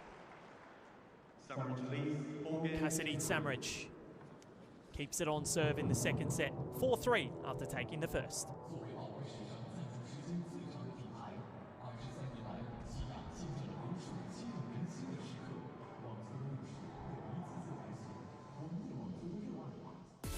This is what these two are playing for. An opportunity to be here with all of these lovely people. There's Caroline Wozniacki. Go and learn how to DJ, play some paddle.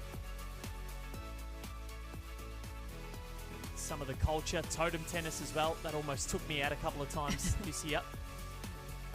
And Rod Laver Arena, hot shots. Live entertainment, the AO is truly the place to be in January. It doesn't matter where you are in the world. If you get the opportunity, make sure you get to do it at least once. Cassidy Samridge wants to do it in January. He's got a set lead. Looks very relaxed out there, despite losing that break advantage that he had. Oh, big game coming up here for Ryo Noguchi. So important to hold. When you get to these points of the set especially.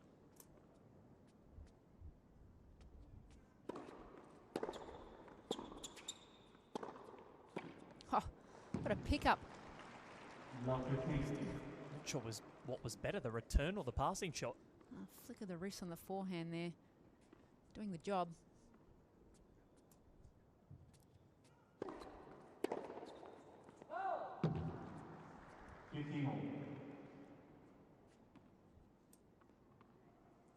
Certainly the power has kept Noguchi guessing. Trying to read it. But it's just too difficult at sometimes.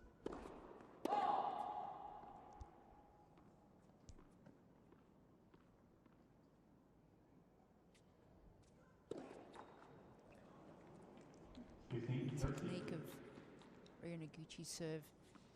He brings his right foot quite a long way ahead of the left leg, and you can see on that occasion he opens up his chest a little early because of it.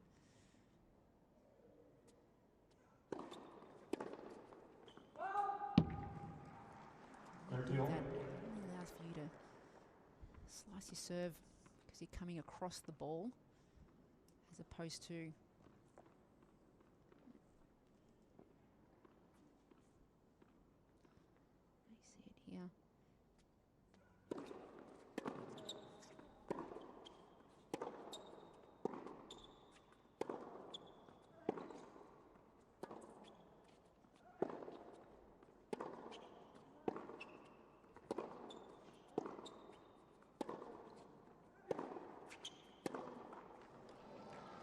Impatience again, the undoing for Samridge. Well, it didn't make any sense for him to hit that forehand up the line. He was back near the Chengdu sign, trying to slap the forehand winner over the highest part of the net. It was almost like a get me out of jail kind of mental approach.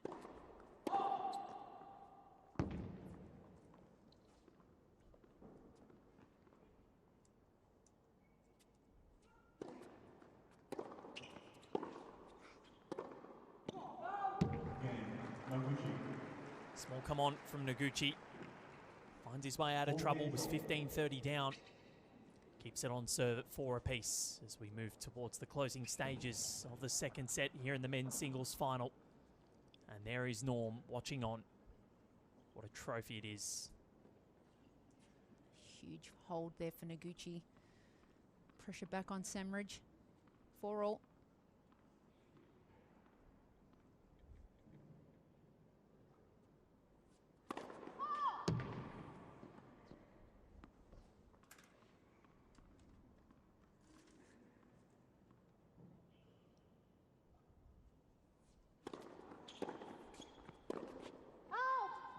Another one.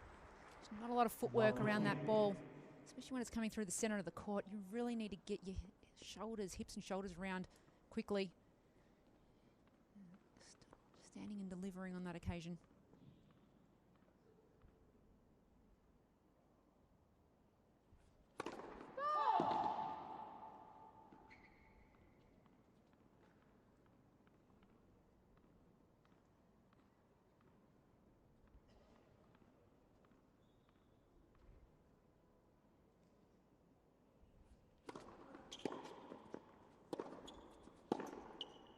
Oh.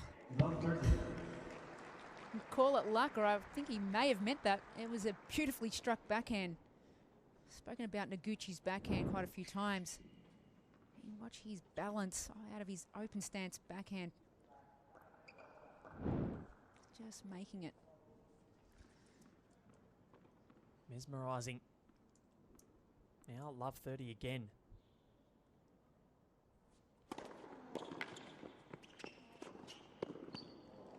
That wasn't an easy shot to put away because of where that bounced and the lack of pace. Yeah, Noguchi's really making Samridge work here. You see, it was a wonderful first serve. Somehow puts a racket on it, and then it's a flick of the wrist. Look at that wrist work.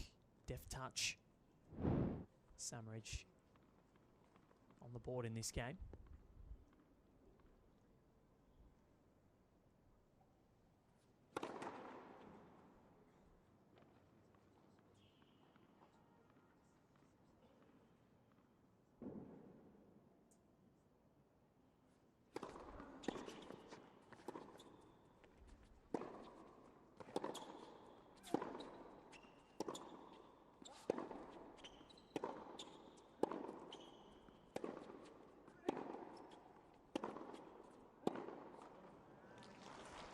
Gets the win in the long exchange, and that time he was a little more patient, and I think that's what he needs to do.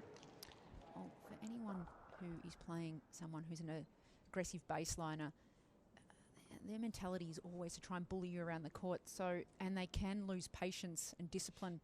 When you're playing someone who's a counterpuncher, they can do that all day. They tend to make really good decisions on court. And they're happy to do it all day as well.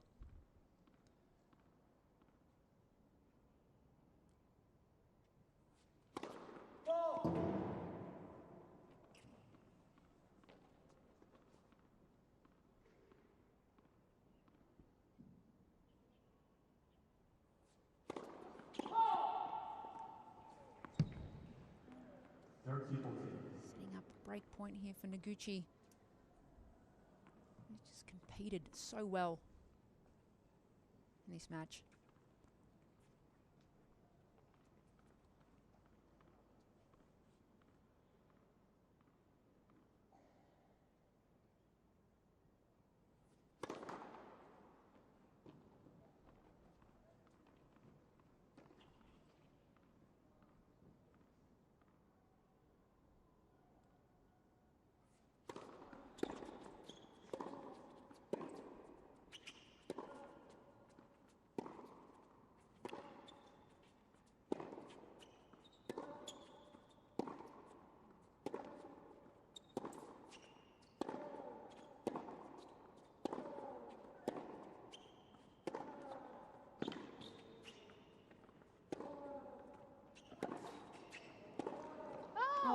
He's missed it.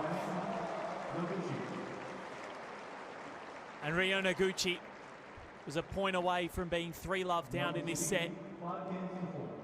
Now he's going to come out and serve for it. Absorbed everything. He leads 5-4, second set.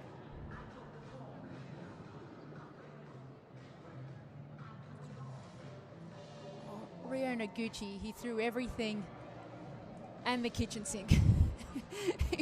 He was, I don't think he was coming back from that forehand. He absolutely nailed it cross court and thought, well, I'm going to risk it here.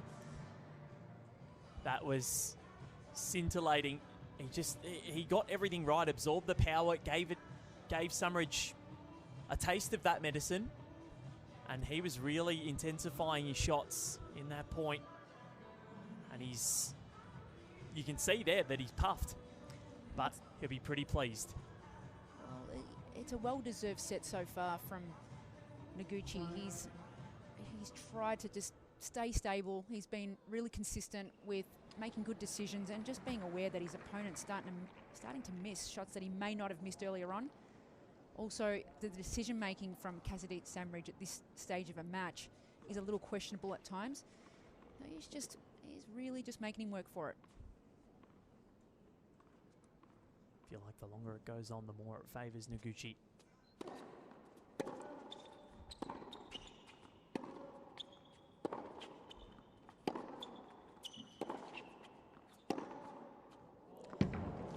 That's one way to vent some of the frustration. That was a beautifully struck backhand down the line, as we see it here. Just cuts across the court.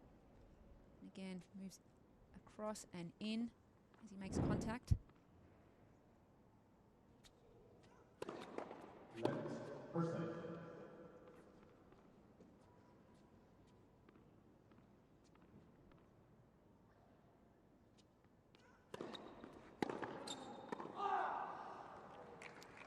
I mean, it's easier said than done, but your second serve return on your forehand. Just get a little bit more work on that ball. Increase the pressure.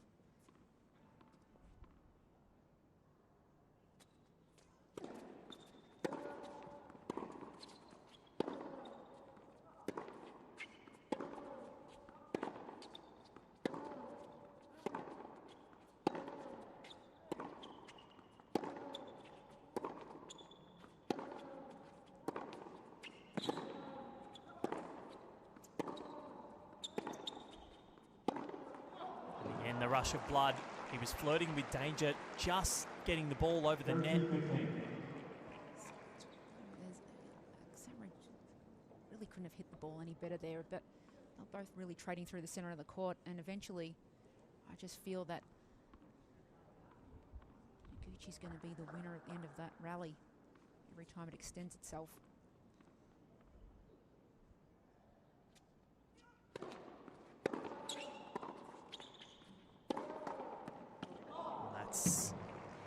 Going to be a difficult pill to swallow. That's one that he's been making. And all of a sudden it's 2 set points to Noguchi to force a decider. That is counter-punching best.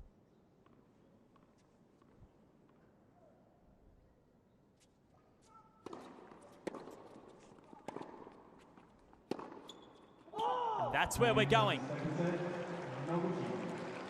A final set will decide who takes the Australian Open wildcard for the men's singles draw here at the Asia Pacific Wildcard Playoffs in 2025. Ryo Noguchi takes the second in 49 minutes, 6-4.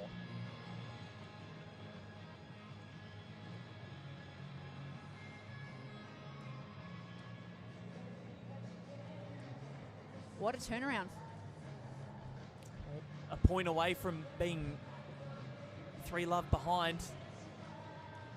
He turned it around to perfection.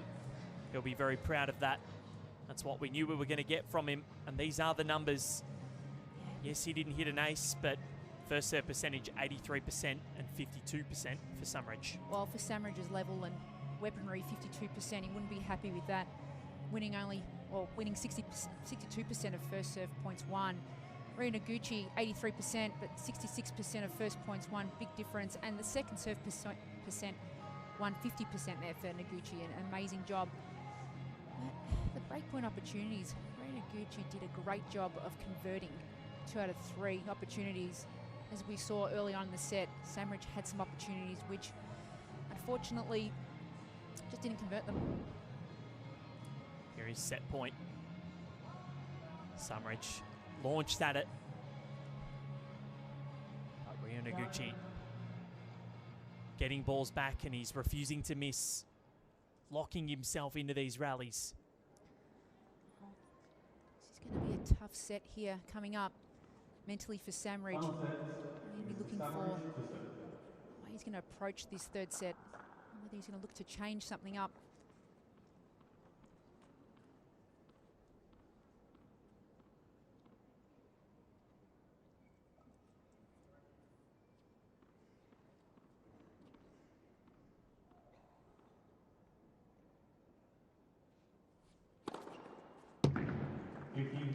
It's a nice way to start. I just feel like Noguchi here is going to want to try and make as many returns back in the court if he gets his racket onto it.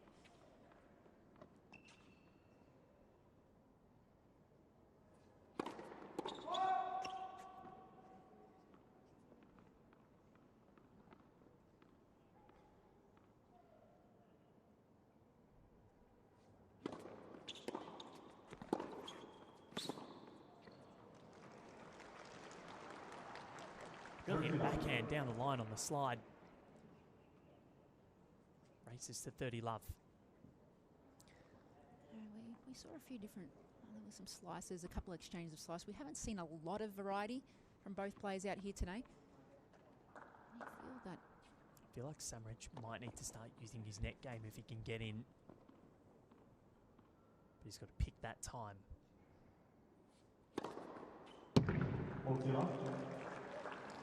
A cruisy start here for him.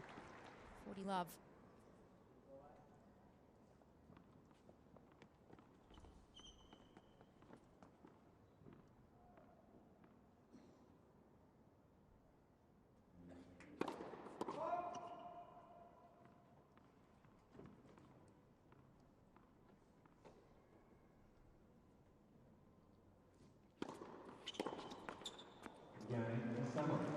Exactly what the doctor ordered. If you are Samrich, quick hold to start the third. Put what happened in the second behind him. It's the exact same pattern as what happened against Sun Fajing yesterday, where it won the first 6-4, lost the second with the same scoreline, and then managed to find a way through in the end. It's almost like he goes into it. Well, I've won the first set here. I'm going to try and go after it even more. And he seems to lose his structure and his points and lose his way from it. And it can be dangerous against a player like Noguchi that doesn't seem to fade away.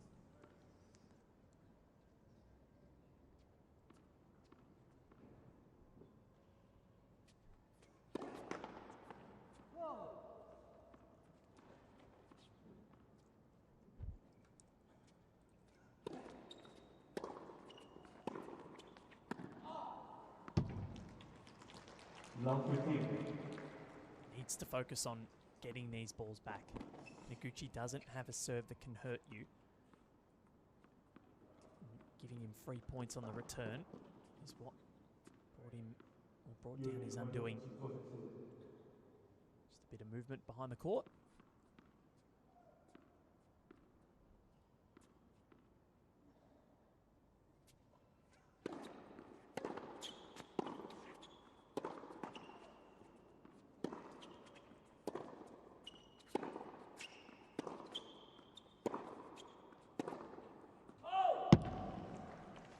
Balance and mentality at this stage of a match where you're playing, it's your third set, you're playing for, we said, amazing opportunity for the Australian Open.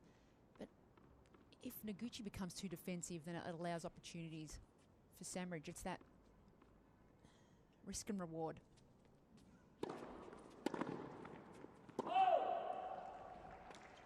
Keep doing what you've been doing to get to this point, but to win these matches, you also need to be able to step up.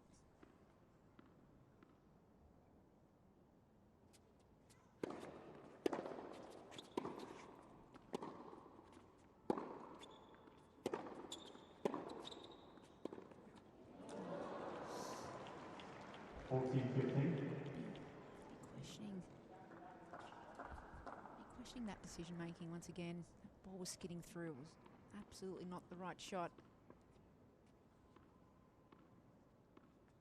Watching too much Carlos Alcaraz.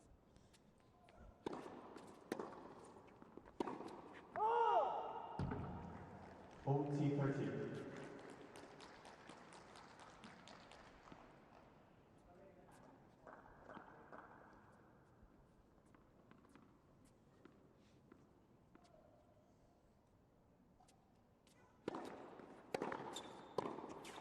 Exquisite return. You read that serve, creeping across a little early. You can almost tell from Noguchi's service motion, almost from the toss, that he's going to come around and slice that serve into the forehand. Sometimes it can be a dead giveaway.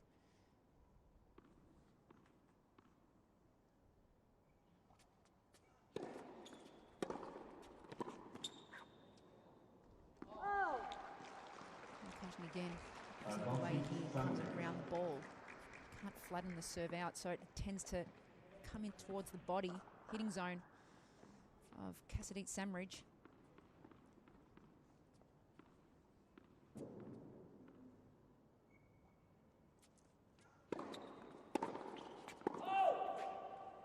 They're the ones you just have to make. Again, 143 kilometres. Sitting on right in your racket. Back to Juice. Break point averted.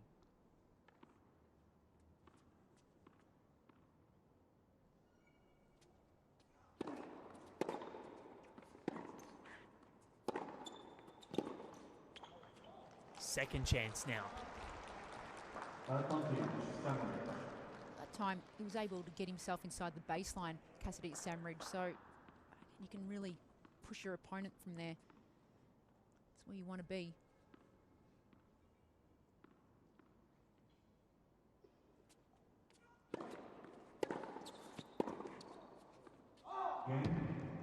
There's a bit of a delayed call there. He left it, and it worked out. Don't think Noguchi can quite believe it, but this has been the perfect way to respond after dropping the second set. Umpire signalling he saw space. The perfect way, and like the second set, he breaks in Noguchi's opening service game.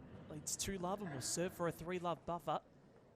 Can he consolidate this time? From 40-15 to break, that's impressive.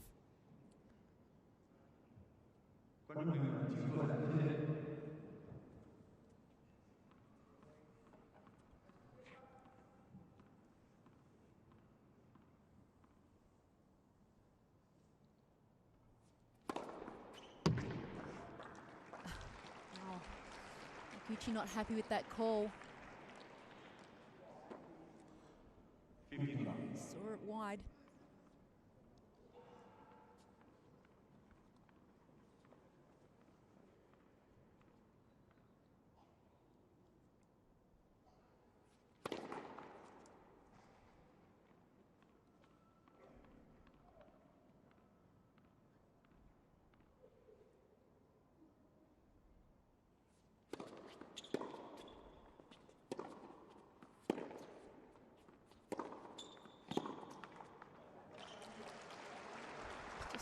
Increase the intensity of his feet, Casadit Samridge, and just making much better decision making right now. He's on the baseline or inside the baseline when he's going after it, versus what we saw earlier on, trying to pull the trigger from behind the baseline. A little bit more constructive.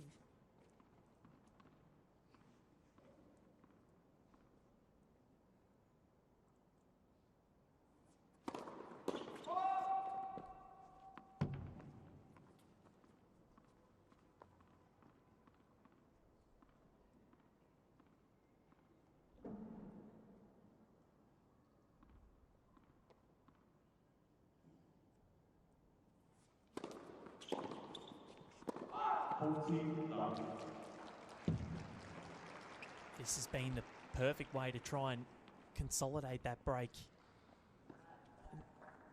In all honesty, I didn't see it coming, the way Noguchi was playing.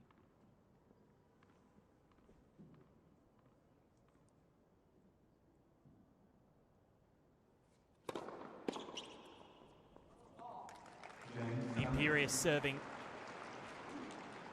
Samridge has mentally switched right back on. After the disappointment of losing that second set, he's rebounded strongly. 3-love in the third.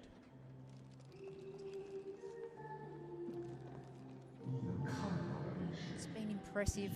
11 minutes in. Off to a 3-love lead. Yeah, it is really impressive, and this is what he did against Sun Fa-Jing yesterday. He was looking like he was going to be in trouble in that third set, looked a bit fatigued, looked like he was going to have to start hitting his way out of trouble, and he did so. Fair play to him, and it's what's happening again here, but just keeping engaged, not losing his patience. That's the key for the rest of this match. Well, we spoke about earlier on regarding the third set. This is where you need to be able to have the ability to step up, and Samridge's game does have that next level of pace, and when it's switched on, it can really do some damage. Noguchi, he's solid. There's not a lot that's going to be able to increase in pace. We know he serves at a standard 145 at the moment. So we know he'll compete well. This is where you really need to put some more pressure on.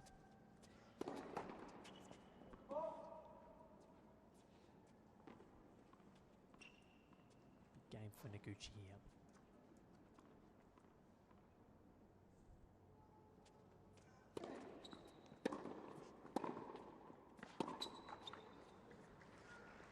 Fair bit today off the second serve again at 123 kilometres an hour. That second serve return was directed straight through the middle. It'd be good to see Samridge step in and take the corners a little more. 3-love up.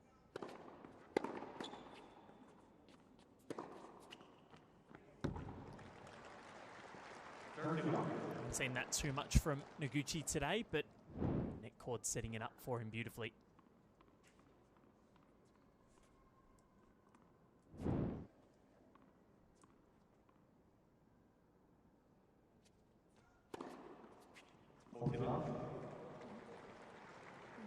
Out wide.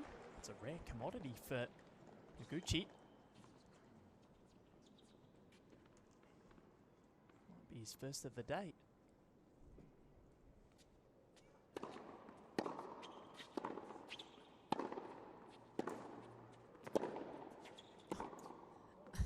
How on earth?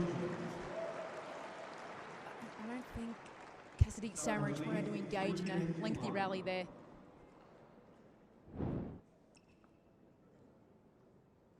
Hit that with pace. Noguchi got there, absorbed the shock, and sent it on its way. Smooth mover is Noguchi. 3-1. Had a final set to decide the women's singles this morning. It's the same tonight.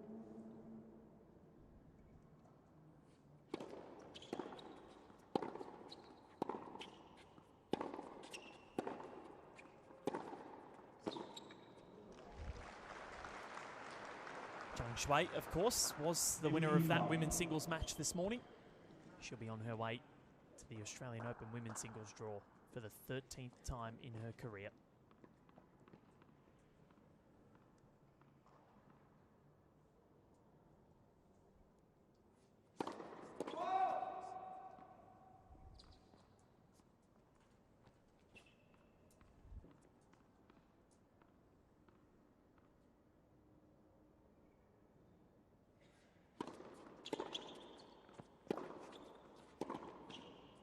Like that play, jamming his opponent up on return, and then just exposing the width.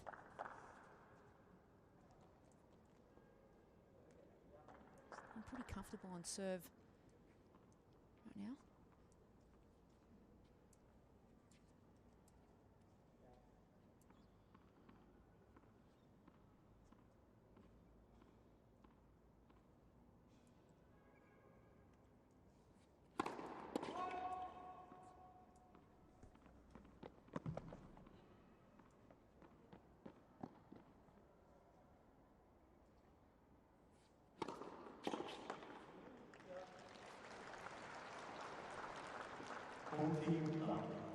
Comfortably navigating his service games at the moment, Samridge. This is what eluded him at the back end of the second set.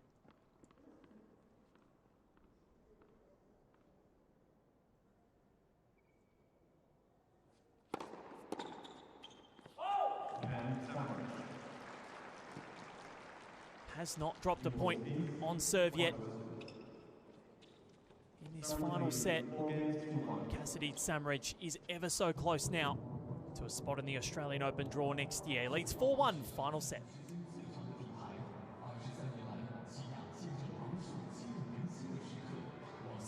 good right now. Casadit Samridge in control. Serve has come back. It's a weapon. And he's hitting his spots again. He hasn't lost patience. He's made sure that he's stayed engaged. I think, yes, he's had those lapses, but what's been impressive is his ability to lock back in and switch back on. Gucci trying to problem solve how he gets himself out of this 4 deficit. Just haven't seen enough variety in Rio Noguchi's game, or something that can break up the rhythm right now of Casadit Samridge. He really needs to be able to do something to disturb the rhythm, as this set's slipping away from him very quickly.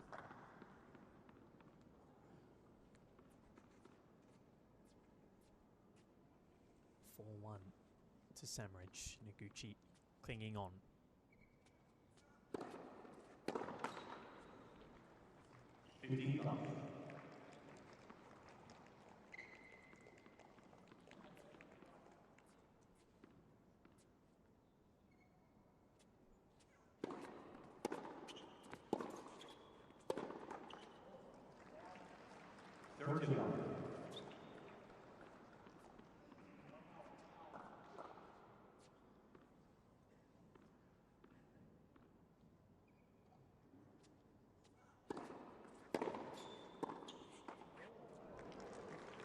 I think he's just swinging in the return games now. Be a little mindful. Make the most of every opportunity you get.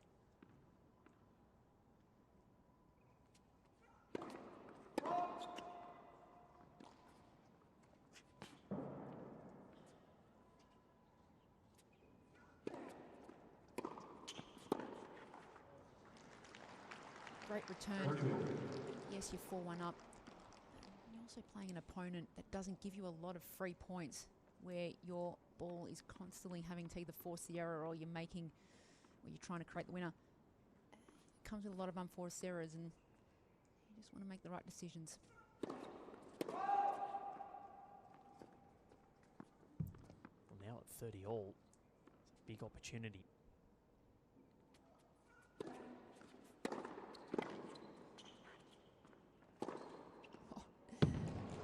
That was huge. It was absolutely massive. Let's see, Casadit Samridge snuck around his backhand whilst the ball was up in the air on serve of Noguchi, and then just surprising him with that big forehand. Grants a break point chance too. And it's gone over. The apology comes, but inside he's dancing. 5-1. And he's going to at least have 2 opportunities to serve for the match. Everything going the way of Casadit Samridge right now. Feeling pretty good with a 5-1 lead. And he's serving now for a place in the men's singles draw at the 2025 Australian Open.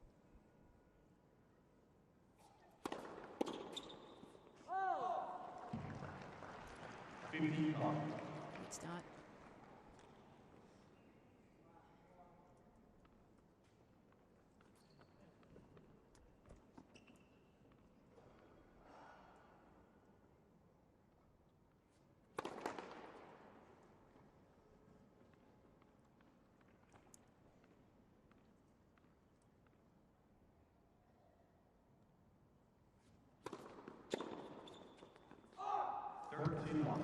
Two points away now. He's doing all the right things here, making first serves.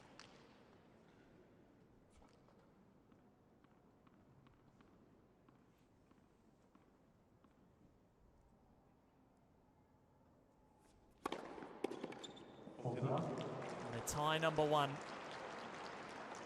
3 points, or 3 chances to end what will be a 13-year drought in January.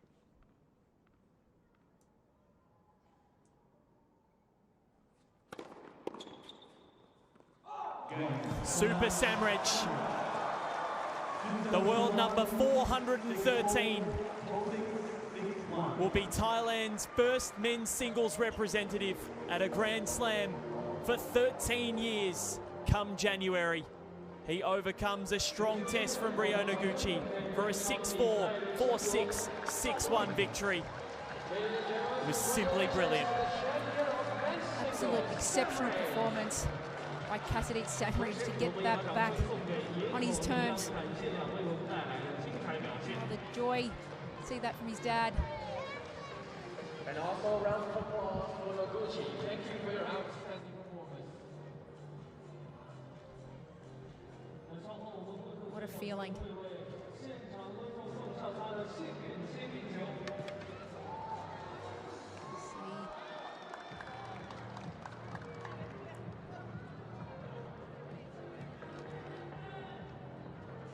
See the warm embrace. A lot of hard work to get here. Had a big week of tennis. Well-deserved win by Cassidy Sandridge.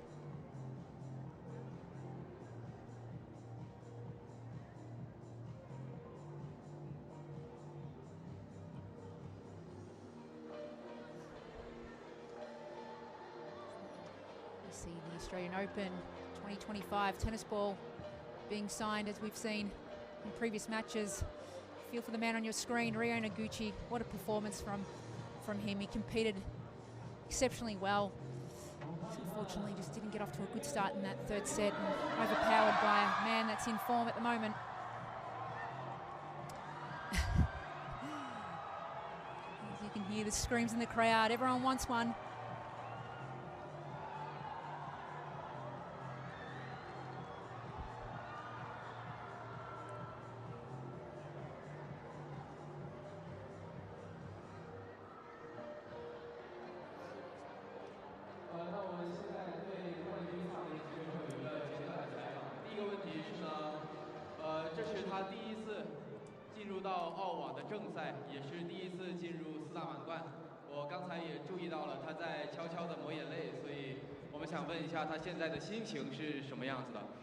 So the first question, you win the game, you become the champion. This is your first time to go in Australian Open and also your first time to the Grand Slam. And I saw that you were wiping your tears just now. So how do you feel right now? Yeah, actually, like, I don't know what to say right now. Like, it's like a dream come true to me. Yeah. It's a Grand Slam there. Everyone wants to go, yeah. So it's time for me right now. Yeah, I'm gonna do my best there. Thank you. 他也是说呢，确实一切都像一场梦一样。四大满贯以及澳网是所有选手都梦寐以求的地方。那如今呢，他也达到了这个地方，即将前往澳网，开启一段新的旅程。他将所做的就是尽自己的最大努力，打好每一场比赛。And now the second thing, you remember I taught you some Chinese. Yes, remember that? Can you repeat that? 你好，成都，谢谢大家 right? Yes, that's cool. And now, one more word. It means I love you guys. 我爱你们，我爱你们。Yes, thank you very much. Gentlemen, once again, congratulations to Sandridge.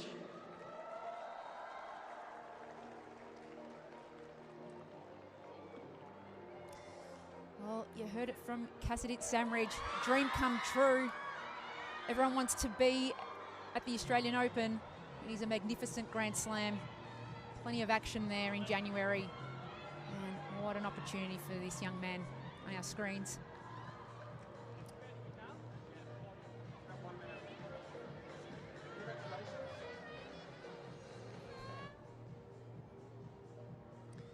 As we look at our match stats, first serve percentage, 57%. Sandridge, 75% of points won when the first serve went in. As we can imagine, he does have a huge weapon. 64% of second serve points won. Saw him increase the pace a little there, just trying to add a little bit more pressure. And 91 points won to 75. 10 break points, 4 converted. Noguchi had his opportunities, just being overpowered by a player, as we've said. He's in form, been playing some fabulous tennis. And he will be one to watch. The Australian Open as a new experience for him.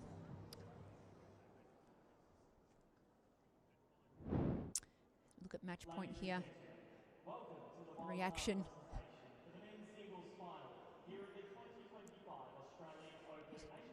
Feel.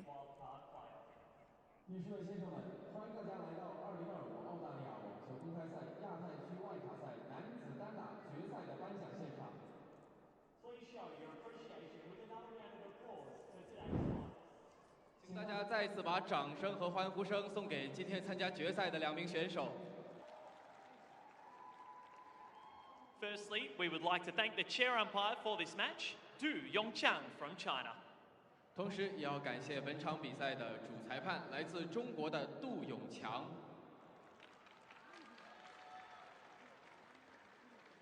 Before we do get to presenting the 2025 Australian Open Wildcard, Tennis Australia would like to thank. 在颁奖仪式正式开始之前，澳大利亚网球协会还要感谢 the China Tennis Association, Sichuan Sports Bureau, Chengdu Sports Bureau, Shuangliu District Bureau of Culture, Radio, Television, Sports and Tourism, Luzhou Laojiao, Sichuan Tennis Association and Sichuan Investment International Tennis Centre, all Australian Open sponsors, players, coaches, staff, officials, volunteers, ball kids for their involvement in the Australian Open 2025 Asia Pacific Wildcard Playoff. 中国网球协会四川省体育局、成都市体育局、双流区文化广电体育和旅游局、泸州老窖、四川省网球协会、川头国际网球中心以及澳大利亚网球公开赛的赞助商、球员、教练、员工、官员和志愿者们，感谢你们对2025澳大利亚网球公开赛亚太区外卡赛的参与和贡献。 And here to assist with the presentation, please welcome the following guests. 下面有请参与本场颁奖仪式的各位嘉宾，他们是 Mr. Jin Li, Vice President and Party Committee Member of the Luzhou Laojiao Group. 泸州老窖集团有限责任公司党委委员、副总裁李金先生。 Mr. Lu Maoshan, President of Sichuan Tennis Association. 四川网球协会主席罗茂香先生。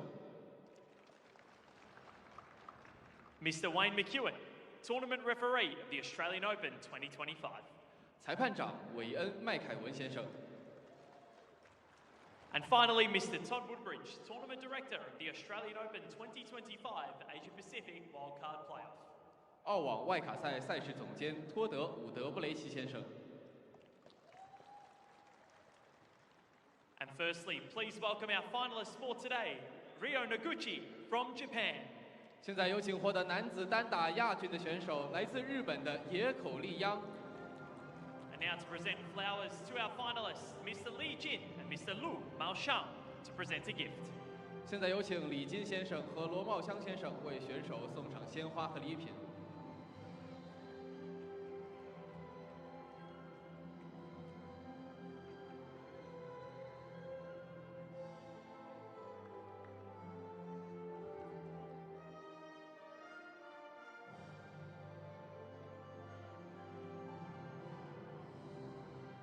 And now, to our winner, who will be the first Thai male in 13 years to play a men's singles draw at a Grand Slam, from Thailand, Cassidy Sumraj. 现在有请获得男子单打冠军的选手，来自泰国的萨姆雷吉。 Here to present flowers to our winner, Mr. Li Jin and Mr. Luo Maoshan, to present a gift. 现在有请李金先生和罗茂香先生为萨姆雷吉送上鲜花和礼品。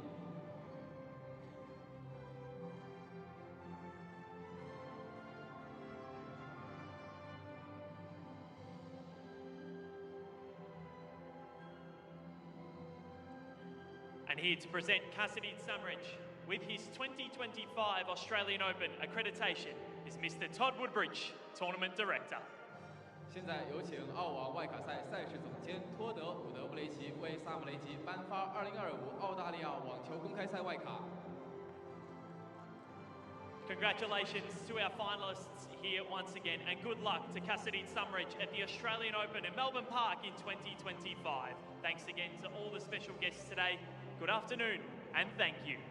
让我们再次祝贺这2位选手，同时我们也祝萨姆雷吉好运，期待你在2025澳大利亚网球公开赛的精彩表现。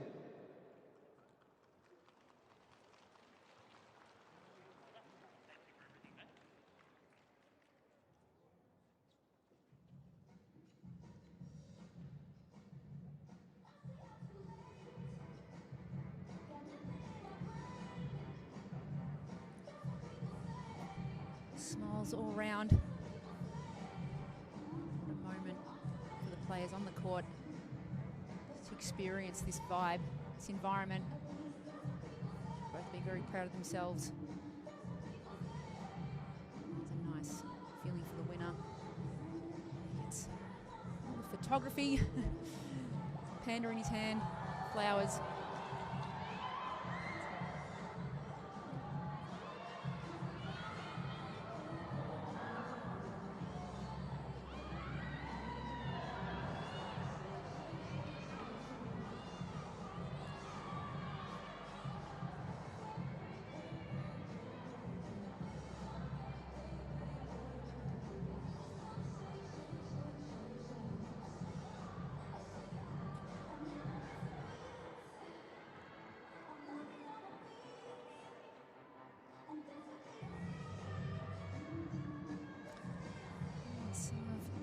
VIPs getting on the action, getting a photo with the winner, Cassidy Samridge.